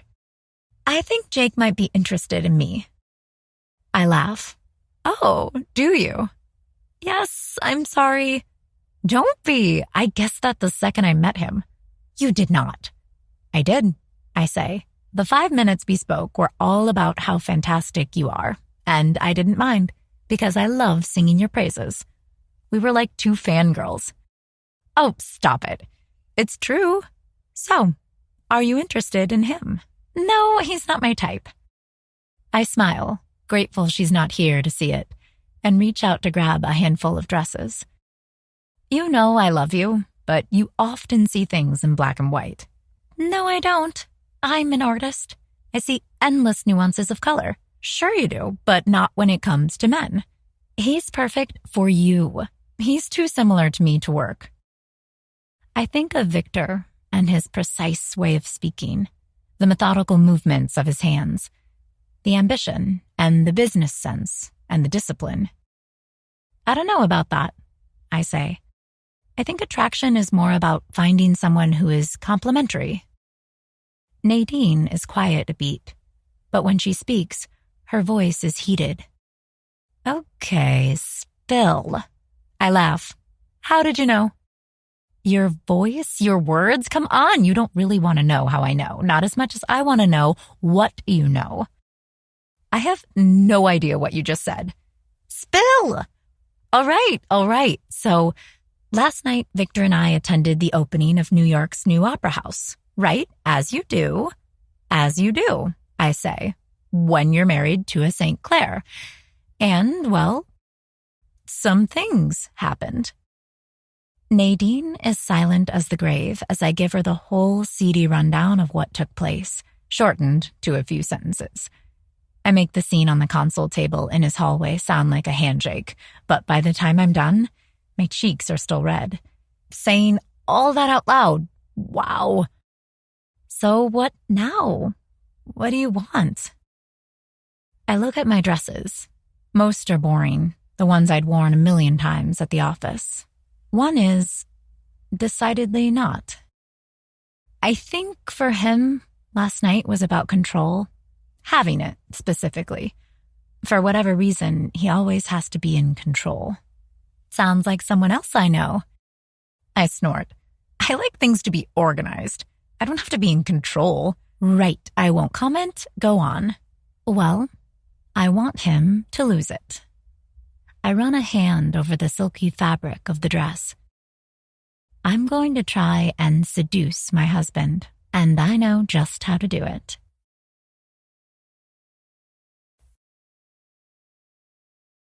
"17. Cecilia." I wait until we're seated at the dinner table before I drop the bomb. Victor and I sit side by side, watching the two men approaching. Carter Kingsley talks to the media mogul he and Victor are here to woo. Me? I'm wooing my husband. I lean in to murmur the words. I'm not wearing any underwear. Victor's jaw drops. Damn it, Myers. This dress is pretty short, too. Flaming blue eyes bear into mine. You're playing with fire. Am I? Or are you? He smiles, a barely there curl of his lips that sends heat through me. The first half of dinner is uneventful, except that Victor's arm is draped behind my chair. Every time his hand brushes my shoulder, left bare from the strapless dress, my attention zeroes in on the small point of contact. I wouldn't have believed we'd be here 6 months ago, that I'd be sitting next to him at a fancy restaurant and feeling less like a trophy wife and more like a businesswoman. Like someone who goes after what she wants. Someone who doesn't care what her past judgmental self would have thought about this arrangement. It's a pleasure to have you here, Carter says. He shot me speculative looks all evening, and more than once, I've seen him note Victor's hand by my shoulder. Married life seems to be treating you well. Mr. Simmons, owner of a national media conglomerate, looks up from his steak. I heard something about that. Congratulations, you two. Where did you go on your honeymoon? Oh, we haven't yet. I put a hand on Victor's chest, looking up at him. Neither one of us has had a chance to get away from work, but we will. We're thinking Barbados, Victor says. His gaze flicks down to my hand, and the two rings glinting in the light. Am I overdoing it? But then his lips curl. Have you been, Simmons? Small talk. He's engaging in it, and the edge I noted in his voice earlier is gone. We're halfway through a discussion of the merits of the Caribbean when something on my leg makes me pause, fork halfway to mouth. Victor's hand, beneath the table. He slides my hem up, inch by inch, until his long fingers curl around my bare knee. "I heard you've branched into Spanish media as well," he says to the men across from us. My brain tries to focus on Simmons' reply, but it's more occupied with his fingers tracing patterns on the inside of my thigh. Thank God for fancy restaurants and long linen tablecloths. Victor keeps his hand there, leaning back against his chair with smooth professionalism on his face, and the rest of us finish up our food. And little by little, his thumb inches upwards. Abort mission, I think, because he still looks like the cool, calm sculpture of control, while I'm the one burning with need. Memories of his fingers between my legs yesterday combine with the public aspect of today. And if he reaches the spot between my legs, he'll feel just how much I want him. I cover my mouth with a napkin and lean his way. "Victor?" His thumb double taps against my inner thigh, an acknowledgement, before it continues to smooth upwards. "What about you?" Simmons asks me. "What did you do before you married St. Clair over here?" The fingers pause, as if he wants to give me a chance to respond without distraction. I'm glad for it, launching into an explanation of my virtual assistant startup. Simmons nods throughout. At his side, Carter looks impressed. "This sounds brilliant," he says. "You'd essentially be selling the solving tasks and letting clients pay through a subscription. Victor, are you considering investing?" "Potentially," he responds, voice giving nothing away. "If she'd allow me, of course. It's not something we've discussed yet." "It's early days still," I say. Carter nods. Of course, but if he doesn't want a piece of it, I might." He gives a crooked, wolfish grin to Victor. "Don't scowl, I'm always on the lookout for good companies to shepherd, new entrepreneurs to mentor." "I'm mentoring her," Victor says. I clear my throat. "Thank you, Carter. At the moment, I'm not considering outside investment, but if I reach that stage, I'll definitely bear it in mind." Victor's hand tightens around my thigh at my words, and I close my legs in response. A few seconds later, I feel it. The soft, apologizing circle of his thumb. I open them again, and his hand slides higher, only an inch away from where I need his fingers. One brush over my sensitive skin, and "Well, I have to get going," Simmons says. "This has been lovely, gentlemen. Axure Capital has a lot to recommend it." Victor withdraws his hand. "The pleasure was ours." "It was," Carter agrees. "I'll call you this week. We can draw up a mock contract for your lawyers to read through as well, and at your own time. We want you to feel comfortable with the decision, regardless of which way you're leaning." I smile and say my goodbyes, and then we all three watch as Simmons walks out of the restaurant. "I should call it a night, too," Carter says, tossing his napkin on the table. "Unless you two are in the mood for clubbing." "We're not," Victor says. "You go to clubs?" I ask. Carter laughs. It's a wonder to see him go from business to off-duty in so short a time span. "No, not in years. But if our lady here wants to." "My lady," Victor corrects him, and then shakes his head. "Of course your lady. How the rest of us men weep at that. Cecilia, you look stunning tonight." "Thank you." He rises from the table, and so do we, following him out into the cold New York air. Stephen is waiting for us by the curb. The second we're in the car, Victor presses the button to roll up the partition. It seals us into the back seat. Victor reaches for my hand. "Feel," he mutters, pressing it flat against his hard length. The outline is stark through his pants. That's what your no panties stunt did to me. I feel lightheaded, power and desire rising like a wave inside me. "You like that?" He kisses me, a hard press of his lips on mine. I run my nails along his hardness, and he gives a low hiss. "Cecilia." "Yes?" Can I get you another coffee? Reschedule a meeting? Book your date with a new woman? You're punishing me, he says. You said you didn't object. In the darkness of the back seat, his eyes look almost black. Oh, I don't. But you can play this game. His hand grips the hem of my dress and tugs it up forcefully, the other pushing my legs apart. The shocked silence that follows is sweeter than candy. Fuck, he mutters. You told the truth. You didn't believe me? No, that's why I tried to find out beneath the table. There's a hoarseness in his voice I wouldn't have believed it could hold. One that isn't polished or controlled or restrained. It's the Victor I saw in his grandfather's study. The Victor who dared me to follow him at Nadine's art show. The Victor who wants, with such burning intensity that all I want is to let him consume me. I want to drive him to the edge. And then I want to drive him straight over it. His fingers stroke the seam between my legs, the same motion I'm raking along the length of his pants. His fingers stroke the seam between my legs, the same motion I'm raking along the length in his pants. 2 more minutes, he murmurs, and I would have been doing this in the restaurant. My breath catches. You wouldn't have dared.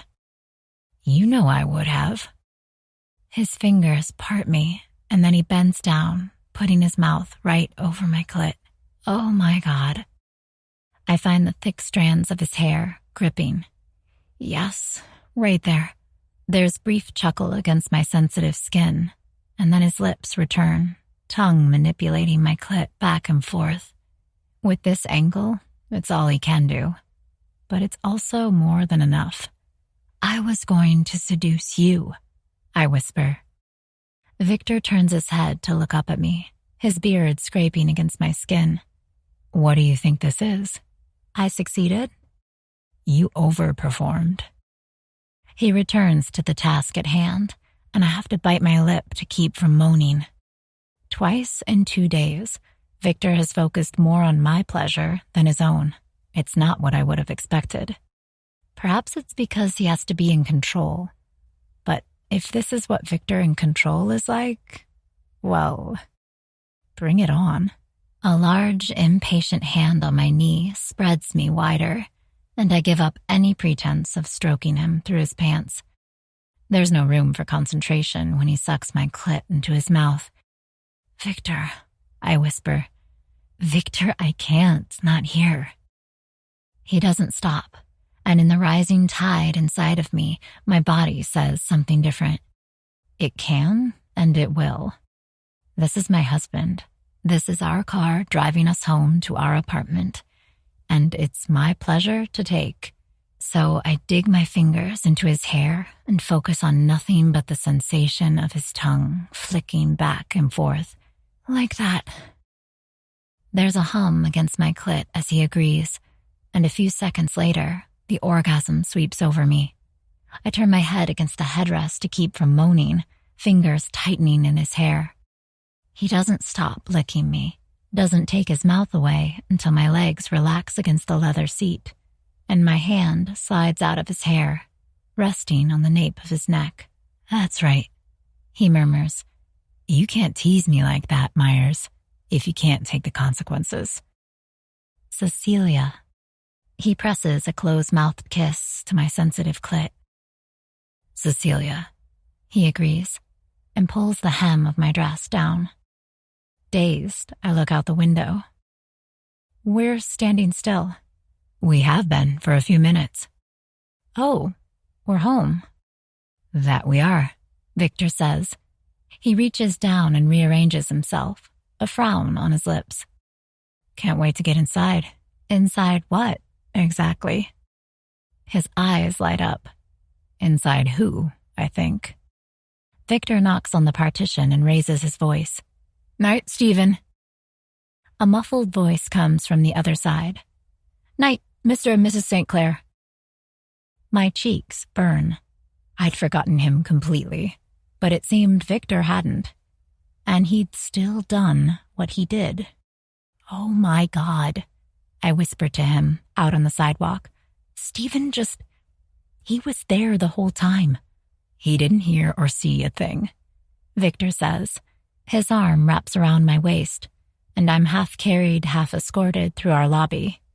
Good thing, too, because my legs feel weak. Let's give him a raise. Will it ease your embarrassment? Yes. Victor slams the button to the elevator. Then consider it done. Now come here.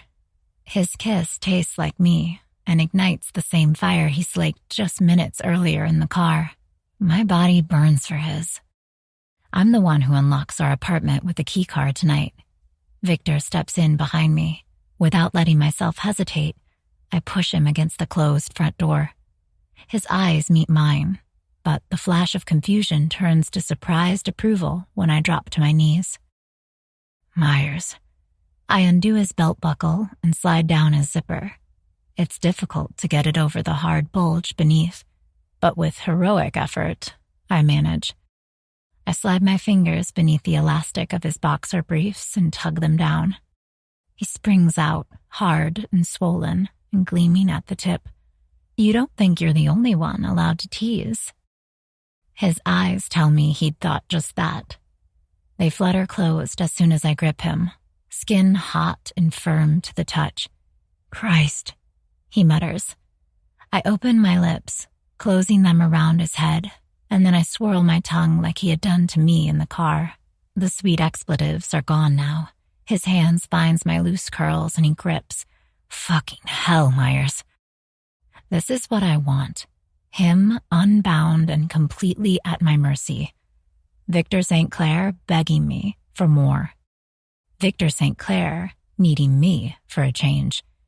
I wrap my lips tight around his shaft and start to move, careful to swirl my tongue at the end with every bob. I look up at him the entire time, and I don't think I've ever seen anything hotter than Victor like this, leaning against a wall and his face tight as if with pain. He's so hard he's throbbing in my mouth, and it's all because of me. I grip the base of him tightly and use my free hand to cup his twin weights.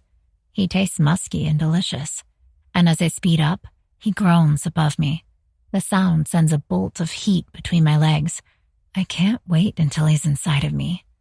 His hands tighten in my hair. Myers, you need to stop. I speed up. Myers? He says again. It's the voice he used in the office, calling me in from my desk, and I react to it on instinct. His hard length makes a sharp pop as I release it from my mouth and look up at him. Yes? You've proven your point. His chest rises and falls rapidly, and the eyes that stare down at me are wild. But I'll be inside you when I come tonight. Oh, Lord. I nod, mute, and accept the hand he offers me. We don't get further than the kitchen. He grips my hips and lifts me up onto the counter, the same one I've prepared breakfast on a dozen times, or seen Bonnie bake bread on. Here, he says. Now.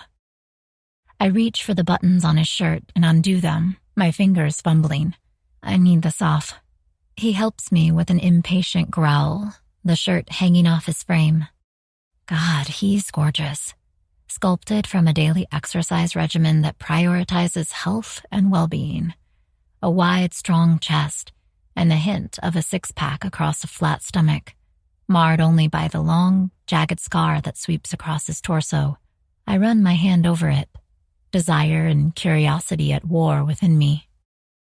The scar clearly doesn't bother him anymore, not as he tugs my dress down over my strapless bra. He undoes the clasp, and my breasts spill out into his hands, nipples taut. Fuck, Myers, fuck. He ducks his head to suck a nipple into his mouth, and my smile turns into a gasp. Sensitive, so sensitive, and I'm stimulated too far already. I grip the hard length of him and tug him closer. He hisses out a breath, hands pushing the hem of my dress up, fingers dig into my skin. Condom? I'm on birth control. With that, he fits the blunt head against me and gives a single deep thrust, sensuous stretching in a fullness that reaches impossibly deep. My hands find purchase on his shoulders, my breath coming fast. He's big, and he's buried completely, and my entire body feels like a live wire. Finally, Victor murmurs as he starts to move. It's all I can do to hold on, but I do that to the best of my ability, locking my legs around his hips and bracing a hand behind me on the kitchen counter. The sound of us fills the kitchen, amplified against the marble. Concentration and pleasure-pain are stark on his face. Look down, he tells me. I do, and think I might orgasm from the sight alone. Of him filling me with deep, measured strokes. I didn't know it could feel like this. That I could want like this. You feel unreal, he says, his voice like a benediction. I'm not gonna last for shit. Then don't. He gives a hoarse half laugh, and the sound goes straight through me, hits parts of me that are aching just as bad as the spot between my legs. He's out of control, and it's all for me. Victor slides an arm around my waist to support me as he speeds up. The other hand strokes over the slick folds of me, spread around him, and presses down on the swollen nub up top. I moan at the feeling. Too stimulated. I'm too stimulated, and he couldn't possibly. But he does, and I do. My body breaking apart for a second time. I grip his shoulders and reach out, my mouth finding his bare shoulder. Teeth sink down. Victor curses and speeds up, hips like pistons, my skin digging into the kitchen counter. We'll have to sanitize it with bleach after. His hands curl around my hips and fingers dig into my skin. Fucking hell, Myers. He comes with sharp, erratic thrusts that smart against my inner thighs. His chest rises and falls, the scar rippling with the heavy breaths. I dig my hands into his shoulders. Don't pull out, I think. Not yet. But Victor does. He steps back, mouth soft and hair wild, and tucks himself back into his pants. The shirt still hangs off him, and the chest is on glorious, glorious display. He looks like a god, a conqueror, a man thoroughly well pleased. I slide off the counter and wiggle my dress down past my hips, keeping my legs locked closed. The lack of panties is suddenly very apparent. Victor runs his eyes over me, pleasure in his deep blue eyes. This might complicate things, but I don't think we'll let it. We've always worked well together. I say, yes, that's true. He shakes his head. You're my ideal woman, Cecilia. Business always comes first. I reach for my bra. It's in the sink, and the flesh-colored satin is spattered with water drops. Business first, I repeat. He takes it as confirmation. Thanks for an unreal night, he says. And then his familiar striding gait echoes down the hallway as he makes for the staircase. Well, he lost control, but it didn't take him long to regain it.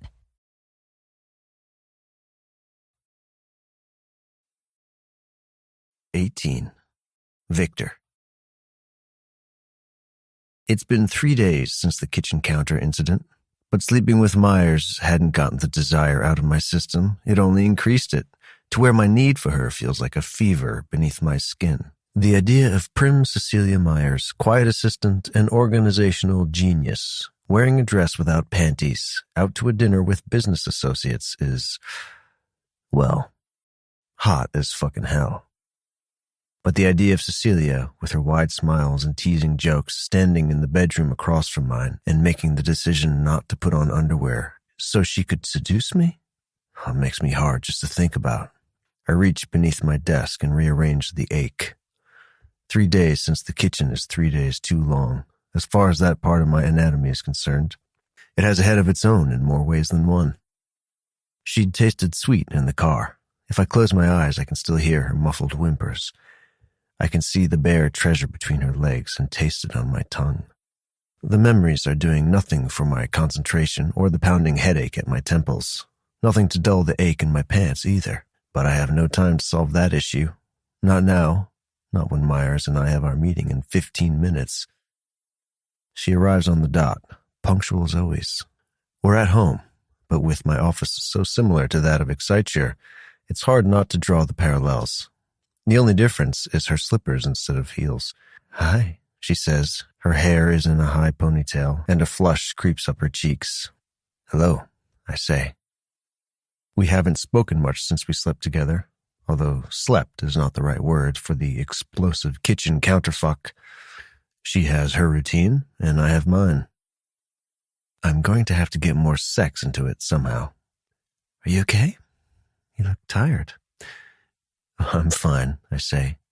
She sits down on the chair opposite my desk, clutching a binder to her chest. "All right then, I have a lot to share with you today." "Go right ahead." Cecilia launches into a refined elevator pitch, and I listen, humming occasionally. Her idea sounds like many of the hundreds of startups I've heard about over the years. Unease grows in my stomach when I realize she also sounds like many of the startups that fail within the first year. She hands me an overview of costs and an expansion plan. "This is where I'm heading," she says. "But with a quick enough expansion, I should hit my numbers." I tap my pen against the paper. It's neatly ordered, like all the reports she prepared for me. In truth, the plan she's drawn up is impressive. She's thinking far ahead. She has her company's story brand nailed down. But your figures are too high. She leans across the desk, and the neckline of the t-shirt she's wearing swings low. I can see the tops of smooth breasts. Throbbing, aching pain. Have I miscalculated? No, I'm sure you've done it correctly, but the figures are too high from a risk perspective. Her wide, soft lips turned down at the corners. They'd been wrapped around my dick just 3 days ago. The image of her sinking to her knees, pressing me against the front door, taking command, looking up at me. Christ, St. Clair. From a risk perspective, she repeats, voice turning hard, I want to take a risk. I've seen you and your business partners take risks all the time. It's always been rewarded. I brush the back of my hand over my mouth to hide a smile. Not always. I've made tons of deals that fell through. Her eyes flicker up to mine. You have? Of course. I'm 34, Myers. What do you think I did when I was 25? You made mistakes? She asks. Her voice is so full of skepticism I want to laugh. Yes. You have to do things wrong to learn how to do them right. The sooner you make the mistake, the sooner you'll learn. Right. I tap the paper in front of us. With this overhead, so soon into starting the business, you'll have no room for error, no room for unexpected losses. One rough wind and you'll fall. And there will be rough winds. There always are. She blows out a breath. If I cut this, I won't grow as fast. If you don't, you might not grow at all. Cecilia snatches up the papers and sits back in her chair. She reads them over with a frown, looking like an angry kitten. But she'd asked for my advice, and I gave it. I run a hand through my hair. Not once had I cared if I offended the people I critiqued before. I'd given them hard truths and cold facts, letting the chips fall where they may. I'd certainly not been as measured as I am with her. Fucking her has definitely messed with my head. Damn it, she says. You're right. You can say I told you so. Well, there'd be little point in doing that. She sighs, putting her papers down. I'll start over with my calculations then. Once you've changed them, send your plan to me and I'll take a look. Her eyes look like they had when I glanced up at her in the car, my head between her legs, shock at what I'm doing. You mean for next month's meeting?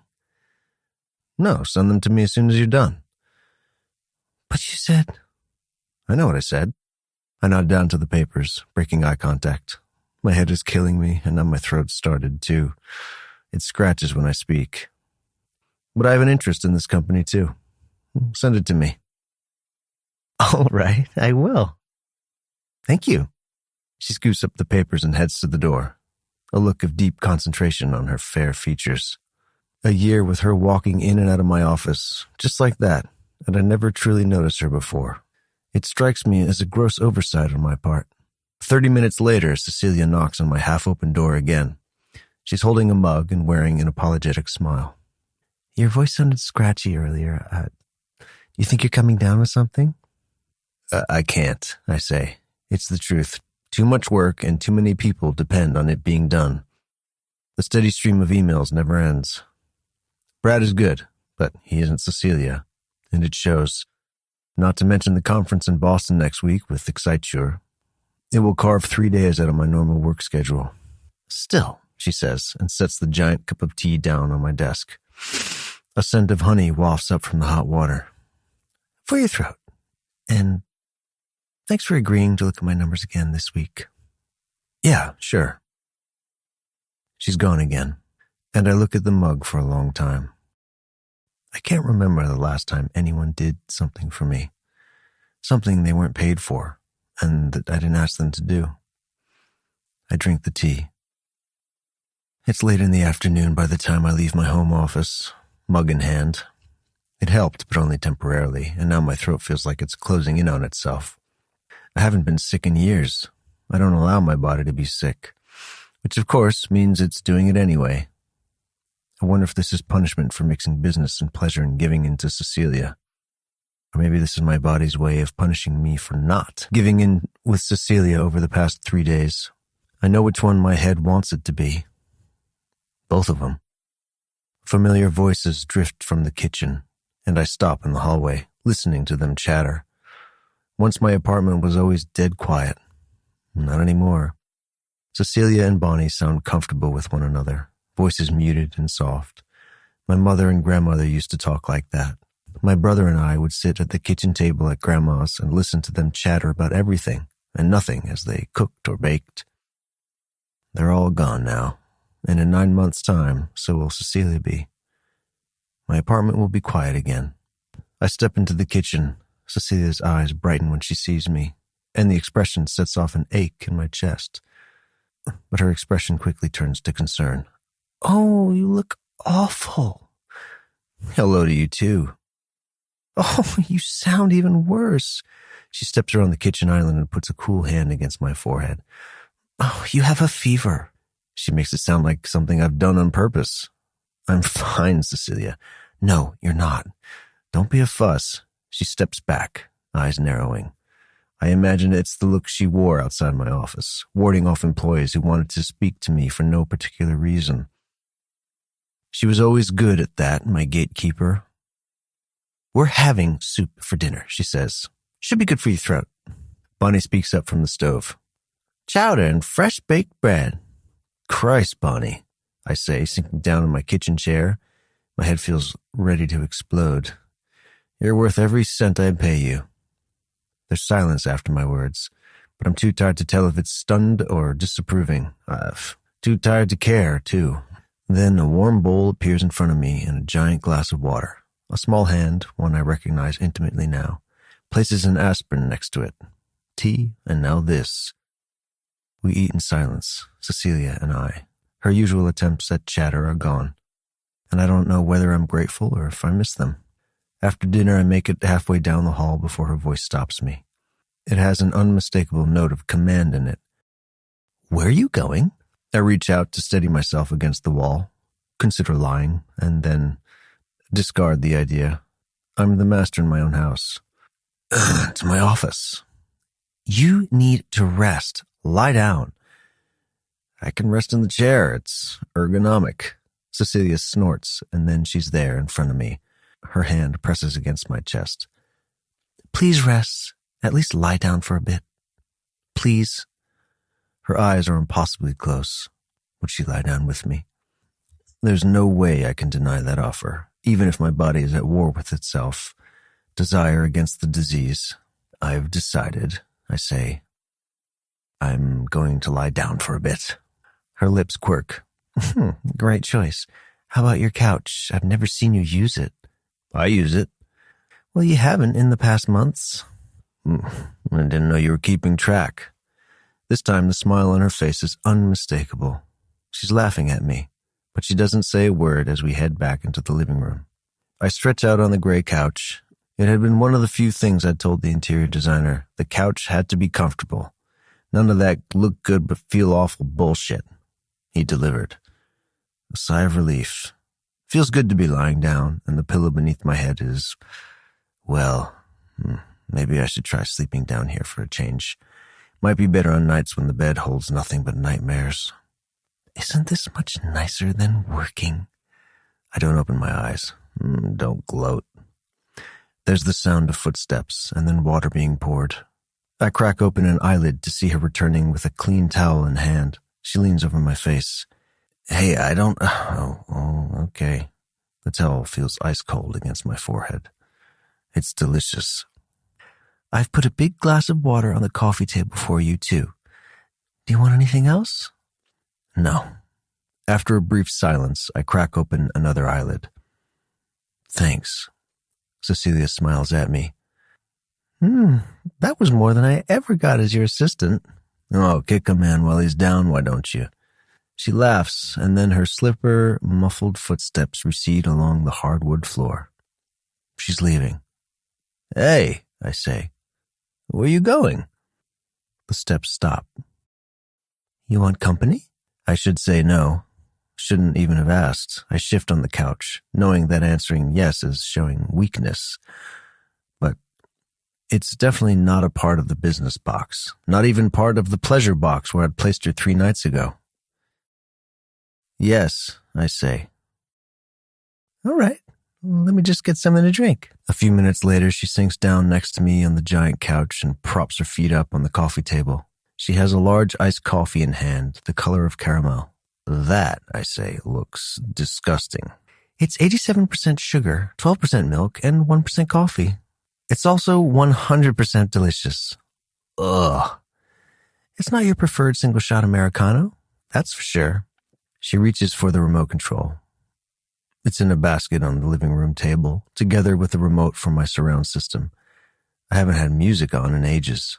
It has been a long time since I'd lived in my home and not just used it for work, sleep, and exercise. And your TV is huge, she says. Do you like watching things when you're sick, or do you want me to be quiet? Well, you wouldn't be much company if you were quiet. You're even grumpier when you're sick. Can't say that I'm surprised. Cool fingers rearrange the towel on my brow and briefly brush through my hair. Oh, the faint touch of her fingers along my tight scalp felt like heaven.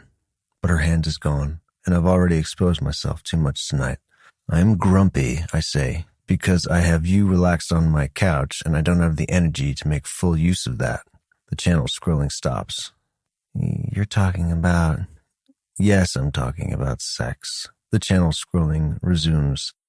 You won't be sick forever. Thank the small mercies. I turned my head up slightly. She stopped at a home renovation show. A couple from Texas redoing farmhouses. I love watching these shows, Cecilia says. It combines all of my interests. You have interests in old barns? She laughs, and the sound doesn't grate against my headache. It's soothing. No, but I like organization, renovation, fixing things up. I like seeing happy couples and their kids. Okay, I don't mind barns. Have you ever actually been inside of a barn?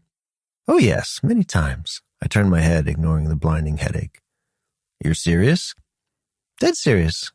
My mother went through a vegan phase. One of her best friends at the time had this place where you could pet rescue barnyard animals for spiritual healing. My silence has to be enough because she laughs. Yeah, I know, it's not something for you. Spiritual healing, I say. She shrugs. Or relaxation, I suppose. I have to give it to her. It's hard to feel stressed or angry when you're holding a lamb or petting a cow. There's so much about you that I could never have predicted. Happy I can still surprise you, she says.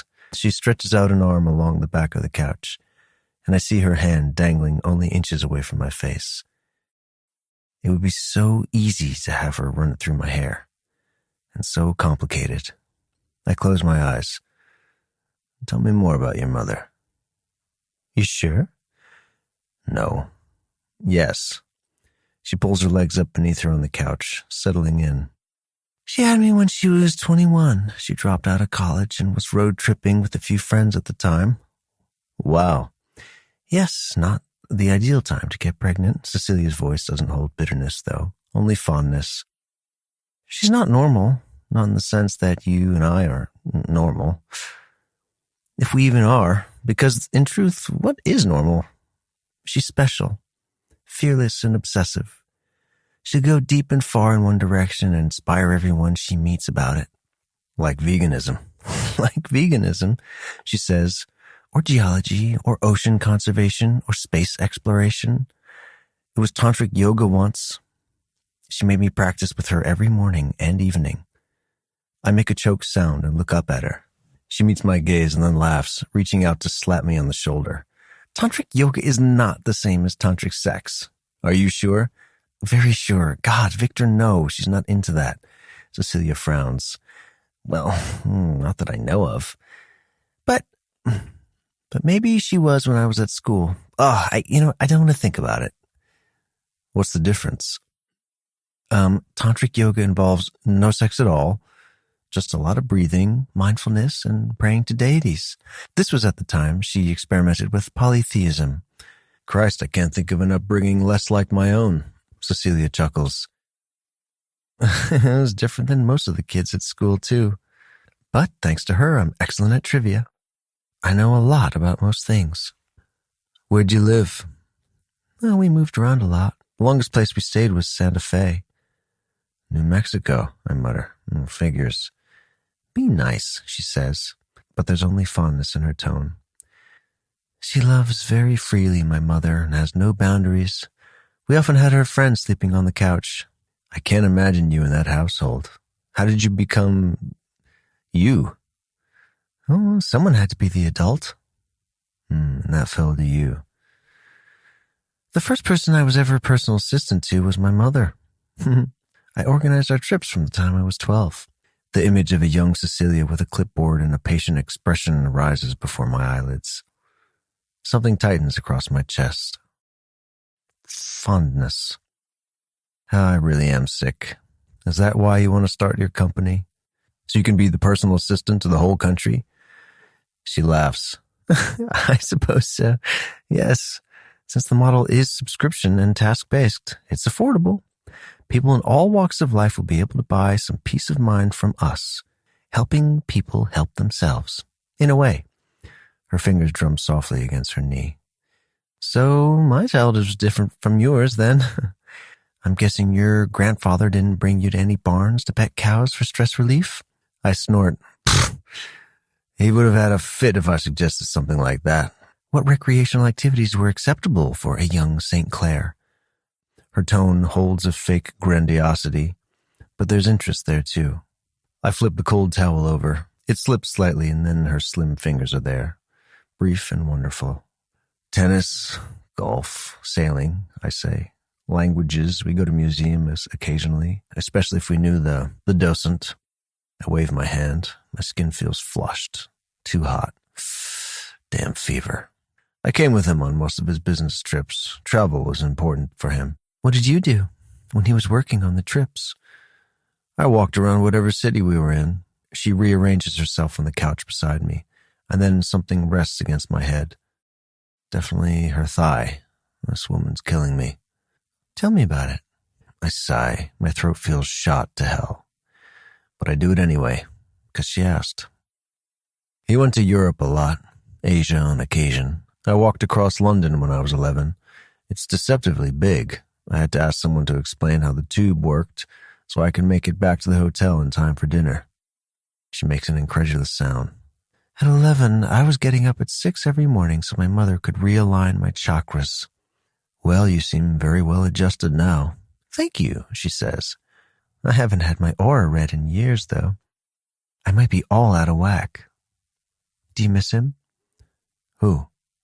I already know. And she knows it too, but she presses on. She's brave. I knew that already, but she confirms it daily. Your grandfather? No. I reach for the buttons in my shirt. It feels as if my skin is boiling, as if the heat in here has ratcheted up 10 degrees. He wasn't, I don't know. It wasn't easy being his grandson. Oh, I can only imagine. I'm halfway down my chest when I remembered the scar. She'll see, but she already has. She's already asked too, and damn it, I'm too hot. I undo the last button and take a deep breath. Still too warm. He had expectations then. Doesn't every parent or guardian, I ask? His were just very well articulated. Is that why you work so hard? I'm sick, I mutter. I'm not lying on a therapist's couch. Her voice turns teasing, and then she lifts the damp towel off my forehead. Smooth fingers rub circles at my temples. Yes, she says, your chakras are definitely off. I sigh. She's good at what she's doing, spiritual nonsense aside. Realign them for me. I really have no idea what I'm doing, Never admit that. Right, project confidence. Negotiate from your strengths. I've learned a lot watching you do business. I don't know what to respond to that, so I don't. Sinking into the feel of her taking care of me. It's weakness, and it's dangerous, and I should walk away, but I can't remember the last time something like this happened. In the background, an excited couple squeals as their renovated new house is revealed. He didn't want me any more than I wanted him, I say. Her fingers pause. How do you mean? He wasn't expecting an 8-year-old boy to raise, and I'd only known him as someone we saw once a month over dinner. But suddenly, there was only the two of us. Her fingers finally run through my hair. He asked for custody then, after your parents passed? And demanded it, more like, I say. He wasn't going to let me go to my aunt in Florida. He didn't like her husband, and he said I'd become a lost cause in that household. Charlotte lets her boys play too many video games. But there's still hope for you, boy. Cecilia chuckles. Was he like you? No, he worked all the time. Didn't really have a lot of close friends either, just people he considered worthwhile to have as acquaintances. He tried to raise me like I was my father, the son he'd lost, a chance to do it over again. Victor, she says, that sounds like you. I reach above my head and search blindly for her wrist. I find it and bring her hand back to my hair. You've gotten a lot bolder since I married you. I'm not afraid of you anymore. Her words are soft, matter of fact, but it takes several seconds to process them. You were afraid of me before? Of course I was, she says. Despite the seriousness of the topic, her voice is easing. You told me several times in the first couple of weeks how useless I was. Mason covered for me twice when I had to run into the bathroom. Run into the bathroom? To cry, she says. But you didn't break me. I can't reconcile the emotions I had toward the assistant back then. Can't match them with the Celia I know now. But I can't deny the words she attributes to me. They sound like mine. Shame tastes like ash on my tongue. I made her cry. I hadn't even known her first name or cared enough to learn it, but I'd been able to make her cry all the same. I am like him, only worse, because he works for something, for the family legacy and the family name. I'm working to prove him right about me, but he isn't even here to see it. You're still alive under there? Cecilia says, lifting the towel from my brow. You have to let me know if you need an ambulance, I'm sorry, I say. I haven't said that before, I think. But I'm sorry for not treating you better when you were my assistant. She's quiet. A hand smooths down my cheek, the softest touch, and it feels like forgiveness. We don't speak for a long time, not until my eyelids feel heavy and my skin cooler. Cecilia changes channels until she finds a movie. It's one I've seen before many years ago. A romantic comedy. She puts the remote down and rearranges behind me again. This time, she stretches out too, and her arm ends up draped over my chest. I glance down to see her hand tracing my scar. The ragged line is faint now, the only remaining evidence of the car crash. I don't have the energy to protest, and her hand feels cool against my warm skin. A long time ago, she murmurs. I close my eyes. It's from a different life.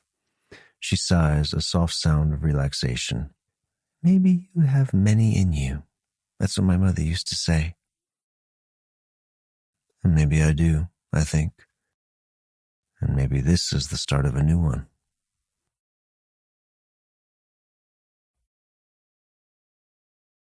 "19. Cecilia." I blink my eyes open to sunshine. I turn over in bed and search for the best pillow, the one with the perfect level of firmness, and pull the comforter up below my chin. Why is it sunny? I always draw the curtains. I yawn and open my eyes, curled on my side, and look out at the view. I'll never tire of it. Central Park, the trees, the skyscrapers that line the other side. In one of those buildings lives Tristan Conway and his son. The apartment I was in with Victor over a month ago. When we toasted to our marriage, Victor.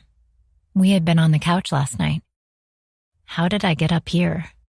Either my memory has betrayed me, or I was asleep when he brought me upstairs. Did he lead me? Half asleep on my feet? Did he carry me? I peek beneath the covers. I'm wearing the same clothes as yesterday, minus the cardigan and my slippers. He put me to bed then. I groan, pulling the comforter over my head. He was sick, and he'd still done that. I'm in over my head. He'd given me something last night I never thought I'd get.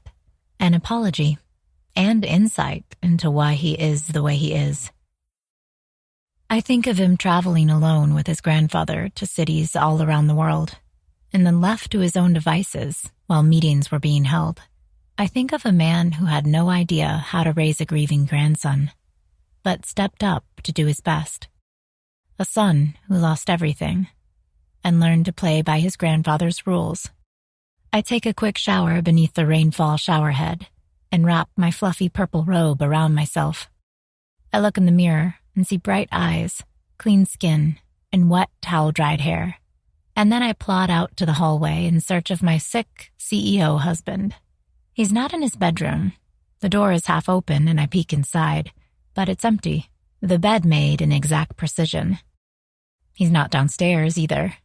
Not in his office, not in the gym, not on the balcony. I even checked the 2 spare guest bedrooms, but nothing. I grab my phone. The last text I'd sent had been the address to Nadine's gallery for the opening. It feels like ages ago. We'd been 2 completely different people then. Don't you dare tell me you're at work. With how sick you were last night, you should be in bed. I don't expect a response, but the words need to be said. So I'm surprised when my phone chimes 10 minutes later. You know, you're considerably more bossy than I used to think. It's easy to imagine the glint in his blue eyes when he wrote those words. He's flirting back with me. You're deflecting. And thank you. Seeing as how I'm now my own boss, I take that as a compliment. You should. Yes, I'm at work. I had a number of meetings that couldn't be changed, and I felt better this morning. 30 seconds later, my phone chimes again, and this time I chuckle. I also don't know why I'm justifying my actions to you. If you're your own boss, then so am I. Get to work changing those numbers, Myers. You sound like you need to pet a cow. I can think of much better ways to relieve stress. My stomach clenches at the innocent string of words.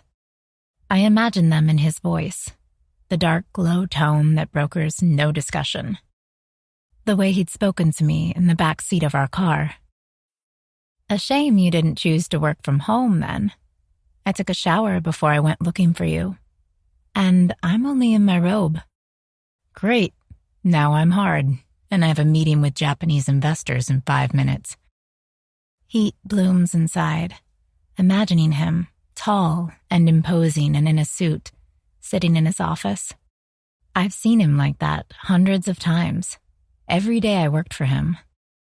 But the mental image of him reaching beneath his desk and readjusting himself because of me, I do something I've never done before. I shimmy my bathrobe down my shoulders and tighten the tie around my waist. My modest cleavage looks tantalizing in the camera on my phone. No nipples, just the tops of my breasts and the dip of my cleavage disappearing down into my robe. I take a picture and hit send, heart pounding. Fuck. Moments later, an image of his own appears, the imprint of his hard length against his gray suit trousers, his hand pulling them taut. Every single inch of him is visible through the Italian fabric. It makes my stomach clench. I know those inches. I need those inches. Someone's feeling better. Someone better still be in that robe when I get home. Can't make any promises, so you'd better come home soon. He doesn't respond to that, probably heading into a meeting with investors with me on his mind. It makes me feel powerful. Wanted. Funny how the one area where we have absolutely no problem communicating is in the physical one. The desire I feel for him obliterates all the usual hiccups I've faced with men in the past. There's no room to think about my insecurities with him. And it's intoxicating. Despite my text, I change out of my robe pretty quickly. Bonnie always arrives midday, and I have no intention of walking around half naked with someone else in the house. No, I do what I always do, which is work. My desk in my bedroom with the incredible view has become my home. I run with Summer in Central Park around lunchtime, and then eat a quick meal at the kitchen island. I don't shower afterwards, my head filled with new ideas, and return to my computer. His words make sense. I need to be more conservative with my numbers, and now I know how to swing it. I'm deep into my calculations when I hear footsteps coming up the stairs. They're not Bonnie's careful strides. I push back from the desk. That's all I have time to do before my door is pushed open. I shriek as Victor crosses the distance between us, eyes focused, hair messy. "You're not in your robe," he says, hands closing around my waist. "But you'll do." He lifts me up and moves us to the bed. My laugh turns into a gasp. What a compliment. I can do compliments. His hand smooths over my thigh. "Your legs and ass look fucking unreal in these tights. I've never seen a woman wear things like this before." "Yoga pants?" "Yes." He kisses me, hungry and wanton, and I spread my legs to accept his weight on top of me. Against my thigh, I can feel how hard he is. He's still in the gray suit. "How was your meeting?" "Torture. All I could think about were these." His hands find the hem of my t-shirt and slide it up. He grabs the elastic of my sports bra and tugs it, burying me for his gaze. He bends to a nipple, and I sigh, putting my hand in his hair. "Well," I murmur, "you seem to be much better than last night." He gives a thrust against me, as if disputing that.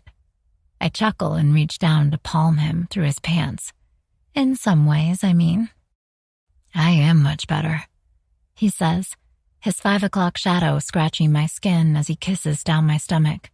He hooks his fingers into my yoga pants and panties and tugs them down. "Lift your hips." I do, and then I'm once again naked before him. But this time, it's full daylight. Any qualms that rise to the surface are gone at the hunger in his eyes. The appreciation as they sweep over me. It makes me bold. Ignites my body in ways that make it burn. This time, I ride him. His eyes flash at first, and then turn molten, gaze settling between my legs, watching as I take him inside me. Like he's done before, he focuses on me. There's no artifice to it, no pressure. Not once has he told me to come. He just circles my clit with his finger, eyes hooded. "You look unbelievable," he says, eyes shifting to my breasts. And I believe him. I come first, beneath the steady movement of his thumb and the deep movement of him inside of me. Hands bracing on his chest, I speed up through my orgasm, body shuddering. I open my eyes to his pleasure-pained expression. He'd held off, but judging by the sheen on his forehead, it cost him. I kiss him. He lifts his hips, and then I'm the one holding on, face buried against his neck as he fucks me with piston strength. Thrusts turn erratic, and he growls into my ear as he explodes, emptying himself inside me. I've never heard a hotter sound than Victor St. Clair losing control. His chest rises beneath mine, strong arms wrapped around my back. I close my eyes and breathe in the scent of him. Soap and shampoo and the briefest hint of aftershave. "Who are you?" he mutters into my hair. "Accompanying me to dinner without your panties? Sending me nudes at work?" I chuckle. His eyes are molten and sated, the furrow gone from between his brow. "I'm not sure," I say. but it seems to be working on you. That's an understatement. I kiss him again, my lips soft now, and settle beside him on the bed. His arm is beneath my head, and his wide chest rises with his labored breathing. He stares up at the ceiling. Good thing you didn't put no physical relations into our contract, I say, or we would both be in breach. This, he says, was not something I anticipated. Neither did I. He runs his free hand through his hair. I doubt he's the kind of man who cuddles. I shouldn't press, and yet I can't let this opportunity go. I turn on my side and put my head on his shoulder. Victor doesn't react either way, just looks up at the ceiling. His Adam's apple moves beneath his stubble as he swallows. Thank you for carrying me upstairs last night, I say. It takes him a while to reply. Stephen uses the gym some mornings, he says. Couldn't let him see my wife like that. The words, my wife, feel like they rattle around in my head, in my chest, taking root. I have to leave for a conference next weekend, he says. It's Exciter's big conference, I remember, in Boston. Right. You know about it. I organized Mr. Conway's flights there last time, and I did yours as well. Come with me, Victor says. He raises his left hand and strokes it over my back. I'll have a suite. You can work during the days. We can have dinner at night. Do this. I bury my head against his shoulder. The part of me that he's just teased into orgasm wants to say yes to that. 3 days at a hotel with him, with this, with one giant bed and bathtub and shower. But I don't want to accompany him just to be available for sex. He has his job and I have mine. And sex can't just be a perk, another part of our deal. It doesn't have to mean a lot, but it has to mean something.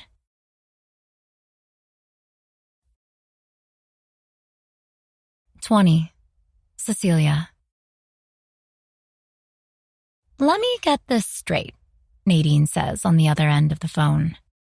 You've slept together multiple times now. He has apologized for how he treated you as his assistant, which he should have done a long time ago, by the way, and invited you along as his sex toy at a conference. Christ, that's the gist of it, right? And now you're cooking him his favorite dinner? Disapproval is faint in her voice, but it's there. It's a strategic move, I say. I'm going to tell him to sit down for dinner when he comes home, and then I'll do what he responds well to. I'll negotiate. She groans. I do not understand the two of you and your weird fascination with playing office. I never played office, I say. It was my actual job. Remember our introduction to philosophy class? You made a study guide from your notes and printed copies for every single one of our classmates. You illustrated the front page, I fire back. She laughs. Fine. So you're going to renegotiate with St. Clair. Renegotiate what, exactly? Your marriage? I reach for the giant pepper shaker Bonnie keeps on the kitchen counter and a hefty dose of the tomato sauce. Not our marriage, really, but what we are. You're going to ask him to define the relationship. I couldn't define it myself. I lean over the stove and breathe in the scent of pasta pomodoro. But I want to make it clear that it can't just be sex. Despite cooking for him tonight, I'm not going to be his convenient wife who got him his grandfather's house and is always around when he wants to have sex. It has to be separate from the deal. Hell to the yes, she says. How are your feelings? It takes me a moment to admit it. I'm getting attached. Of course you are. You wouldn't be you if you weren't. She pauses, and in the silence, I can hear all the things she isn't saying. I know, I say. I'll be careful. You're too good for him. Don't let all his money and power and suits intimidate you. I won't, I say. So, you and Jake are finally going on a real date? Yes. And don't laugh, but I'm actually nervous about this one. That's a good sign. You never are. Tell me what you're wearing. We're deep into a discussion on hairstyles when I hear the front door open. Sorry, I have to go. He's home. Good luck. I tuck my headphones into the pocket of my yoga pants and turn around, leaning against the counter. His footsteps echo on the hardwood floor. Victor stops in the entryway, eyes moving from me to the empty kitchen. No Bonnie. Hi. Hello. A slow curve to his lips. You're alone. I am. I decided to cook for us. He puts down his briefcase and undoes the button of his suit jacket. Any particular reason? Not really, I say. Want something to drink? His eyes search mine, but then he nods. Yes, I'll get it for us. Wine? Sure. He passes by me, and then, as if he catches himself, he stops to press a kiss to my temple. The affectionate touch sends heat to my cheeks. I looked at the numbers you sent me today, he says, opening a wine bottle. Oh, what do you think? Much better. The lower overhead will handle slower but more sustainable growth. He sits down at the kitchen table, eyes on me. You're ready to put the plan into motion. Excited nerves flutter through my stomach. I think so too. Carter offered, and I wouldn't be doing my job as mentor if I didn't bring it up. Victor says. He looks down at his glass of wine, jaw working. If you put a proposal together, I can forward it to Carter. He's on the lookout for more startups to invest in. Do you think that would be a good idea? Investment would get you off the ground faster. He has a network and connections you could use. I sense a but here somewhere. His eyes meet mine. But I'd rather it was me investing. My heart is pounding in my chest. If I let you, though, we'd only be mixing business and pleasure even more than we already have. I'm aware of that, he says, voice dry. It's a bad idea. I turn off the stove and keep my eyes on the food I'm plating. As bad as the two of us sleeping together? No, he admits. That's probably worse. His honesty makes me smile. For better or for worse, Victor always gives it to you straight. I put down our plates and accept the glass of wine he hands me in exchange. Thanks. No, thank you. Did Bonnie prepare this? I made it from scratch. His housekeeper hadn't objected at all when I said I wanted to cook dinner for the two of us. She'd smiled, actually, in a way that was a tad too knowing. It's good, he says. Your mother taught you how to cook, too? Between all the tantric sex and cow petting? Tantric yoga, I correct him, and he gives me a crooked smile. But yes, she did. For a while we lived in a commune with the big kitchen garden, and there was always fresh produce. He shakes his head. A commune.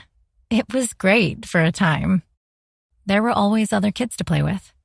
Do you think your mom is the reason you agreed to marry me? I look up at him in surprise, and steady blue eyes gaze back at me. I consider the question. I do, actually.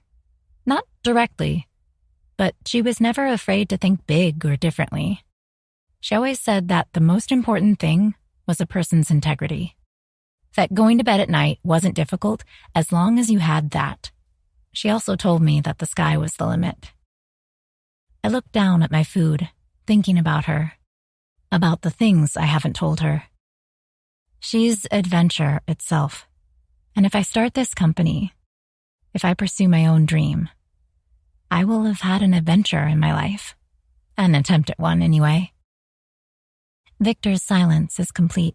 I don't look at him, embarrassed at my outpouring of words. Are you afraid to tell her about our marriage?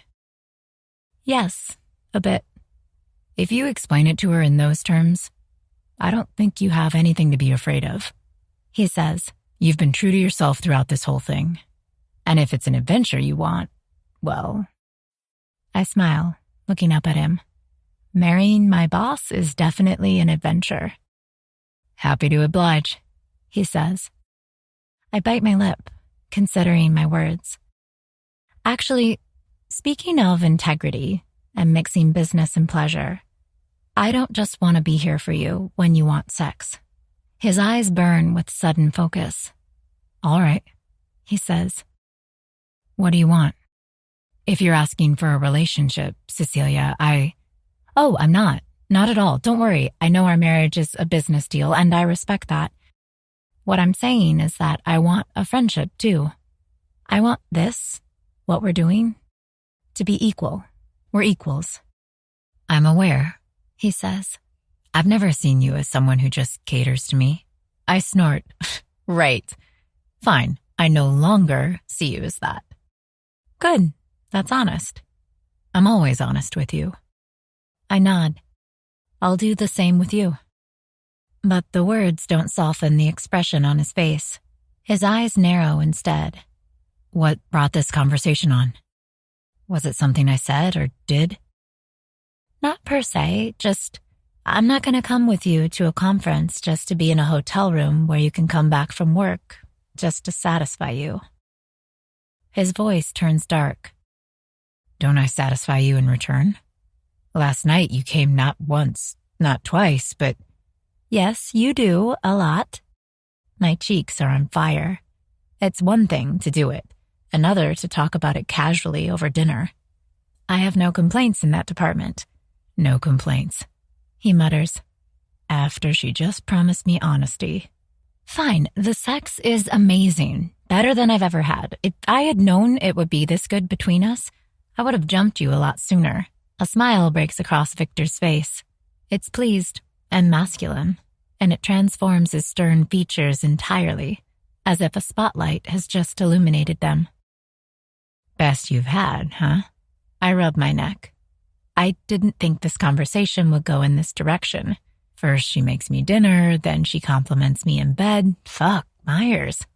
This place has gotten a lot better since you moved in. It's not on par with what I told him, but the words make my chest tighten. Oh, don't tell me you're in those tights again. I stick a leg out beneath the table. Oops. He groans, eyes dancing. You're killing me. But do you see what I mean? I don't want to feel like I'm just a convenient booty call, just because I also happen to live here. I want this to be completely separate from our contract and our agreement. It is completely separate, he says.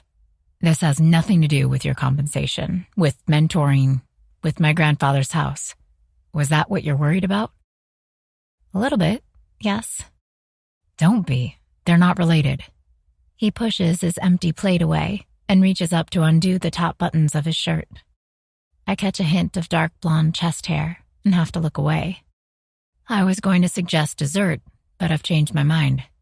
Taking your words into consideration. Oh? Do you have work to do? I always have work to do, I say. I'm starting my own company. That you are. All right. Let's work in the living room for an hour, and then you choose a movie for us. Choose a movie?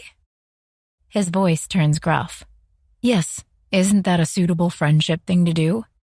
And then I can finally fuck you on the couch. I still haven't forgiven my body for being too sick for it last time.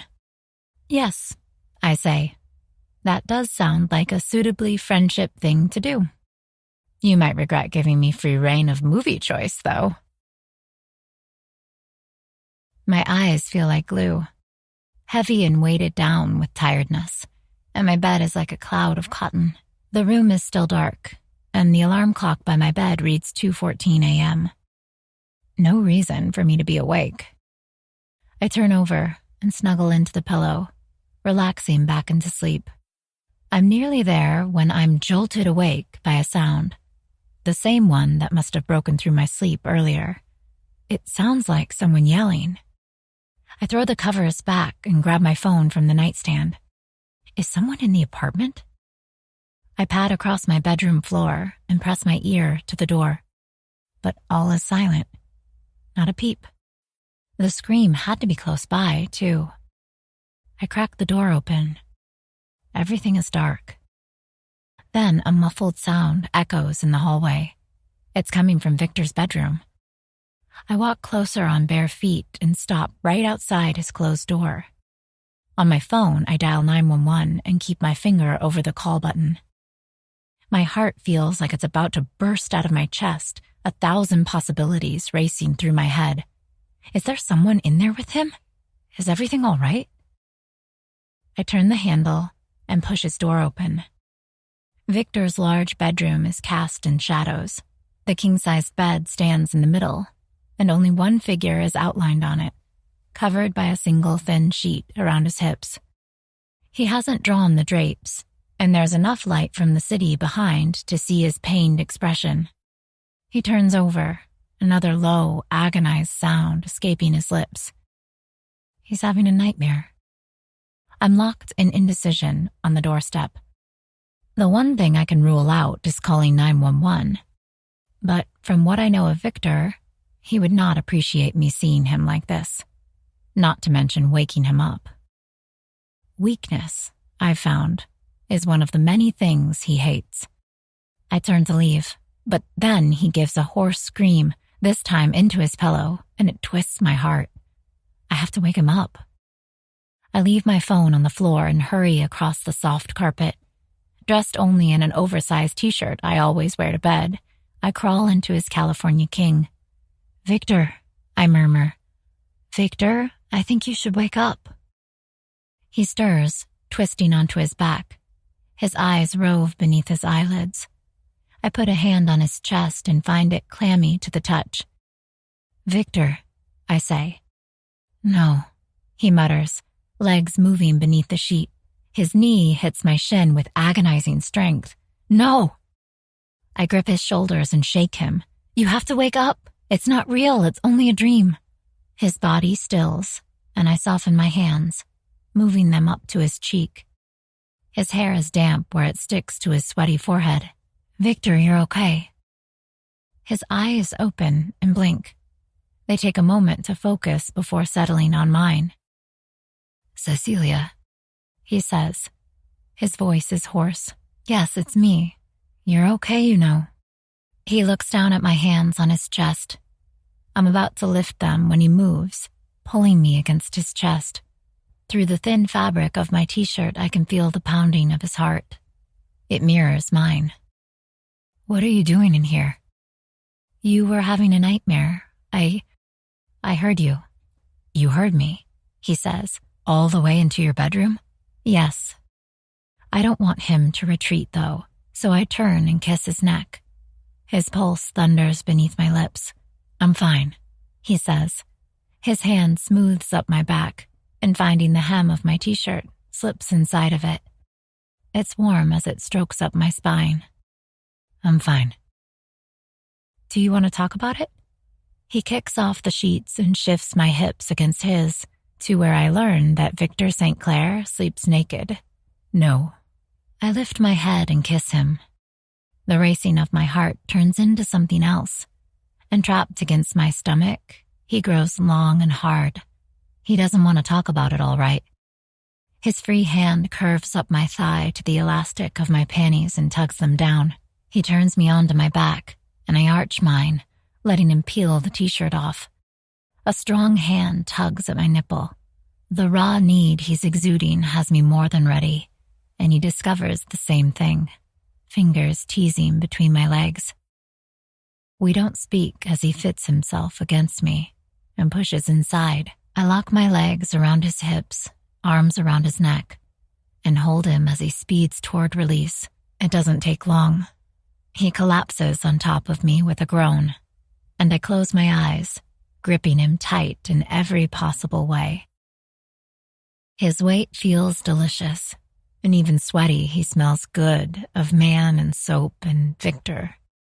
He kisses the spot right beneath my ear, pressing his lips to my skin for so long that it feels like an apology for the frenzied, hurried sex. "Sorry." I run my hand up his muscled back. Forgiven. I don't return to my own bed that night, instead remaining curled up in his arms, and we both drift off to sleep.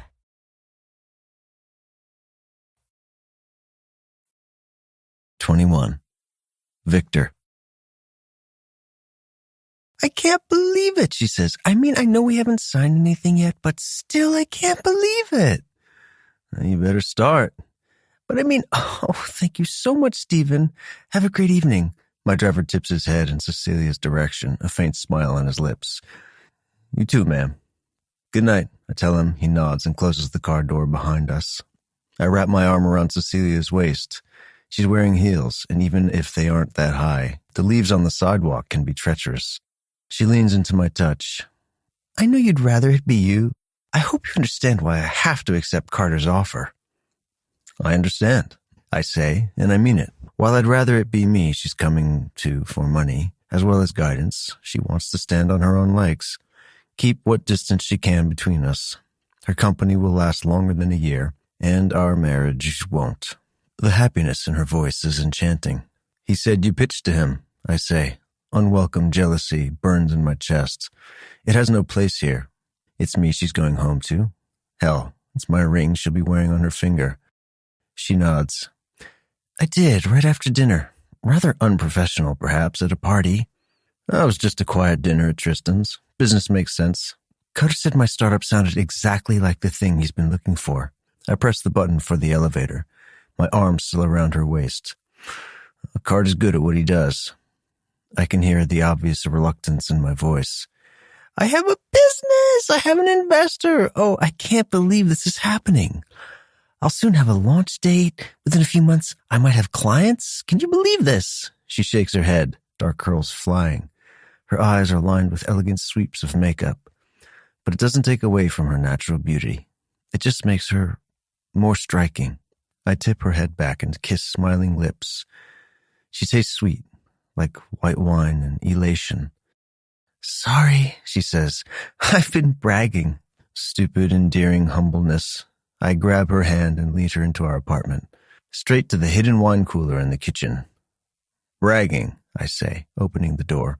Bottles of champagne stare back at me. Do you remember where you put the saber we got as a wedding gift?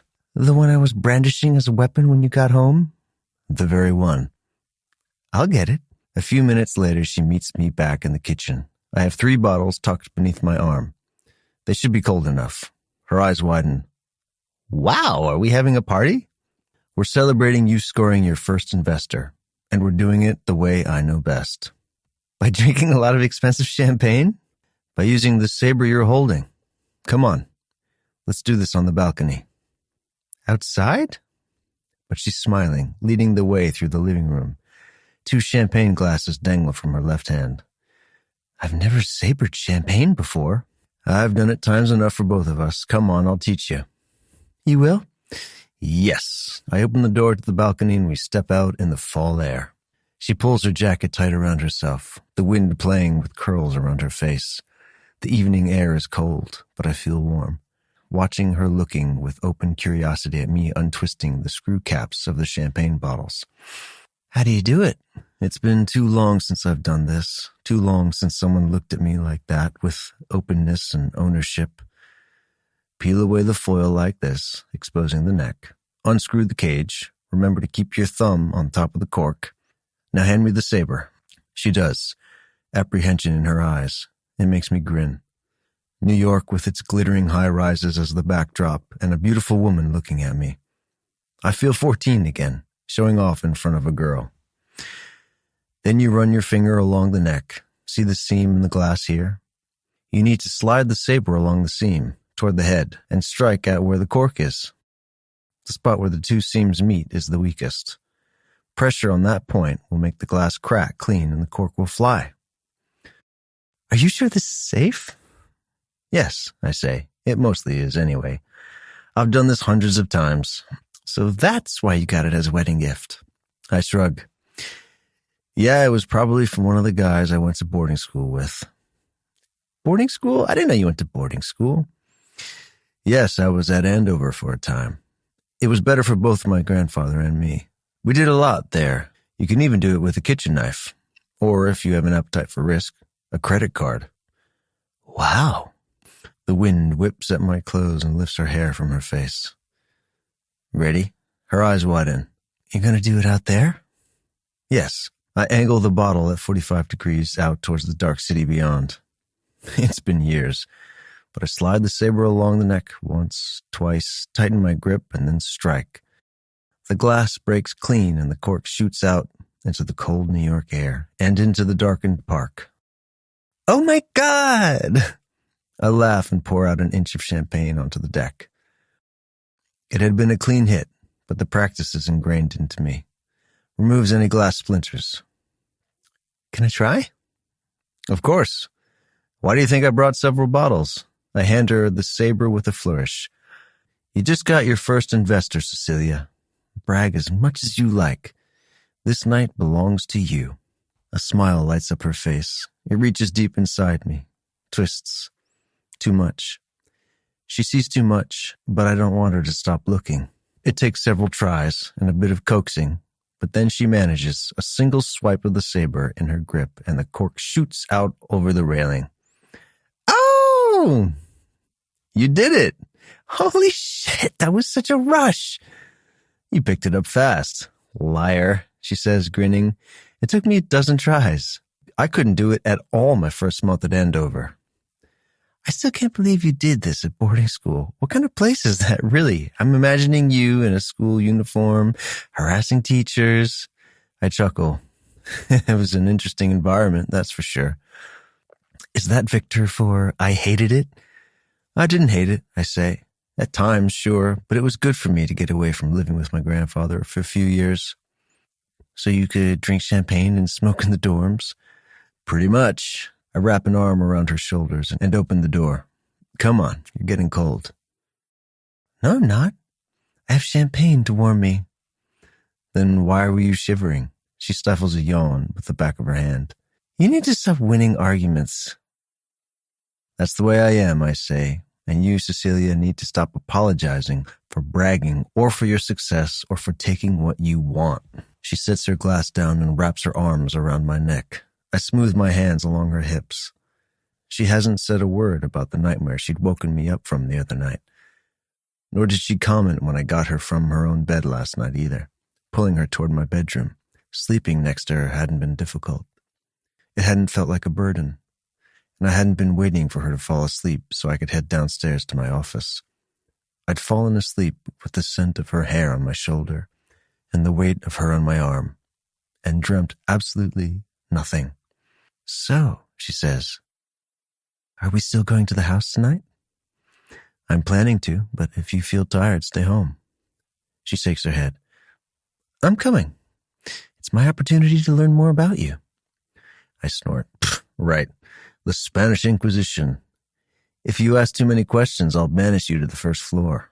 Oh, that's okay. I'm sure there will be interesting artifacts to uncover. Childhood trophies. Your baby pictures. If you're looking for anything sentimental, you'd be disappointed.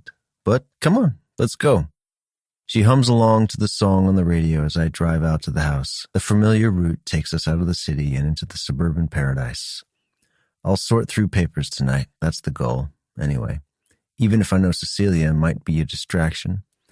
But she'd said she wanted to do more friendship things, whatever that meant. Not relationship things, though. I'd thought that was what she'd been asking for, and had opened my mouth to agree when she'd cut me off with a staunch denial, which was just as good. Relationships invariably soured, grew full of expectations and whininess, and women saying one thing while meaning something different. I looked at Cecilia, with her legs crossed, fingers playing with the hem of her skirt, as she sings along to the radio. Somehow I doubt she would be like that. She's always been honest and straight with me. The trouble, because there's always trouble, might be less this time. Might be something we could work through together. Might even be worth it. An hour later, she sits in my grandfather's study with me, cross-legged on the floor, a giant binder of photographs open on her lap. I've glanced at her several times already. It feels raw, exposing to have her see my albums.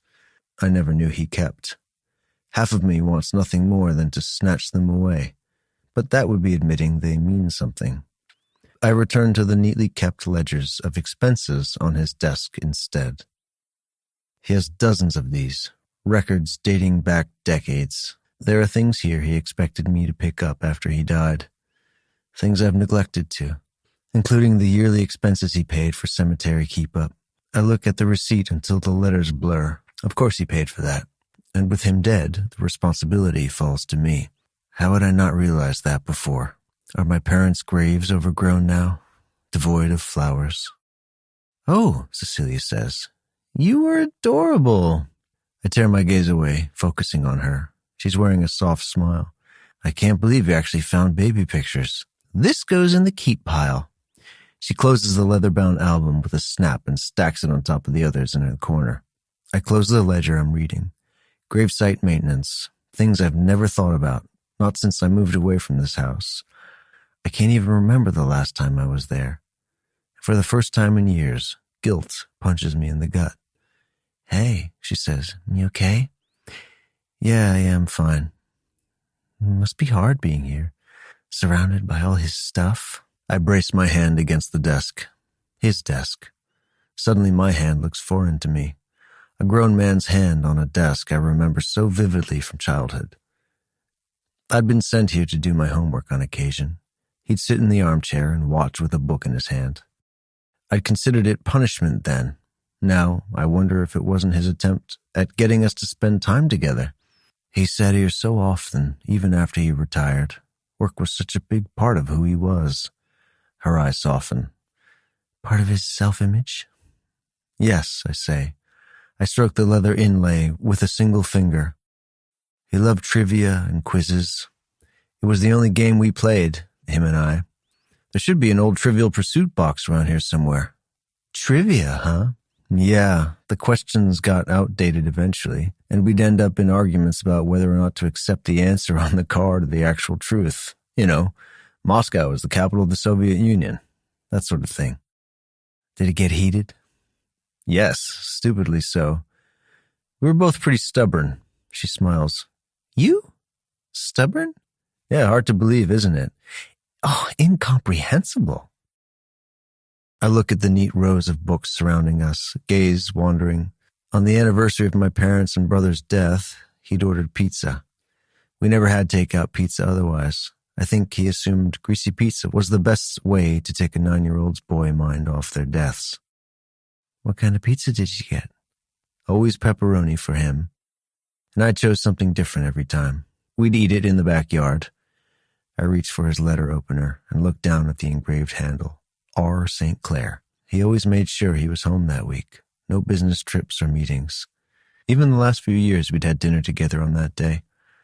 We'd skipped the pizza. Our conversations hadn't been lively or deep. They'd been what they always had been. Businesslike and demanding and running like a current beneath the surface, our shared loss. That was thoughtful of him, she says. Do you miss him? You've asked me that before.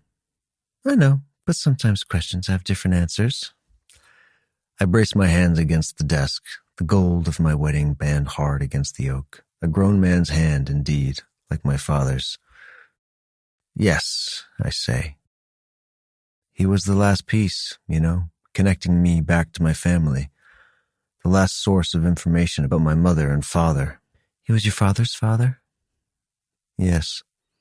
She rises from the floor in a smooth movement. Dark curls fall around her back, tickling the edge of her tank top. She walks to the wall in the framed picture that hangs there.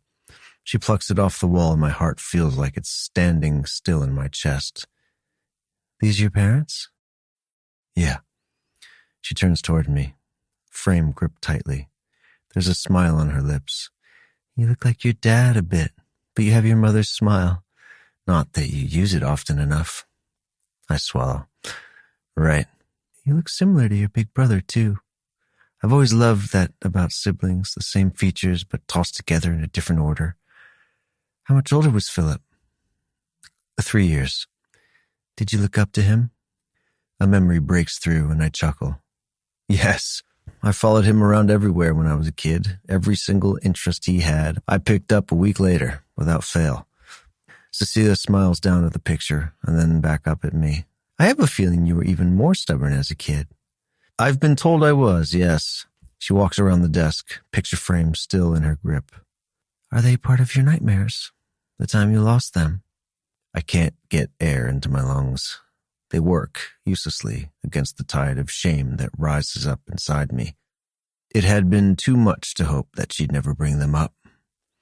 In all the years I lived in this house, My grandfather had mentioned my nightmares exactly once, and then only to tell me to keep it down. They got rarer and rarer over the years, but fatigue or stress brought them out in full force. Or, it seemed, lusting painfully after Cecilia. She puts the frame down on the desk and steps behind my chair, hand landing on my shoulders. "I'm sorry," she says.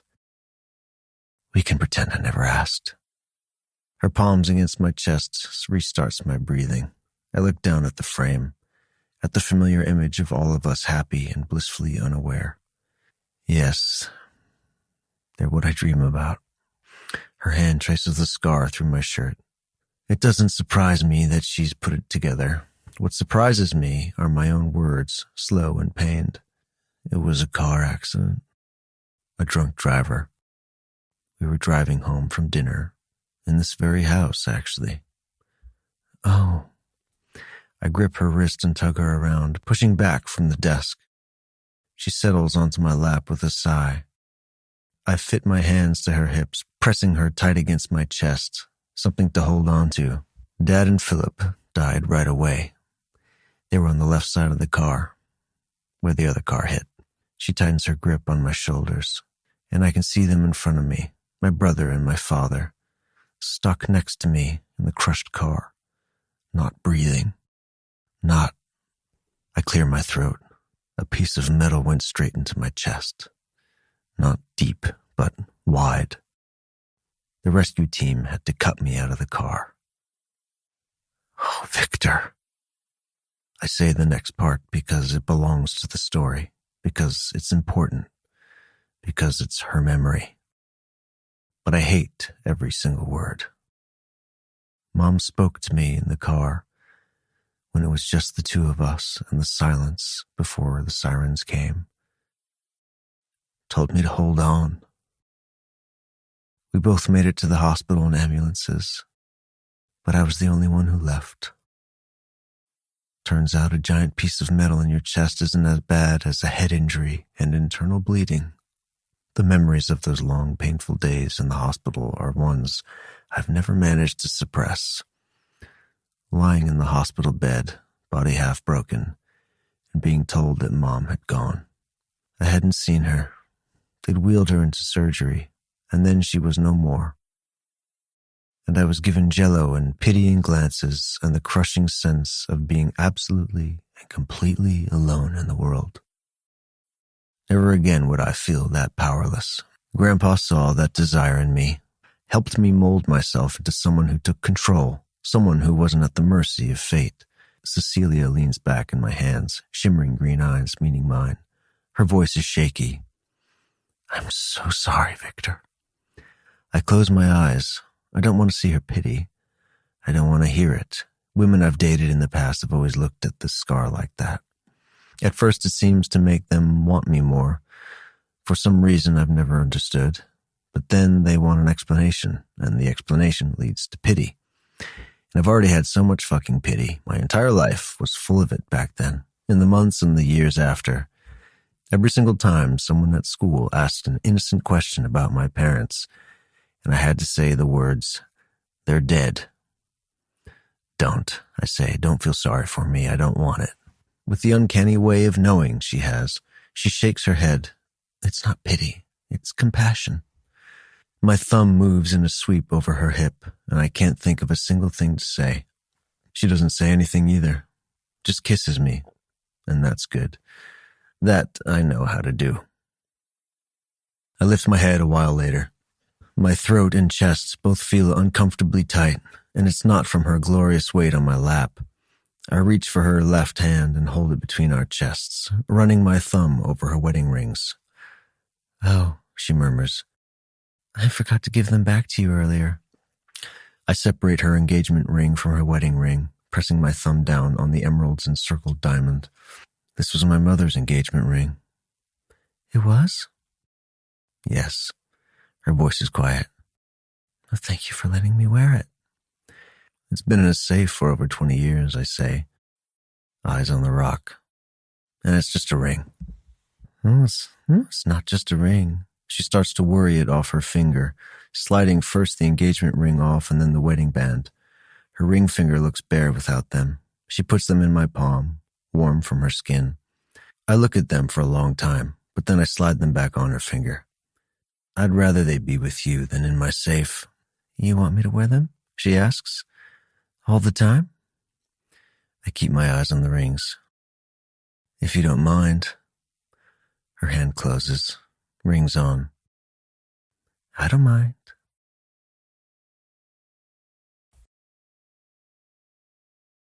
"22. Cecilia." "So this is a code red situation," Nadine says. "It's code black, code midnight, whatever's worse than red." "You're definitely overreacting." "Am I really, though? I talk to her on the phone every single week and I haven't mentioned this. She's not going to be happy." Nadine cocks her head. She's done her hair in braids, and they're a waterfall down her shoulder. She looks comfortable in Victor's living room, curled up in one of the armchairs. "Your mother never reacts the way you'd expect. I bet she's going to congratulate you and ask when the grandchild is due." She is the living embodiment of screw the establishment. She never got married herself. She did marry Jeff. Not legally. The ceremony was in ancient Mayan. Nadine grins. "I remember. Your job was to invoke the fire element. I'd accidentally dropped the match, and it had lit the hem of my mother's dress on fire. She'd laughed, and Jeff stomped it out. And their friend Harry, fulfilling the role of shaman, said it signified a fiery union to come. And it had been. All 2 long years of it. You did an excellent job on wind," I say. Nadine grins. "Thank you." She's coming on Friday. Usually she stays with me, but this year she's staying with her friend Gwen. Thank God for that. I think she'd have a heart attack if she came into this apartment. Nadine looks around, a smile on her lips. "It is rather austere. I'll tell her over dinner. It's the only way. Will you introduce her to St. Clair?" I twist the rings on my left hand. "I want to, but I don't know if it'll spook him. My mom is nothing like the kind of people he's used to. I mean, our childhoods couldn't have been more different." Nadine shrugs. "It could be a test.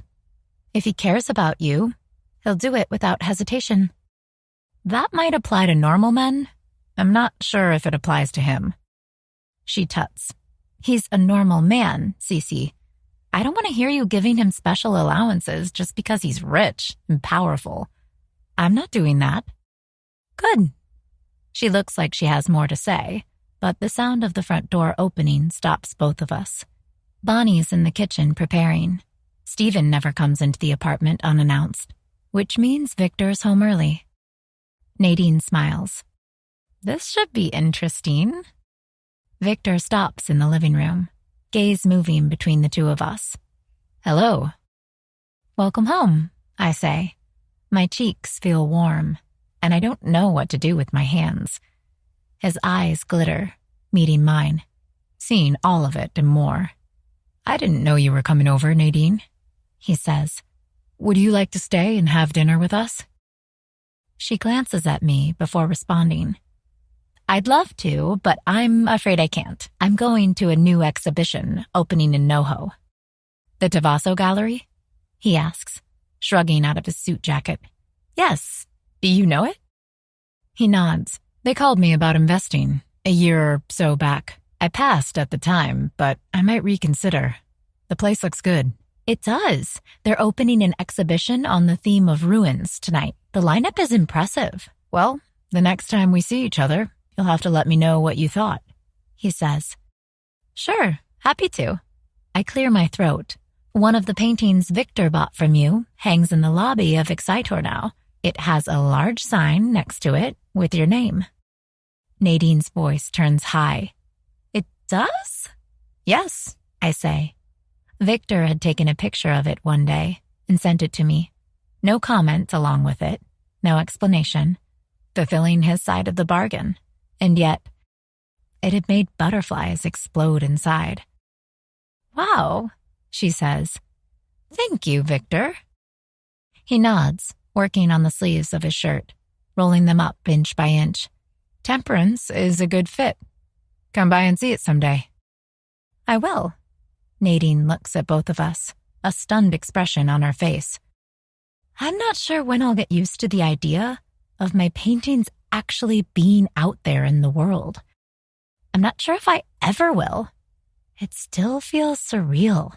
You will, I say, because it won't stop happening. Victor hums in agreement. Own it. You worked to get to this point, and if people didn't want your art, they wouldn't buy it. We say goodbye to Nadine, and she shoots me a mouthed, "Oh my God," in the hallway. I grin and mouth, "Good luck," back. She's going to the Devasso with Jake for their second date. Victor is talking to Bonnie in the kitchen when I return. He's seated at the table, long legs stretched out in front of him, uncorking a bottle. Wine? Yes, please. Although we can't have it every night. We're becoming alcoholics. He waves a large hand, his wedding band catching the light. Wearing it every day, the twin to mine. We rarely have more than one glass.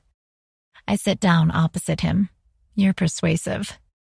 I know, he says, lips quirking. Hi. Hi, I say. We already said hello. Yes, but you had guests. Well, hello then. He glances at Bonnie. What would he do if she wasn't here? Pull me across the table and kiss me hello? Lines are blurring, and yet I couldn't be happier. Bonnie serves us salmon, broccoli, and wild rice, a dinner that's so healthy it's practically fighting our cholesterol with every bite. It's also delicious, with a sour cream sauce and rye bread. We're halfway through dinner before I ask the question. I have something coming up this weekend that I need your advice on. Not Carter's investment, right? It's too soon. No, not that. This is family related. My mother is coming to town. Ah, yes. You mentioned that a while back. Have you told her? Not about our marriage, no. Not that I quit my job either.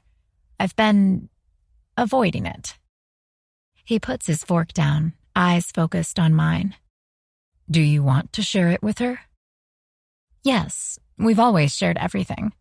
I know her reaction might be negative, but I couldn't live with myself if I kept this lie of omission up for an entire year. Then you should tell her, he says. Do you want me to be there? You would meet her? If you want me to, yes. If I want you to, I murmur. Well, how about we have dinner together on Saturday night? That gives me Friday to explain things to her. Sure, I'll clear my schedule. Oh, are you busy that night? He shakes his head. A function I've been trying to get out of. Thank you. I know you don't really do things like this. Victor raises an eyebrow. Meet people's mothers? Well, yes. It wasn't a part of our contract.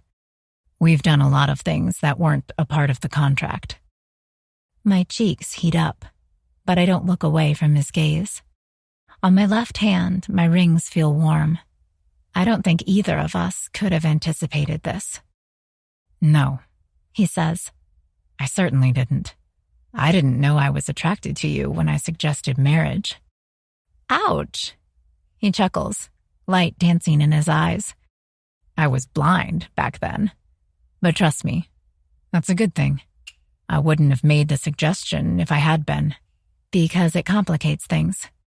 Because it might, yes. We look at each other for a long moment. Questions rise in my throat, but I swallow them down. Not yet. Not now. Victor cuts into his salmon. How do you think she'll react? Impossible to predict. I know she'll be mad I didn't tell her about it sooner. We've been married 4 months now. 4 months next Tuesday, he says. I'll play along with whatever scenario you want, Cecilia. Just let me know. I clear my throat.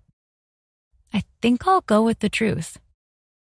Noted, he says, jaw working. I can't imagine your hippie mom will like that very much, nor me for having coerced you into this arrangement. You didn't coerce me. If I remember correctly, I negotiated pretty fiercely for myself. A smile ghosts past his lips. You did. So well, actually, that I had an oh shit moment afterwards. What? You were hot when you negotiated, he says. I stopped being blind. Oh, really? That's good to know. Are you going to argue with me at every turn now? I grin. I just might, if you enjoy it. His lips tug, but only briefly, features returning to seriousness. I've seen him focused and intense many times before, negotiating business deals, dealing with lawyers, facing opponents across the table, on stage at conferences, but being the subject of it takes my breath away. You'll tell her the truth then. That means I'll have some things to answer for on Saturday. I shake my head. I'll tell her to go easy on you. Don't. I can take it. Yes, I think, but you shouldn't have to. Meeting family was nowhere in the job description, but we're in new territory here. Thank you for agreeing. He nods, returning to the food. His hair isn't mussed today. It had been a day free from frustrations.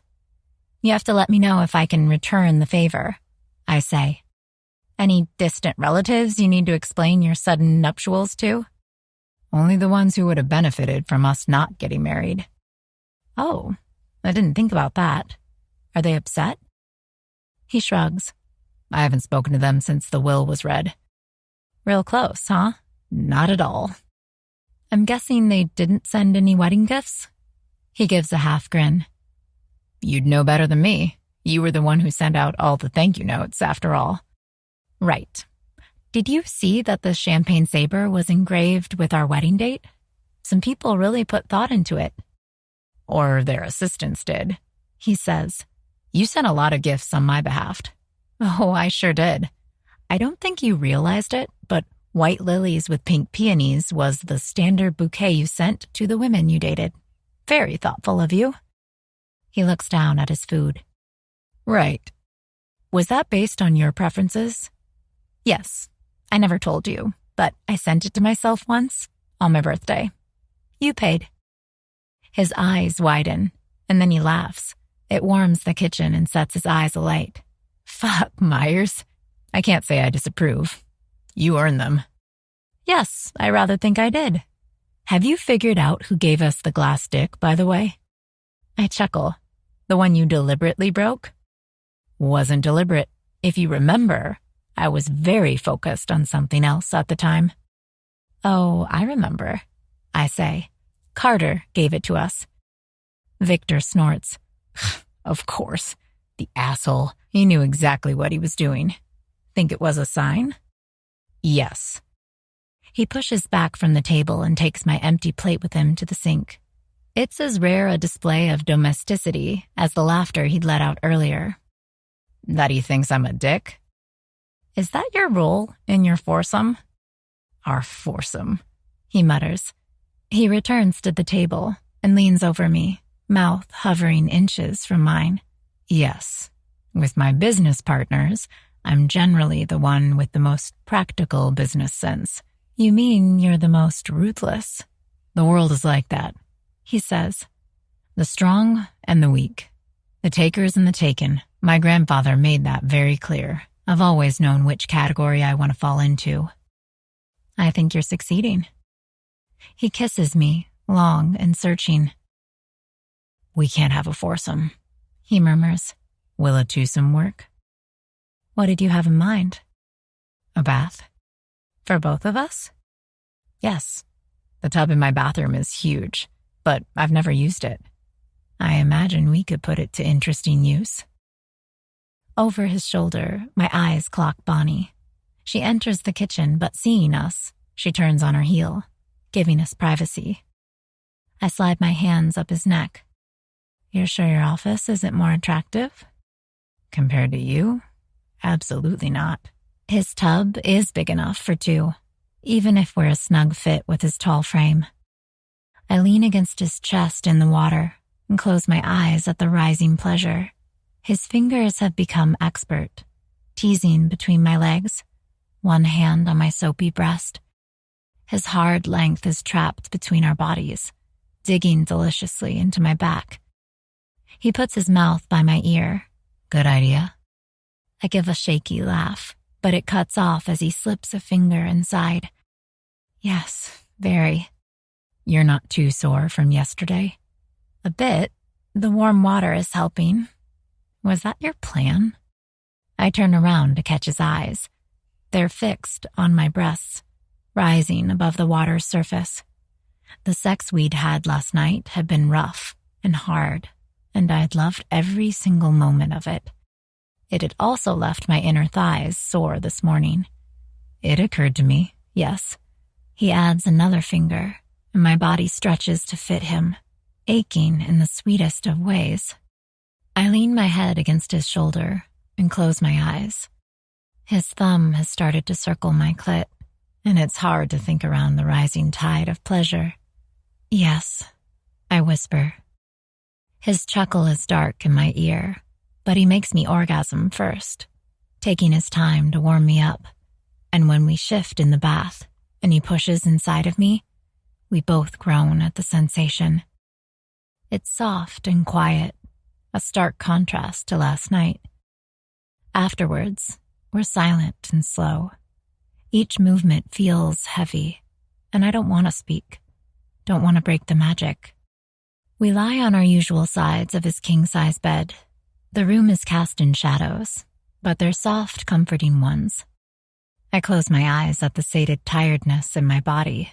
He'll be the death of me, this man. I can't wait to see where it leads. Cecilia, he says. I turn on my side to face him. His profile is clear against the faint light of the city, the high forehead and the straight nose. Yes? I haven't had someone like you in my life for a very long time, he says. I'm not always going to know how to handle it. In my chest, my heart does a double take. I'm aware. I'm gonna fuck up, Myers. Probably a lot. I know that, too. The words hang in the air. Be patient with me. I reach out and find his arm, curling my hand around it. A wrong word from me could shatter this olive branch, the weakness, the honesty. So I give him an out. When you do, I'll order myself flowers from you again.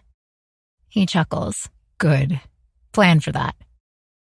I fold myself against his side. After a moment, he turns, and a heavy arm wraps itself around my waist. I bury my face against his chest, the tickle of his chest hair, and breathe in his scent. He might be the most complicated, infuriating man I've ever known. He's also the most hardworking, layered, dedicated one. We might not be a real married couple, but I'm hopelessly in love with my husband.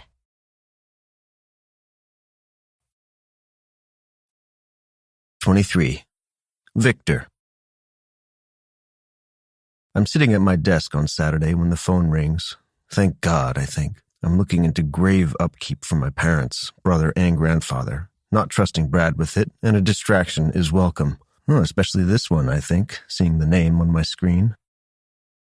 "Hello, Miss St. Clair." "Oh," she says, taken aback by the name. It's hers, after all. "Hello, Mr. St. Clair. How'd the day go?" "Good. She's in the restroom now." "How did she handle the big reveal?" "You know what? Much better than I thought." "Of course," I say. "If she's all that you've described her as, she's the queen of original ideas."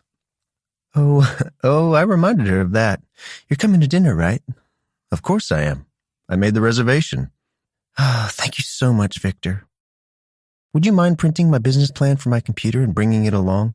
Mom wants to see it. I think it'll help, with explaining exactly why I decided to enter this archaic institution of matrimony." Her words. Yes. I head towards the stairs.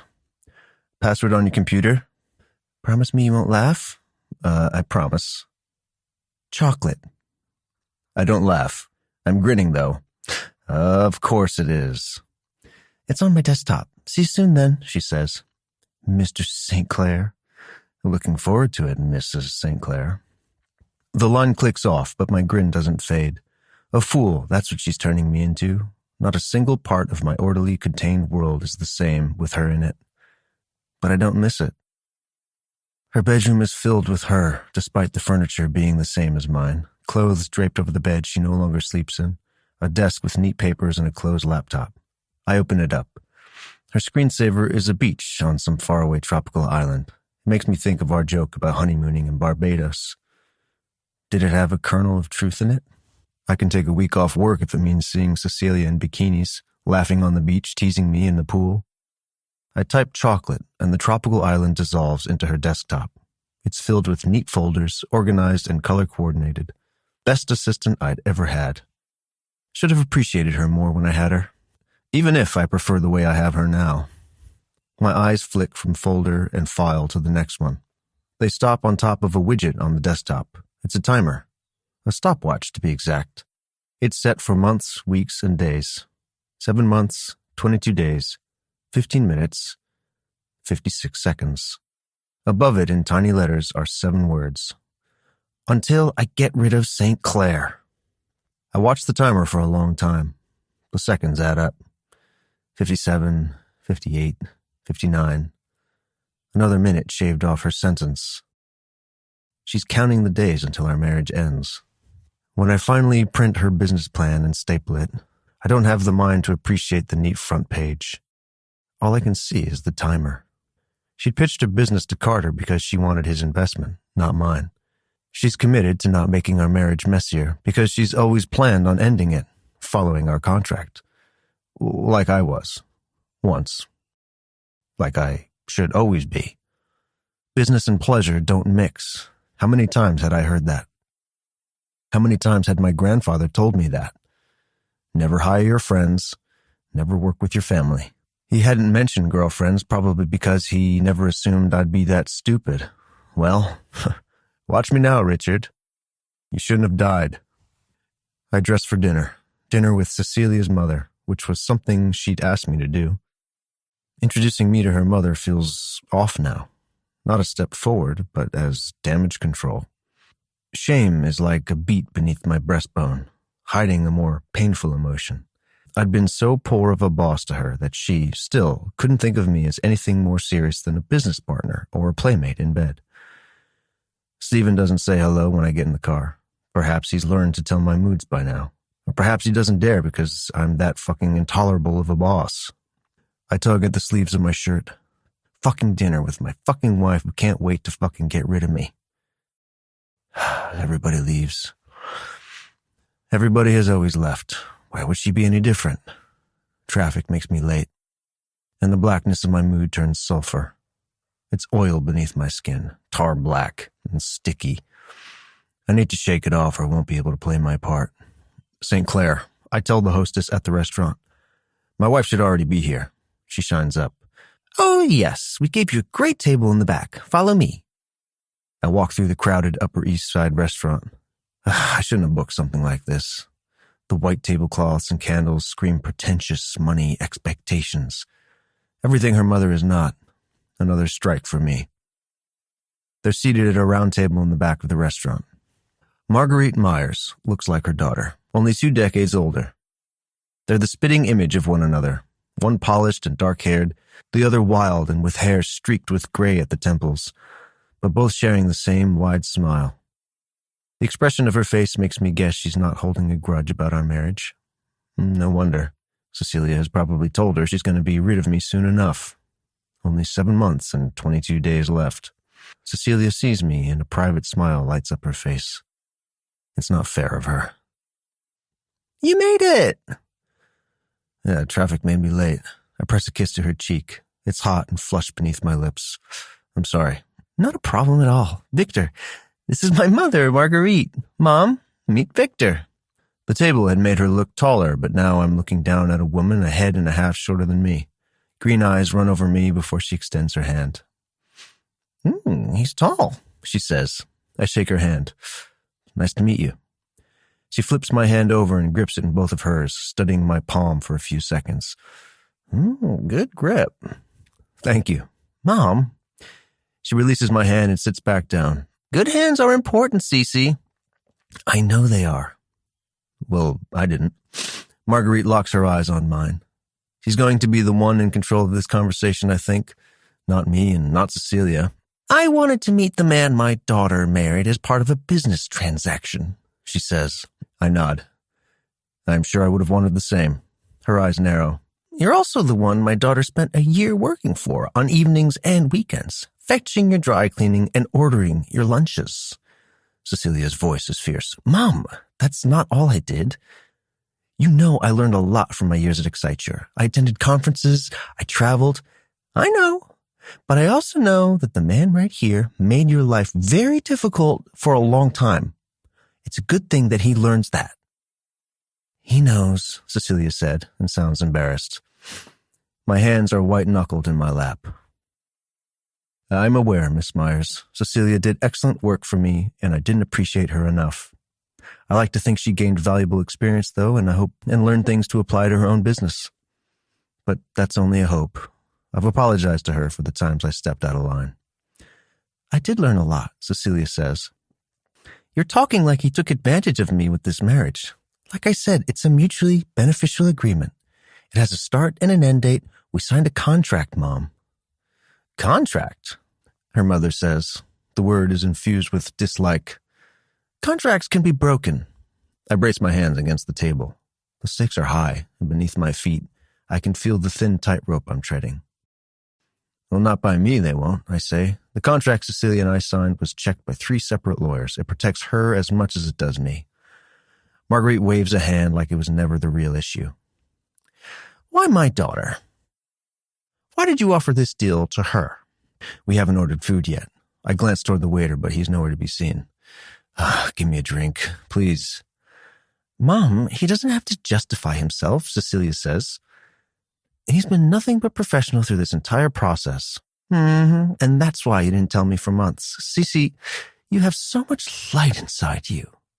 I don't want you to waste it with someone who can't appreciate it. Cecilia's cheeks are on fire, but her eyebrows are drawn in the same determination mirrored in her mother's face. One has diamond studs in her ears and the other has feathers dangling, but they're the same. These two. Different sides of the same coin. It's a marvelous thing to watch. I'm not wasting myself. Victor and I aren't... It's not like that. I'm also an adult, capable of making my own decisions. I clear my throat.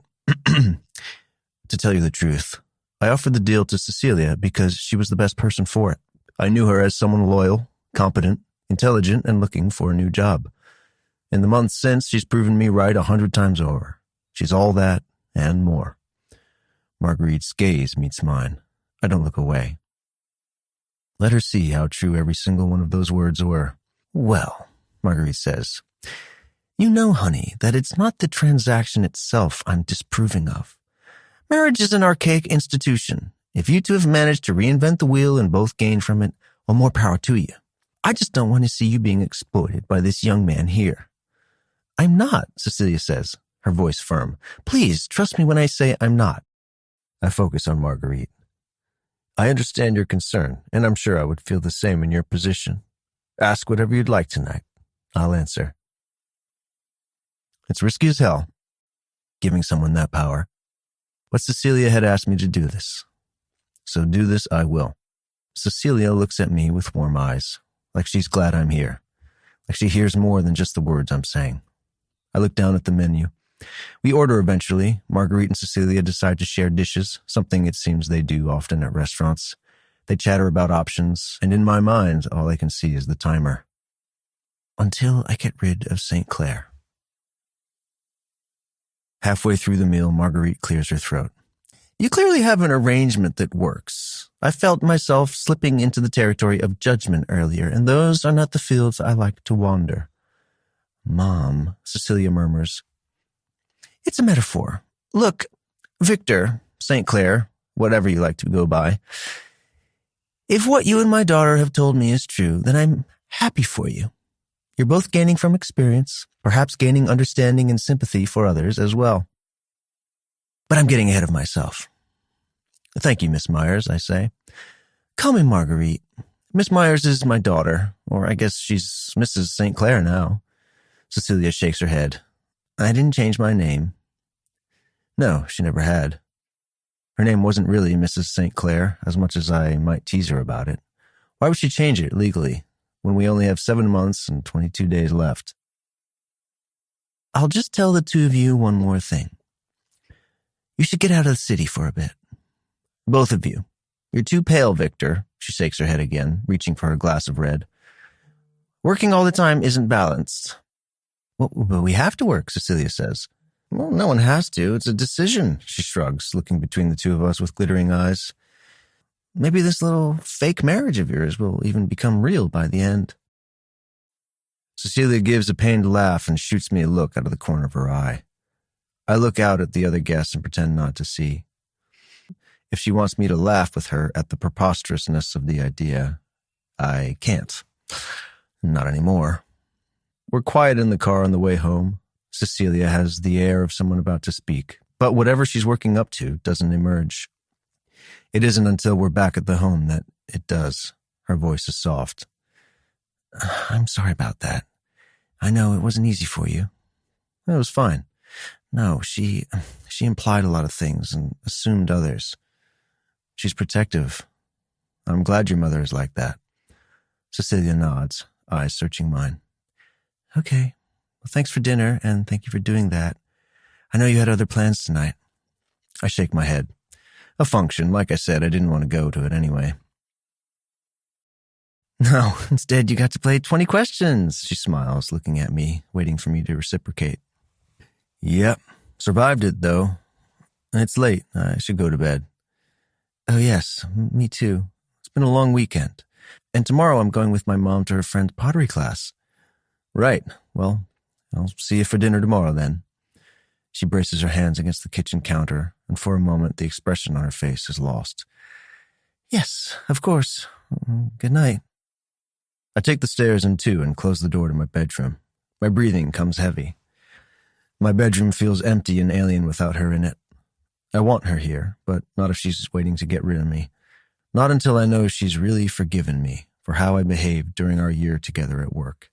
Her mother's words ring in my ear. The assumption that I've exploited and used her. Cecilia's own confession that I'd made her cry at work. This is why I don't get involved. This is why I've always kept up boundaries, because someone ends up getting hurt if you don't. I just never thought that person would be me.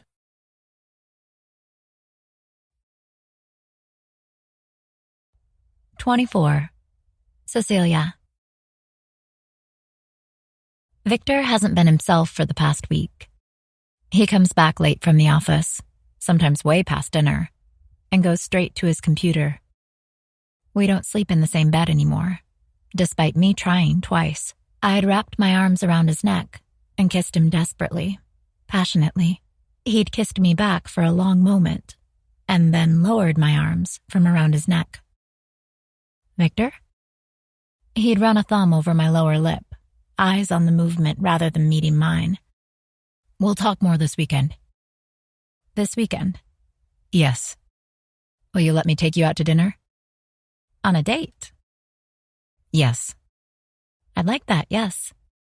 "Good," he'd said, and we'd said goodnight right there, in the long impersonal hallway between our two bedrooms. It had been the only time this week where we'd had an actual conversations. In some ways, he's every bit the Victor I once knew. The one who came home and went straight to his office, who hated unnecessary small talk, who avoided emotional intimacy. And I can only think of one reason why that's happened. It had started when we came home from dinner with my mother. The distance. I'd been replaying some of Mom's words in my head in the days since, especially her thoughtless suggestion that this might become more than a fake marriage. Victor had looked away from me when she said that, obviously pained by the suggestion. Pained because he couldn't fathom it, or pained because he suspected it was what I now wanted. I know he's easy to spook, and still, I insisted on that damn dinner. I'd hoped it would settle my mom's nerves, and in some naive, foolish way, I wanted them to meet. Two of the people who meant the most to me. The only one missing was Nadine, but we hadn't needed any more fuel to that fire. It had managed to scorch us all on its own. My phone rings and I put my headphones in before I answer. Hi, Mom. Did you make it home okay? Sure did. Had a lovely flight, too. The clouds were gorgeous. Ayana was waiting for me at the airport, and we're on our way now. To the flower festival. Yes, she's exhibiting, and I'll help. You'll have to send me some pictures of all the flowers. I will. Hey, say hi to Ayana. I raise my voice. Hi, Ayana. A cheerful voice, slightly echoey from the other end. Hi, Cece, baby. Good luck with your exhibition. Thanks, honey. Mom's voice returns to the phone. I've been thinking a lot since we said goodbye. Oh? I don't think I made it clear just how happy I am that you finally made the decision to tell me about your marriage. I understand why you were hesitant. It's not like I've ever spoken positively about marriage. I run my fingers along the marbling of the kitchen counter. No, nor about secrecy, New York's corporate scene, rich people, men in suits, inheritances in general. Hey, now, she says. I've always said that suits have a certain appeal. They're just an outdated custom. Not to mention you think they kill originality. No man was blessed with life only to dress forever in gray or black, she says. But honey, that wasn't the point. I wanted you to know that I appreciated your honesty. Your path and my path aren't the same, but they are perpendicular for as long as I'm treading mine. And I'm so grateful I get to see the beautiful, strong, ambitious woman you've become. My throat feels tight. Thanks, Mom. Victor was interesting. He has the conflicted power of a man who knows himself and his abilities well, but hasn't fully incorporated his shadow self.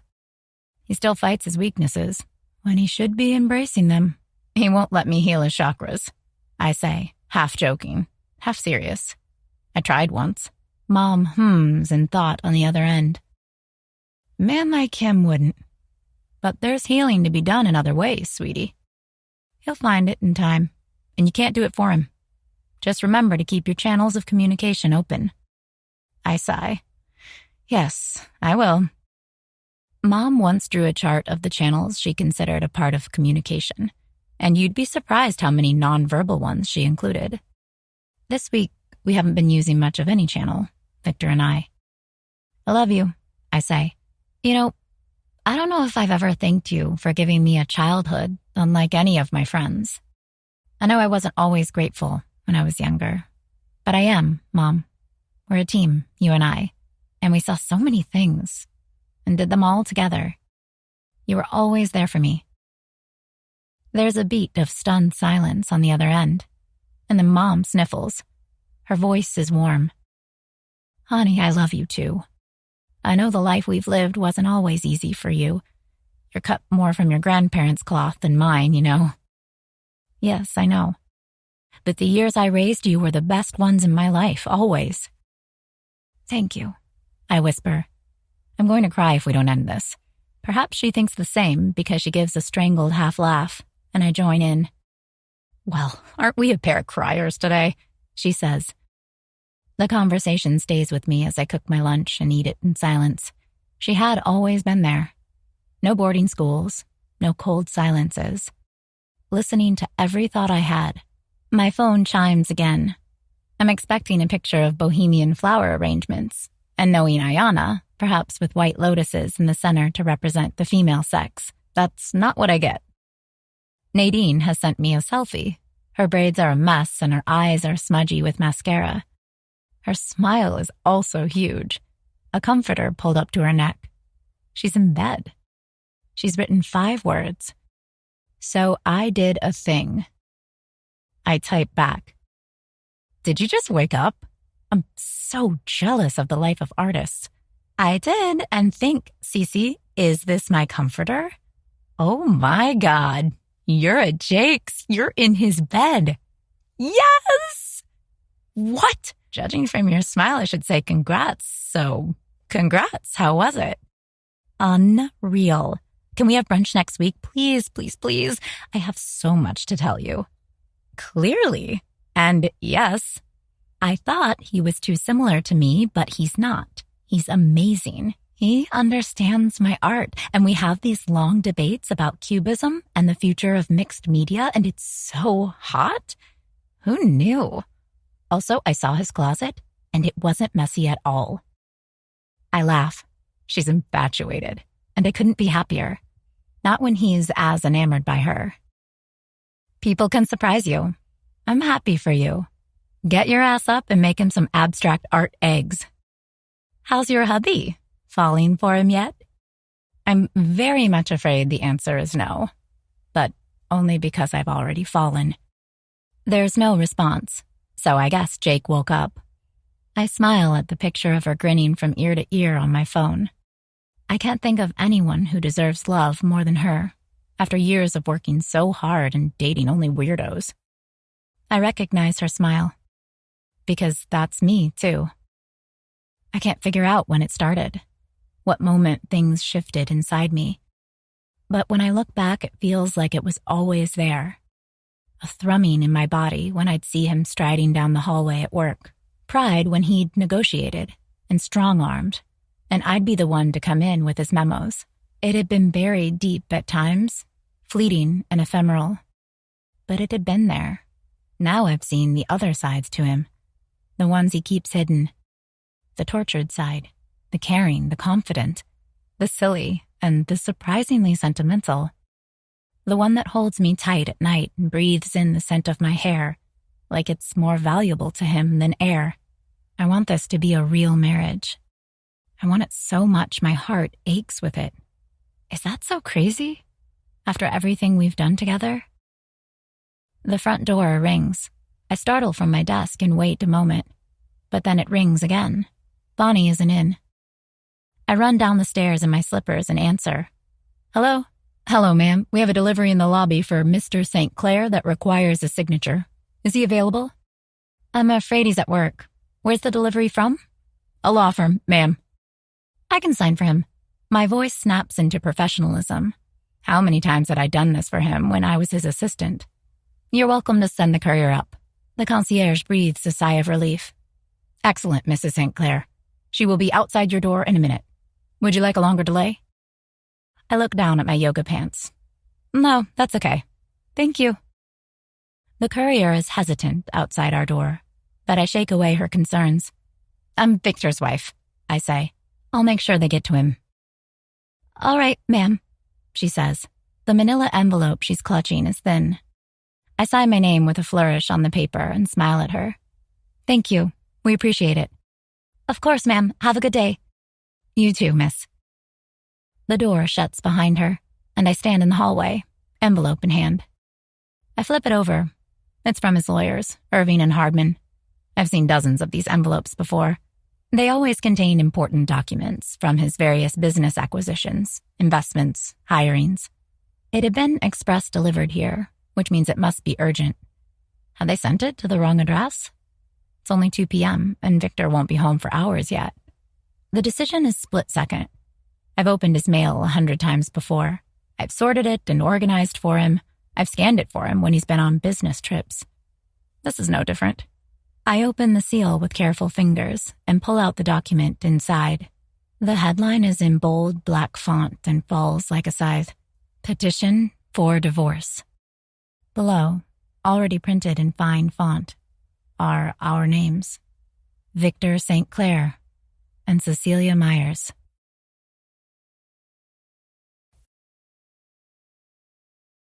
"25. Cecilia." I follow the hostess in a numb daze. Around us, people sit at long oak tables, talk mingling into low-level chatter. Paper lanterns hang from beams in the ceiling. It's cozy. I can't appreciate any of it. Victor walks behind me. His presence is solid, real, ever-present. And yet I can't look at him. I had resealed the document and put it on his desk. He asked about it when he came home. "On your desk," I'd said. "Thank you," he'd replied, face a mask, as if the document inside isn't premature, isn't an end to us. My heart feels twice its normal size, beating so hard it might break out of my chest. He brought his briefcase tonight. Did he bring the papers? Is that why he wants to have dinner? He's going to talk about our divorce, about how this has gotten too complicated, too messy. We'd mixed business and pleasure, and we shouldn't have. The end is coming, and there's not a thing I can do to stop it. Is this okay? The waitress asks with a bright smile. It dims slightly when she glances from me to Victor. I guess he doesn't look happy either. His voice is low. Yes, thank you. Of course, I'll be back soon to take your order. Or, if you prefer, you can order through an app on your phone. The info is on the menu. She leaves us, and we sit down, silence reigning supreme. I force some cheer into my voice. This is an interesting place. Not your usual restaurant.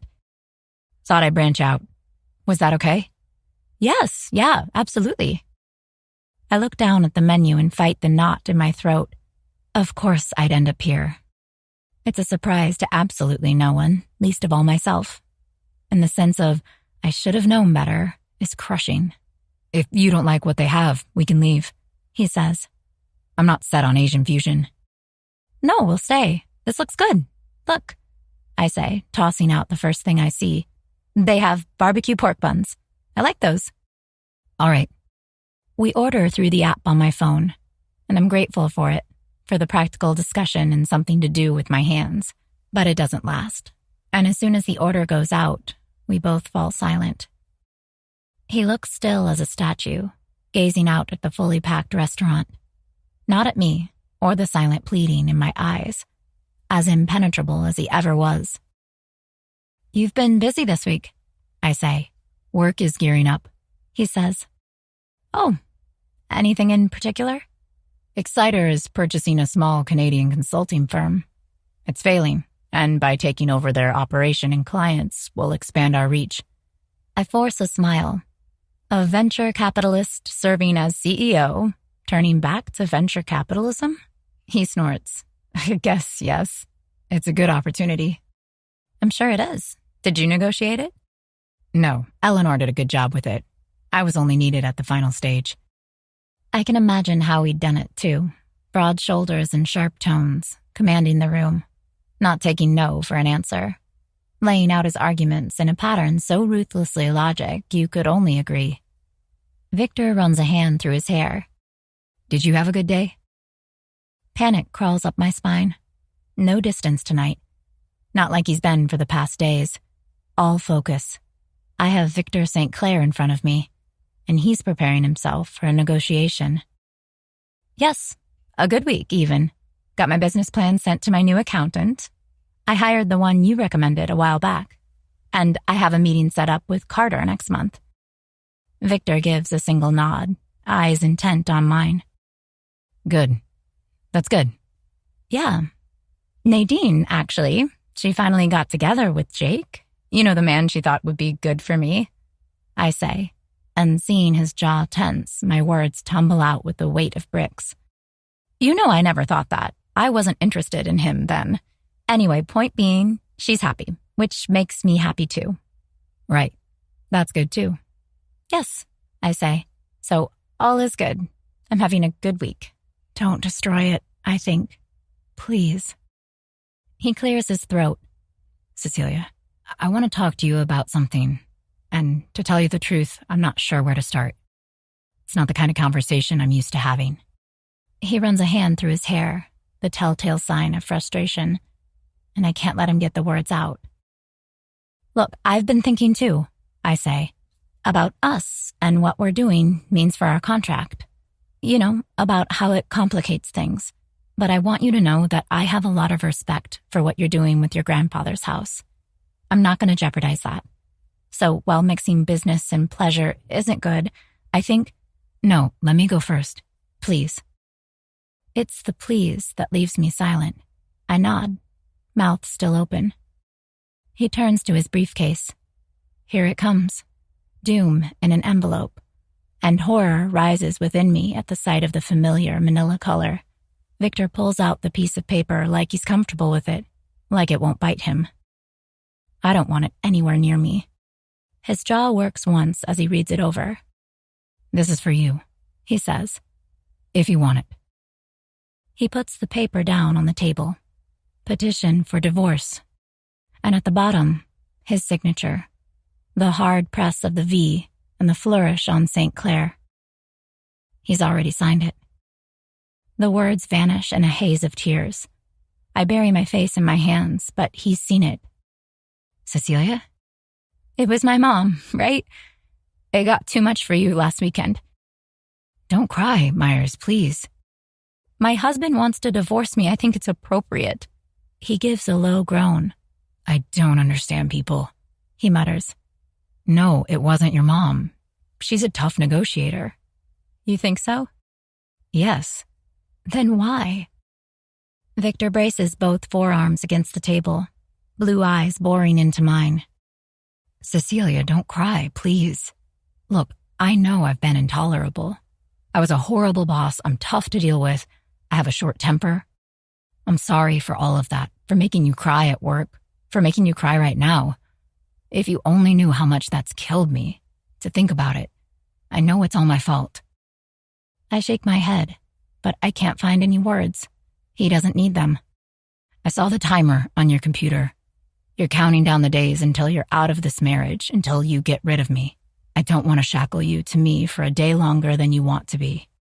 This, he says, touching the divorce papers on the table, is an offer to you. No strings attached. I'll still mentor you if you want.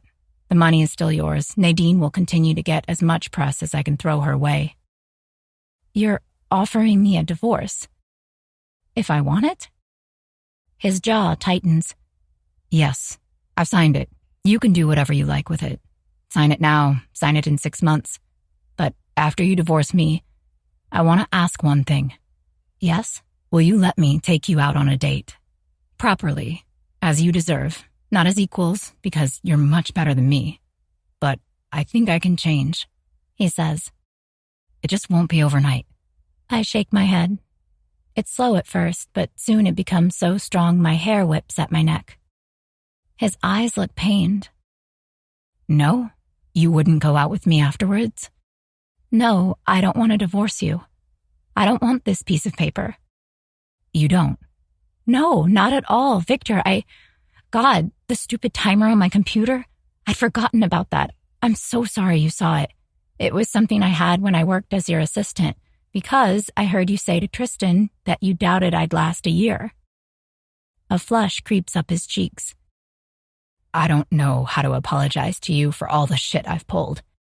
I could spend a lifetime trying to make it up to you, and it wouldn't be enough. I grab his hand with mine. It's stiff beneath my fingers, but then he flips it over, fingers twining with mine. You're a different man now than you were back then. You're letting me see a different side of you. I can't relate to the person I was then. To have you right under my nose and not recognize the treasure. I'm sorry, Cecilia. I forgive you. You know that, right? The timer was such a silly thing. I reset it when we married and then forgot all about it. You don't want to get rid of me. No, and don't you dare try to get rid of me either. I'm not going anywhere. His eyes search mine, and I look back at him, letting him see just how serious I am. A smile starts on his lips. It spreads, transforming his face. Really? Yes, really. Well then, I like that. I laugh. I like that too. But Victor, a divorce? Wouldn't you lose the house if we're not married for a full year? He nods. Yes. But it's your grandfather's house. It was where your father grew up, where you grew up. You couldn't... It's just a house, he says, and there's steel in his tone. It's the past. I'm looking at my future right now. My tears well again. His eyes turn alarmed, the hand beneath mine tensing. Cecilia? These are happy tears, Victor. I really thought you were going to divorce me. I saw the papers yesterday. You saw them? I always opened your mail when I was your assistant. The envelope was from Irving Hardman, and I thought it might be urgent. I'm sorry. Was that why you were so nervous tonight? You noticed? Yes. I've learned to read you pretty well. You have, I say. tightening my fingers around his. God, Victor, what are we going to do? Stay married? Are we truly married? His lips curl into a smile. The sight sends an ache through my chest. Yes, we are. Although I'm going to take my wife out on a lot of dates. More than most husbands. More than most husbands, huh? Victor slides his chair next to mine, ignoring the disapproving looks of the people sitting behind us. He puts his arm around me. I grip his hand, resting on my shoulder, and feel the cold metal of his wedding band against my palm. If we're going to be married, he says, we're going to be the best married couple ever. I laugh. You're too competitive for your own good. He kisses me, right there in the restaurant. I feel light enough to float away at the touch. A proper marriage. A proper relationship. Dates. My husband. Love is a beautiful ache in my chest, and the words dance on my tongue. I swallow them for now and give him a wide smile. Not yet. Not now. They'll be my secret for a while. I don't have to be competitive anymore, he says. I won you. My grin widens. Flatterer. I'm learning. But I have to tell you, I say, tapping my fingers along his jaw. If you ever have your assistant send me flowers, I'm going to refuse them by the door. White lilacs and pink peonies, he says. I remember. And I'll get them for you myself. I promise.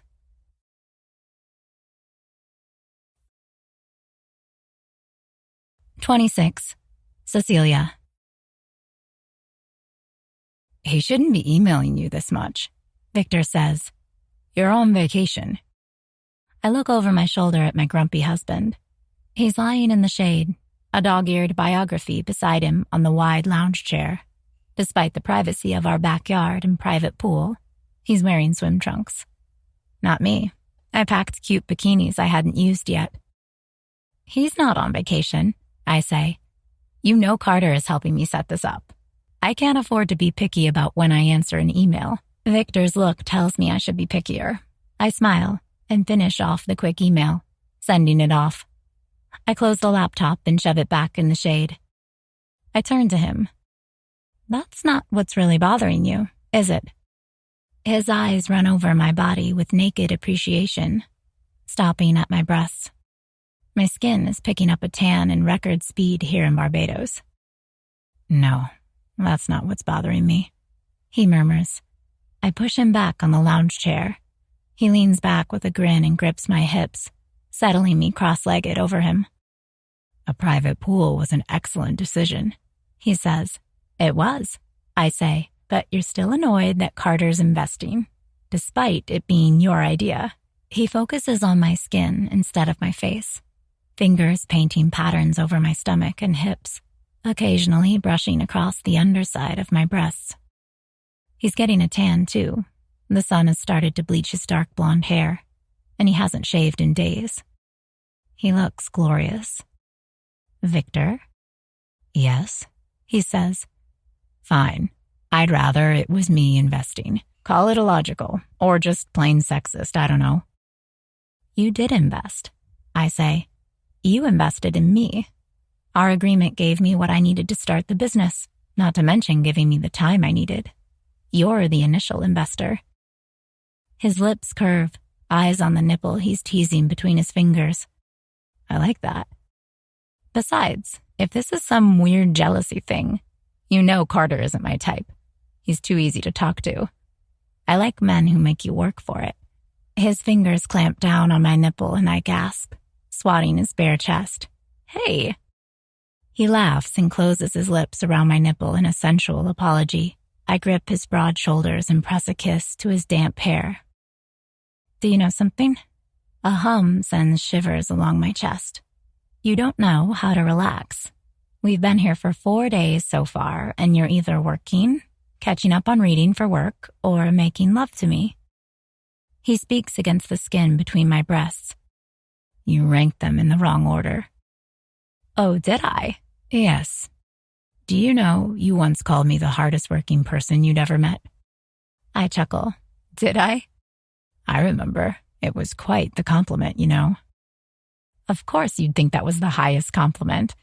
Well, he says, kissing his way across my breast. I used to think it was, but working isn't my favorite thing anymore. I close my eyes at the feeling of his lips on my nipple, but no work tonight on the dinner cruise, for either of us. None, he says, which means we should make good use of the time we have now.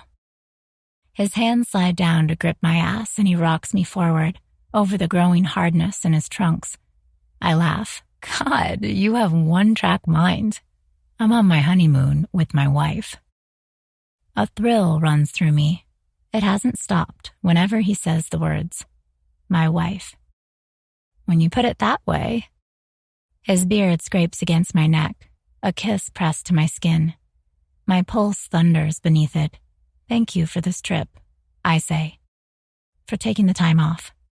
It had been his idea, and I'd been as shocked as everyone around us that he was going on vacation. But he'd reminded me that it was my mom who told us we should go. I have to make my mother-in-law happy, he'd said, and I'd gotten the feeling it was only partially a joke. We didn't start out on the right foot.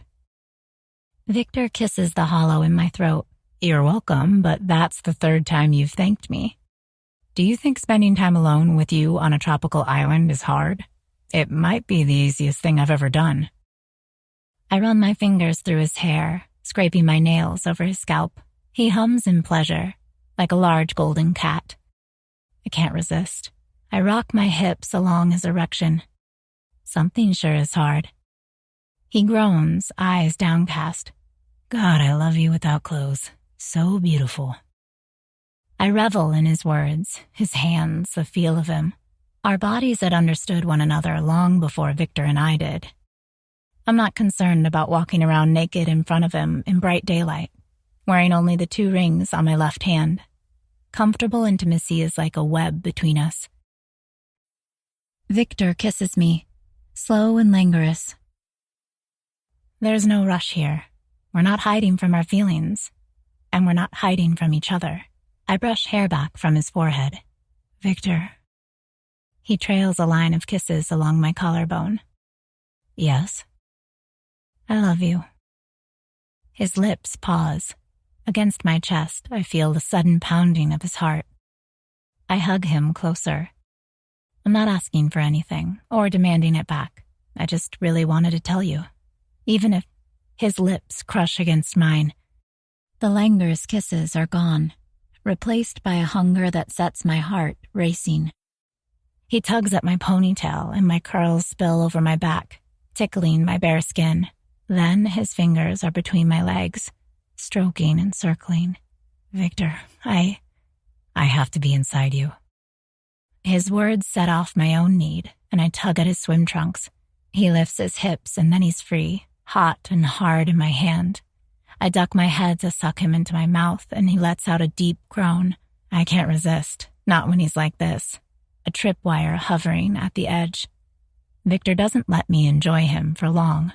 He flips me over on the lounge chair, and we both sigh at the sweet, blessed relief of his entrance. It feels like I'm welcoming him home. He braces himself on his elbows, kissing me as he starts to move. They're deep, earth-shattering kisses, mirroring the slow, steady roll of his hips. Every hard thrust of his pelvis against mine sets my pleasure off. Cecilia, he murmurs. God, I know, I say, wrapping my legs around him. I know. I orgasm before him, the bastard, as he angles his entry just the way I need, brushing against my clit with every hard slam. When he gets close, I hold him tight and whisper the words in his ear again. I love you. He finishes with a force that takes my breath away, his groan in my ear. We lie there for a long time, still connected, our breathing coming fast. He finally rises on an elbow and sated blue eyes meet mine. Say it again. Say what? You know what. I love you. His eyes shudder for a moment, like he's taking a hit. But they're clear as the sky above when he opens them again. I love you too, Cecilia. You do? He kisses me in reply, and I hold him tight, taking all he's offering and tucking it safely inside my heart, knowing he's doing the same in return. Victor turns on his side and pulls me close. "So much," he says. "More than I know what to do with. You know that, right? I have no idea how to handle it. I'm completely powerless with you." His hand finds my thigh, notching it over his hip. "I hate you for that sometimes." I stroke his lip with my finger. I know. It's scary, trusting another person this fully. It's terrifying. But it's worth it. You know, I can't imagine my life without you now. "I can," he says, "and I want to avoid it at every cost." I smile, wandering my fingers up his cheekbone to his forehead. His eyes close. His eyelashes are dark at the roots and blonde at the tips. Was that why your grandfather wanted you to marry, do you think? So you'd have someone in your life when he passed? Victor's breathing catches. It's brief, but it's there. I never thought of it like that. Why do you think he required it? Because it was my job to carry on the St. Clair name.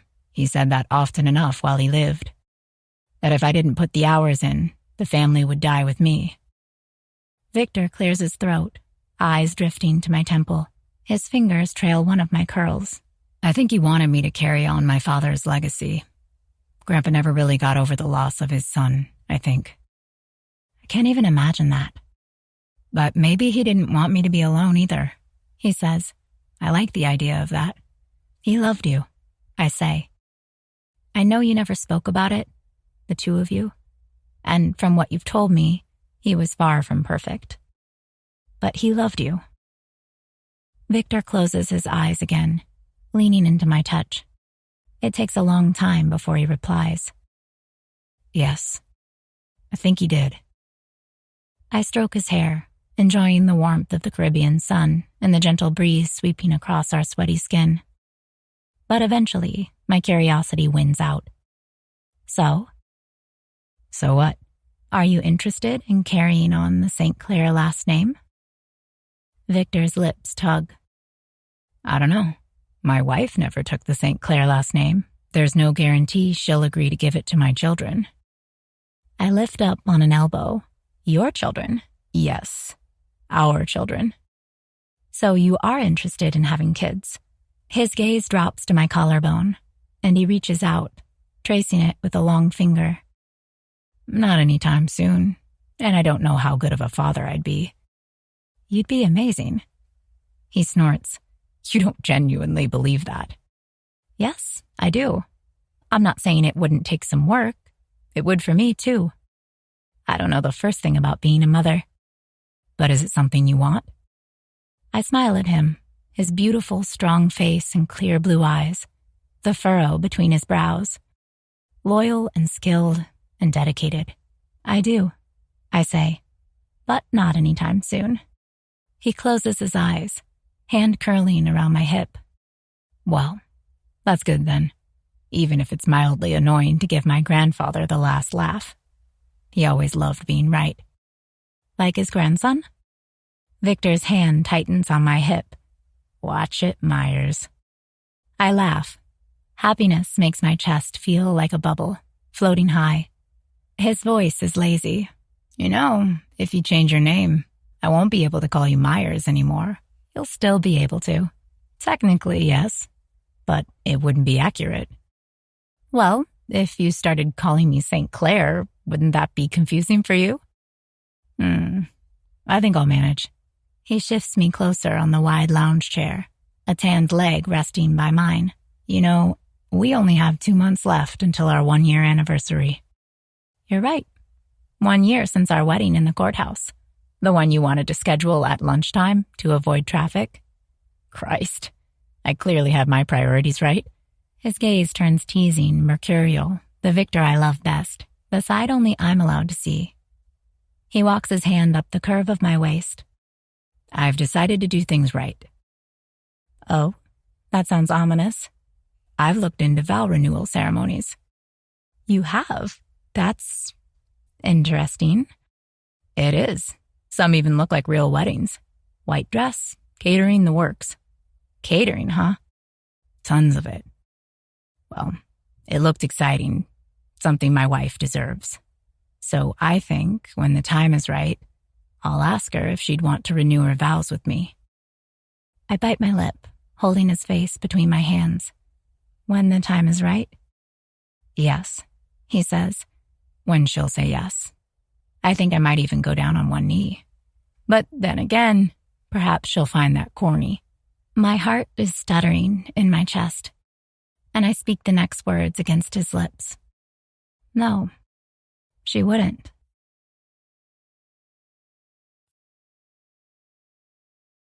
Epilogue. Victor. The numbers on my computer screen bleed in front of my eyes, my mind drifting. It's been doing a lot of that lately. The work doesn't hold my attention the way it did once, and try as I may, I can't seem to find my way back to it. The only business I like working on these days is Cecilia's, and half the time, she doesn't want my opinions. The thought makes me smile. The autumn's late sunlight streams in through the bay windows, tinted orange from the shifting leaves on the great trees. I look around my office, memories interposing on one another, a kaleidoscope of the past and present and future. Seeing my father and grandfather in here, arguing about trusts and investments. Myself, 12 and sullen, giving my grandfather the silent treatment. He'd been sitting in the chair I'm in. Or Cecilia and me in this room, newly married and unsure of one another, sorting through documents that tore my heart to shreds. A small hand curls around the half-open door and pushes it open. Felipa's ponytails are half askew, her brown eyes curious. "Daddy? I'm in here. What you doing?" "Working. You just wake up from your nap?" She shakes her head, but the imprint from her pillow marking her cheek gives her away. I push back from the chair and open my arms. Felipa runs on legs that have too much energy to ever walk.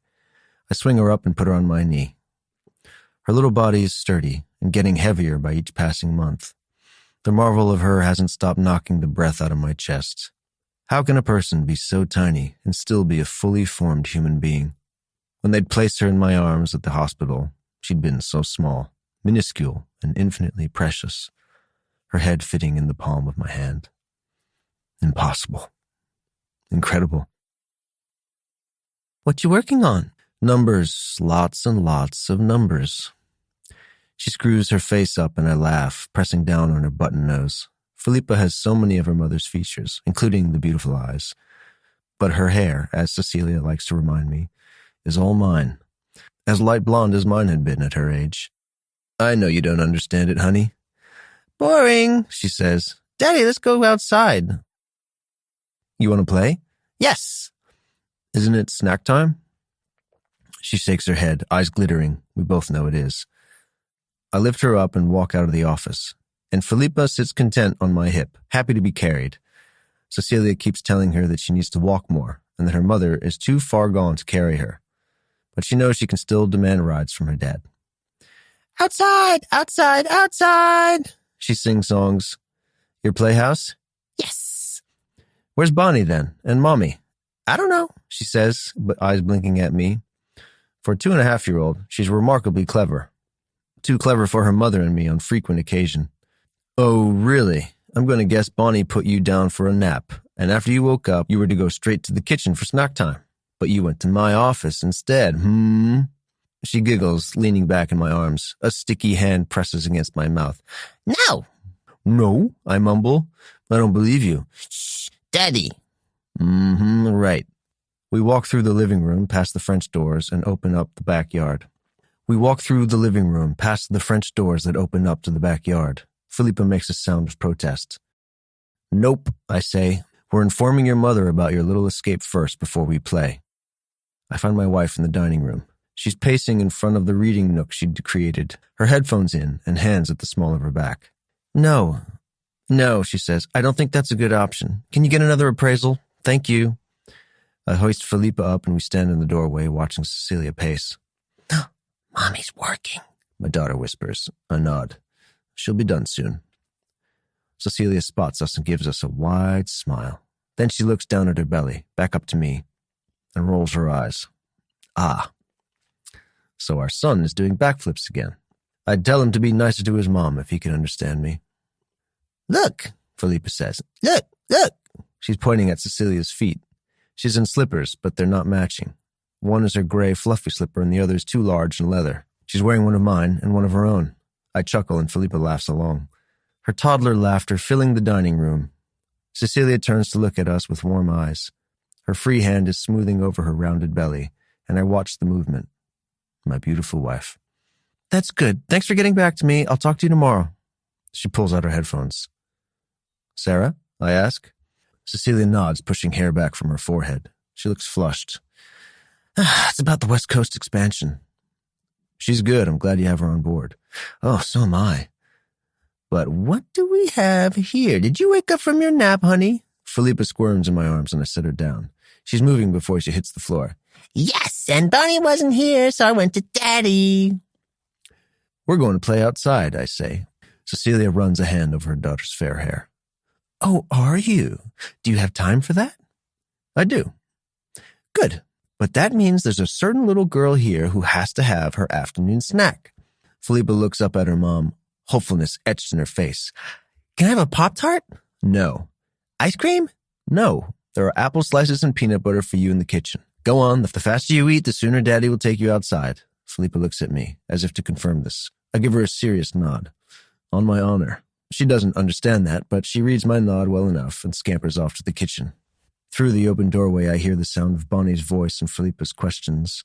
It wouldn't surprise me if she's angling for a Pop-Tart or ice cream again. I close the distance to my wife and wrap an arm around her waist. How you feeling? Oh, swollen, like a toad. I feel ready to burst any moment. With over a month left, I rub my hand over the small of her back, and she sighs with pleasure. Her lips part and I kiss her rosy cheeks. How's our son doing? Your son is alternating between kicking me in the ribs or the bladder, or both. I swear, sometimes he's doing the splits in there. He'll be athletic then. She leans her head against my shoulder and I breathe in her hair. The familiar shampoo, the smell of her. Athletic, she murmurs. When did you become such an optimist? When my wife is carrying 25 extra pounds of baby, I think. But I keep that thought to myself. Seeing Cecilia pregnant and giving birth had been one of the most humbling experiences of my life. It put everything into perspective. I wasn't close to the strongest person in this relationship, and seeing her bring Philippa into this world had confirmed it. I'm just very grateful for you and all that you've given me, I say. She snorts into my shirt. Charmer. Always. I bend closer to her ear. You know as well as I do what we can do to make this baby come faster. She shivers in my arms. I look down, and yes, her nipples are at the ready. Her breasts are getting heavy again. I do my best to tend to them when they're aching. Victor, she says, I'm humongous. How do you still find me attractive? You're you, and you're carrying our child. I run a hand over her stomach, excitement coursing through me. Not long until we meet him. I'm proud and turned on in equal measure. And I love you. You could be the size of a whale and I'd still wake up hard and needing you. Ugh, size of a whale, she grumbles. I laugh and tilt her head back up to mine. Kissing her is slow and languorous and absolutely amazing. Philippa has made this a little rarer and a lot trickier, but all the more precious. She's breathing hard when I lift my head. Her eyes glossy. I trace her bottom lip with my thumb. You looked just like this when I kissed you after we said our vows. She smiles. You kissed me a lot longer than was appropriate. We had an audience. Well, we were already husband and wife. I figured we'd make sure everybody knew it was real. She chuckles and I turn us around toward one of the framed pictures on the wall. We're standing in front of the lake where we got married, right where Cecilia had always dreamed it would take place. She looks stunning and I look dazed. The photo hangs next to the picture from my grandfather's study. My parents and my brother along for the ride. Philippa knows the name of every single one of them, including my brother she's named after. It's not the only picture of them around the house anymore. Ah, those were the times when I fit into my dresses. Cecilia says, Oh, look how handsome you are. You were born to wear tuxes. I shake my head. No, I was not. I hate bow ties around my neck. That's a shame, because they sure don't hate you. I kiss her again. Even after years of marriage, Cecilia's unabashed appreciation for me turns me on. She once joked that I was so starved for it when she met me that all she's doing is filling the void. Maybe that's so. All I know is that I still get turned on, like she's flipped a switch when she says she loves me. She exploits that to great effect, and I've no complaints. Cecilia wraps her arms around my neck, but can't pull herself close, with the bump in the way. She looks down in frustration. I want to hug your daddy, she says. Would you please let us? Her belly stays firmly in the way. I chuckle, kissing her again. My arms are tied around her shoulders. He can stay. I'm holding two of my favorite people in the world right now, with the third seconds away from bursting in here and demanding that you play with her. Are you sure you have the time? Absolutely, Mrs. St. Clair. There's nothing else I'd rather do. Her smile softens, illuminates the face I love so much, the face I couldn't live without, the face I'd once looked at every single day for a year and never truly seen. I don't miss the man I was back then. Cecilia sometimes talks jokingly about it, about the team we made when she was my assistant, but I can't look back at it with fondness. All I see is someone who is so blind he couldn't recognize the miracle in front of him, let alone treat her right. I love you, Mr. St. Clair, she says. You're the best husband a woman could ever want. I groan against her shoulder and she laughs, knowing how excited I get every time. But the joyous peal of laughter from the kitchen drowns out my body's needs. Daddy! Philippa calls, I'm coming!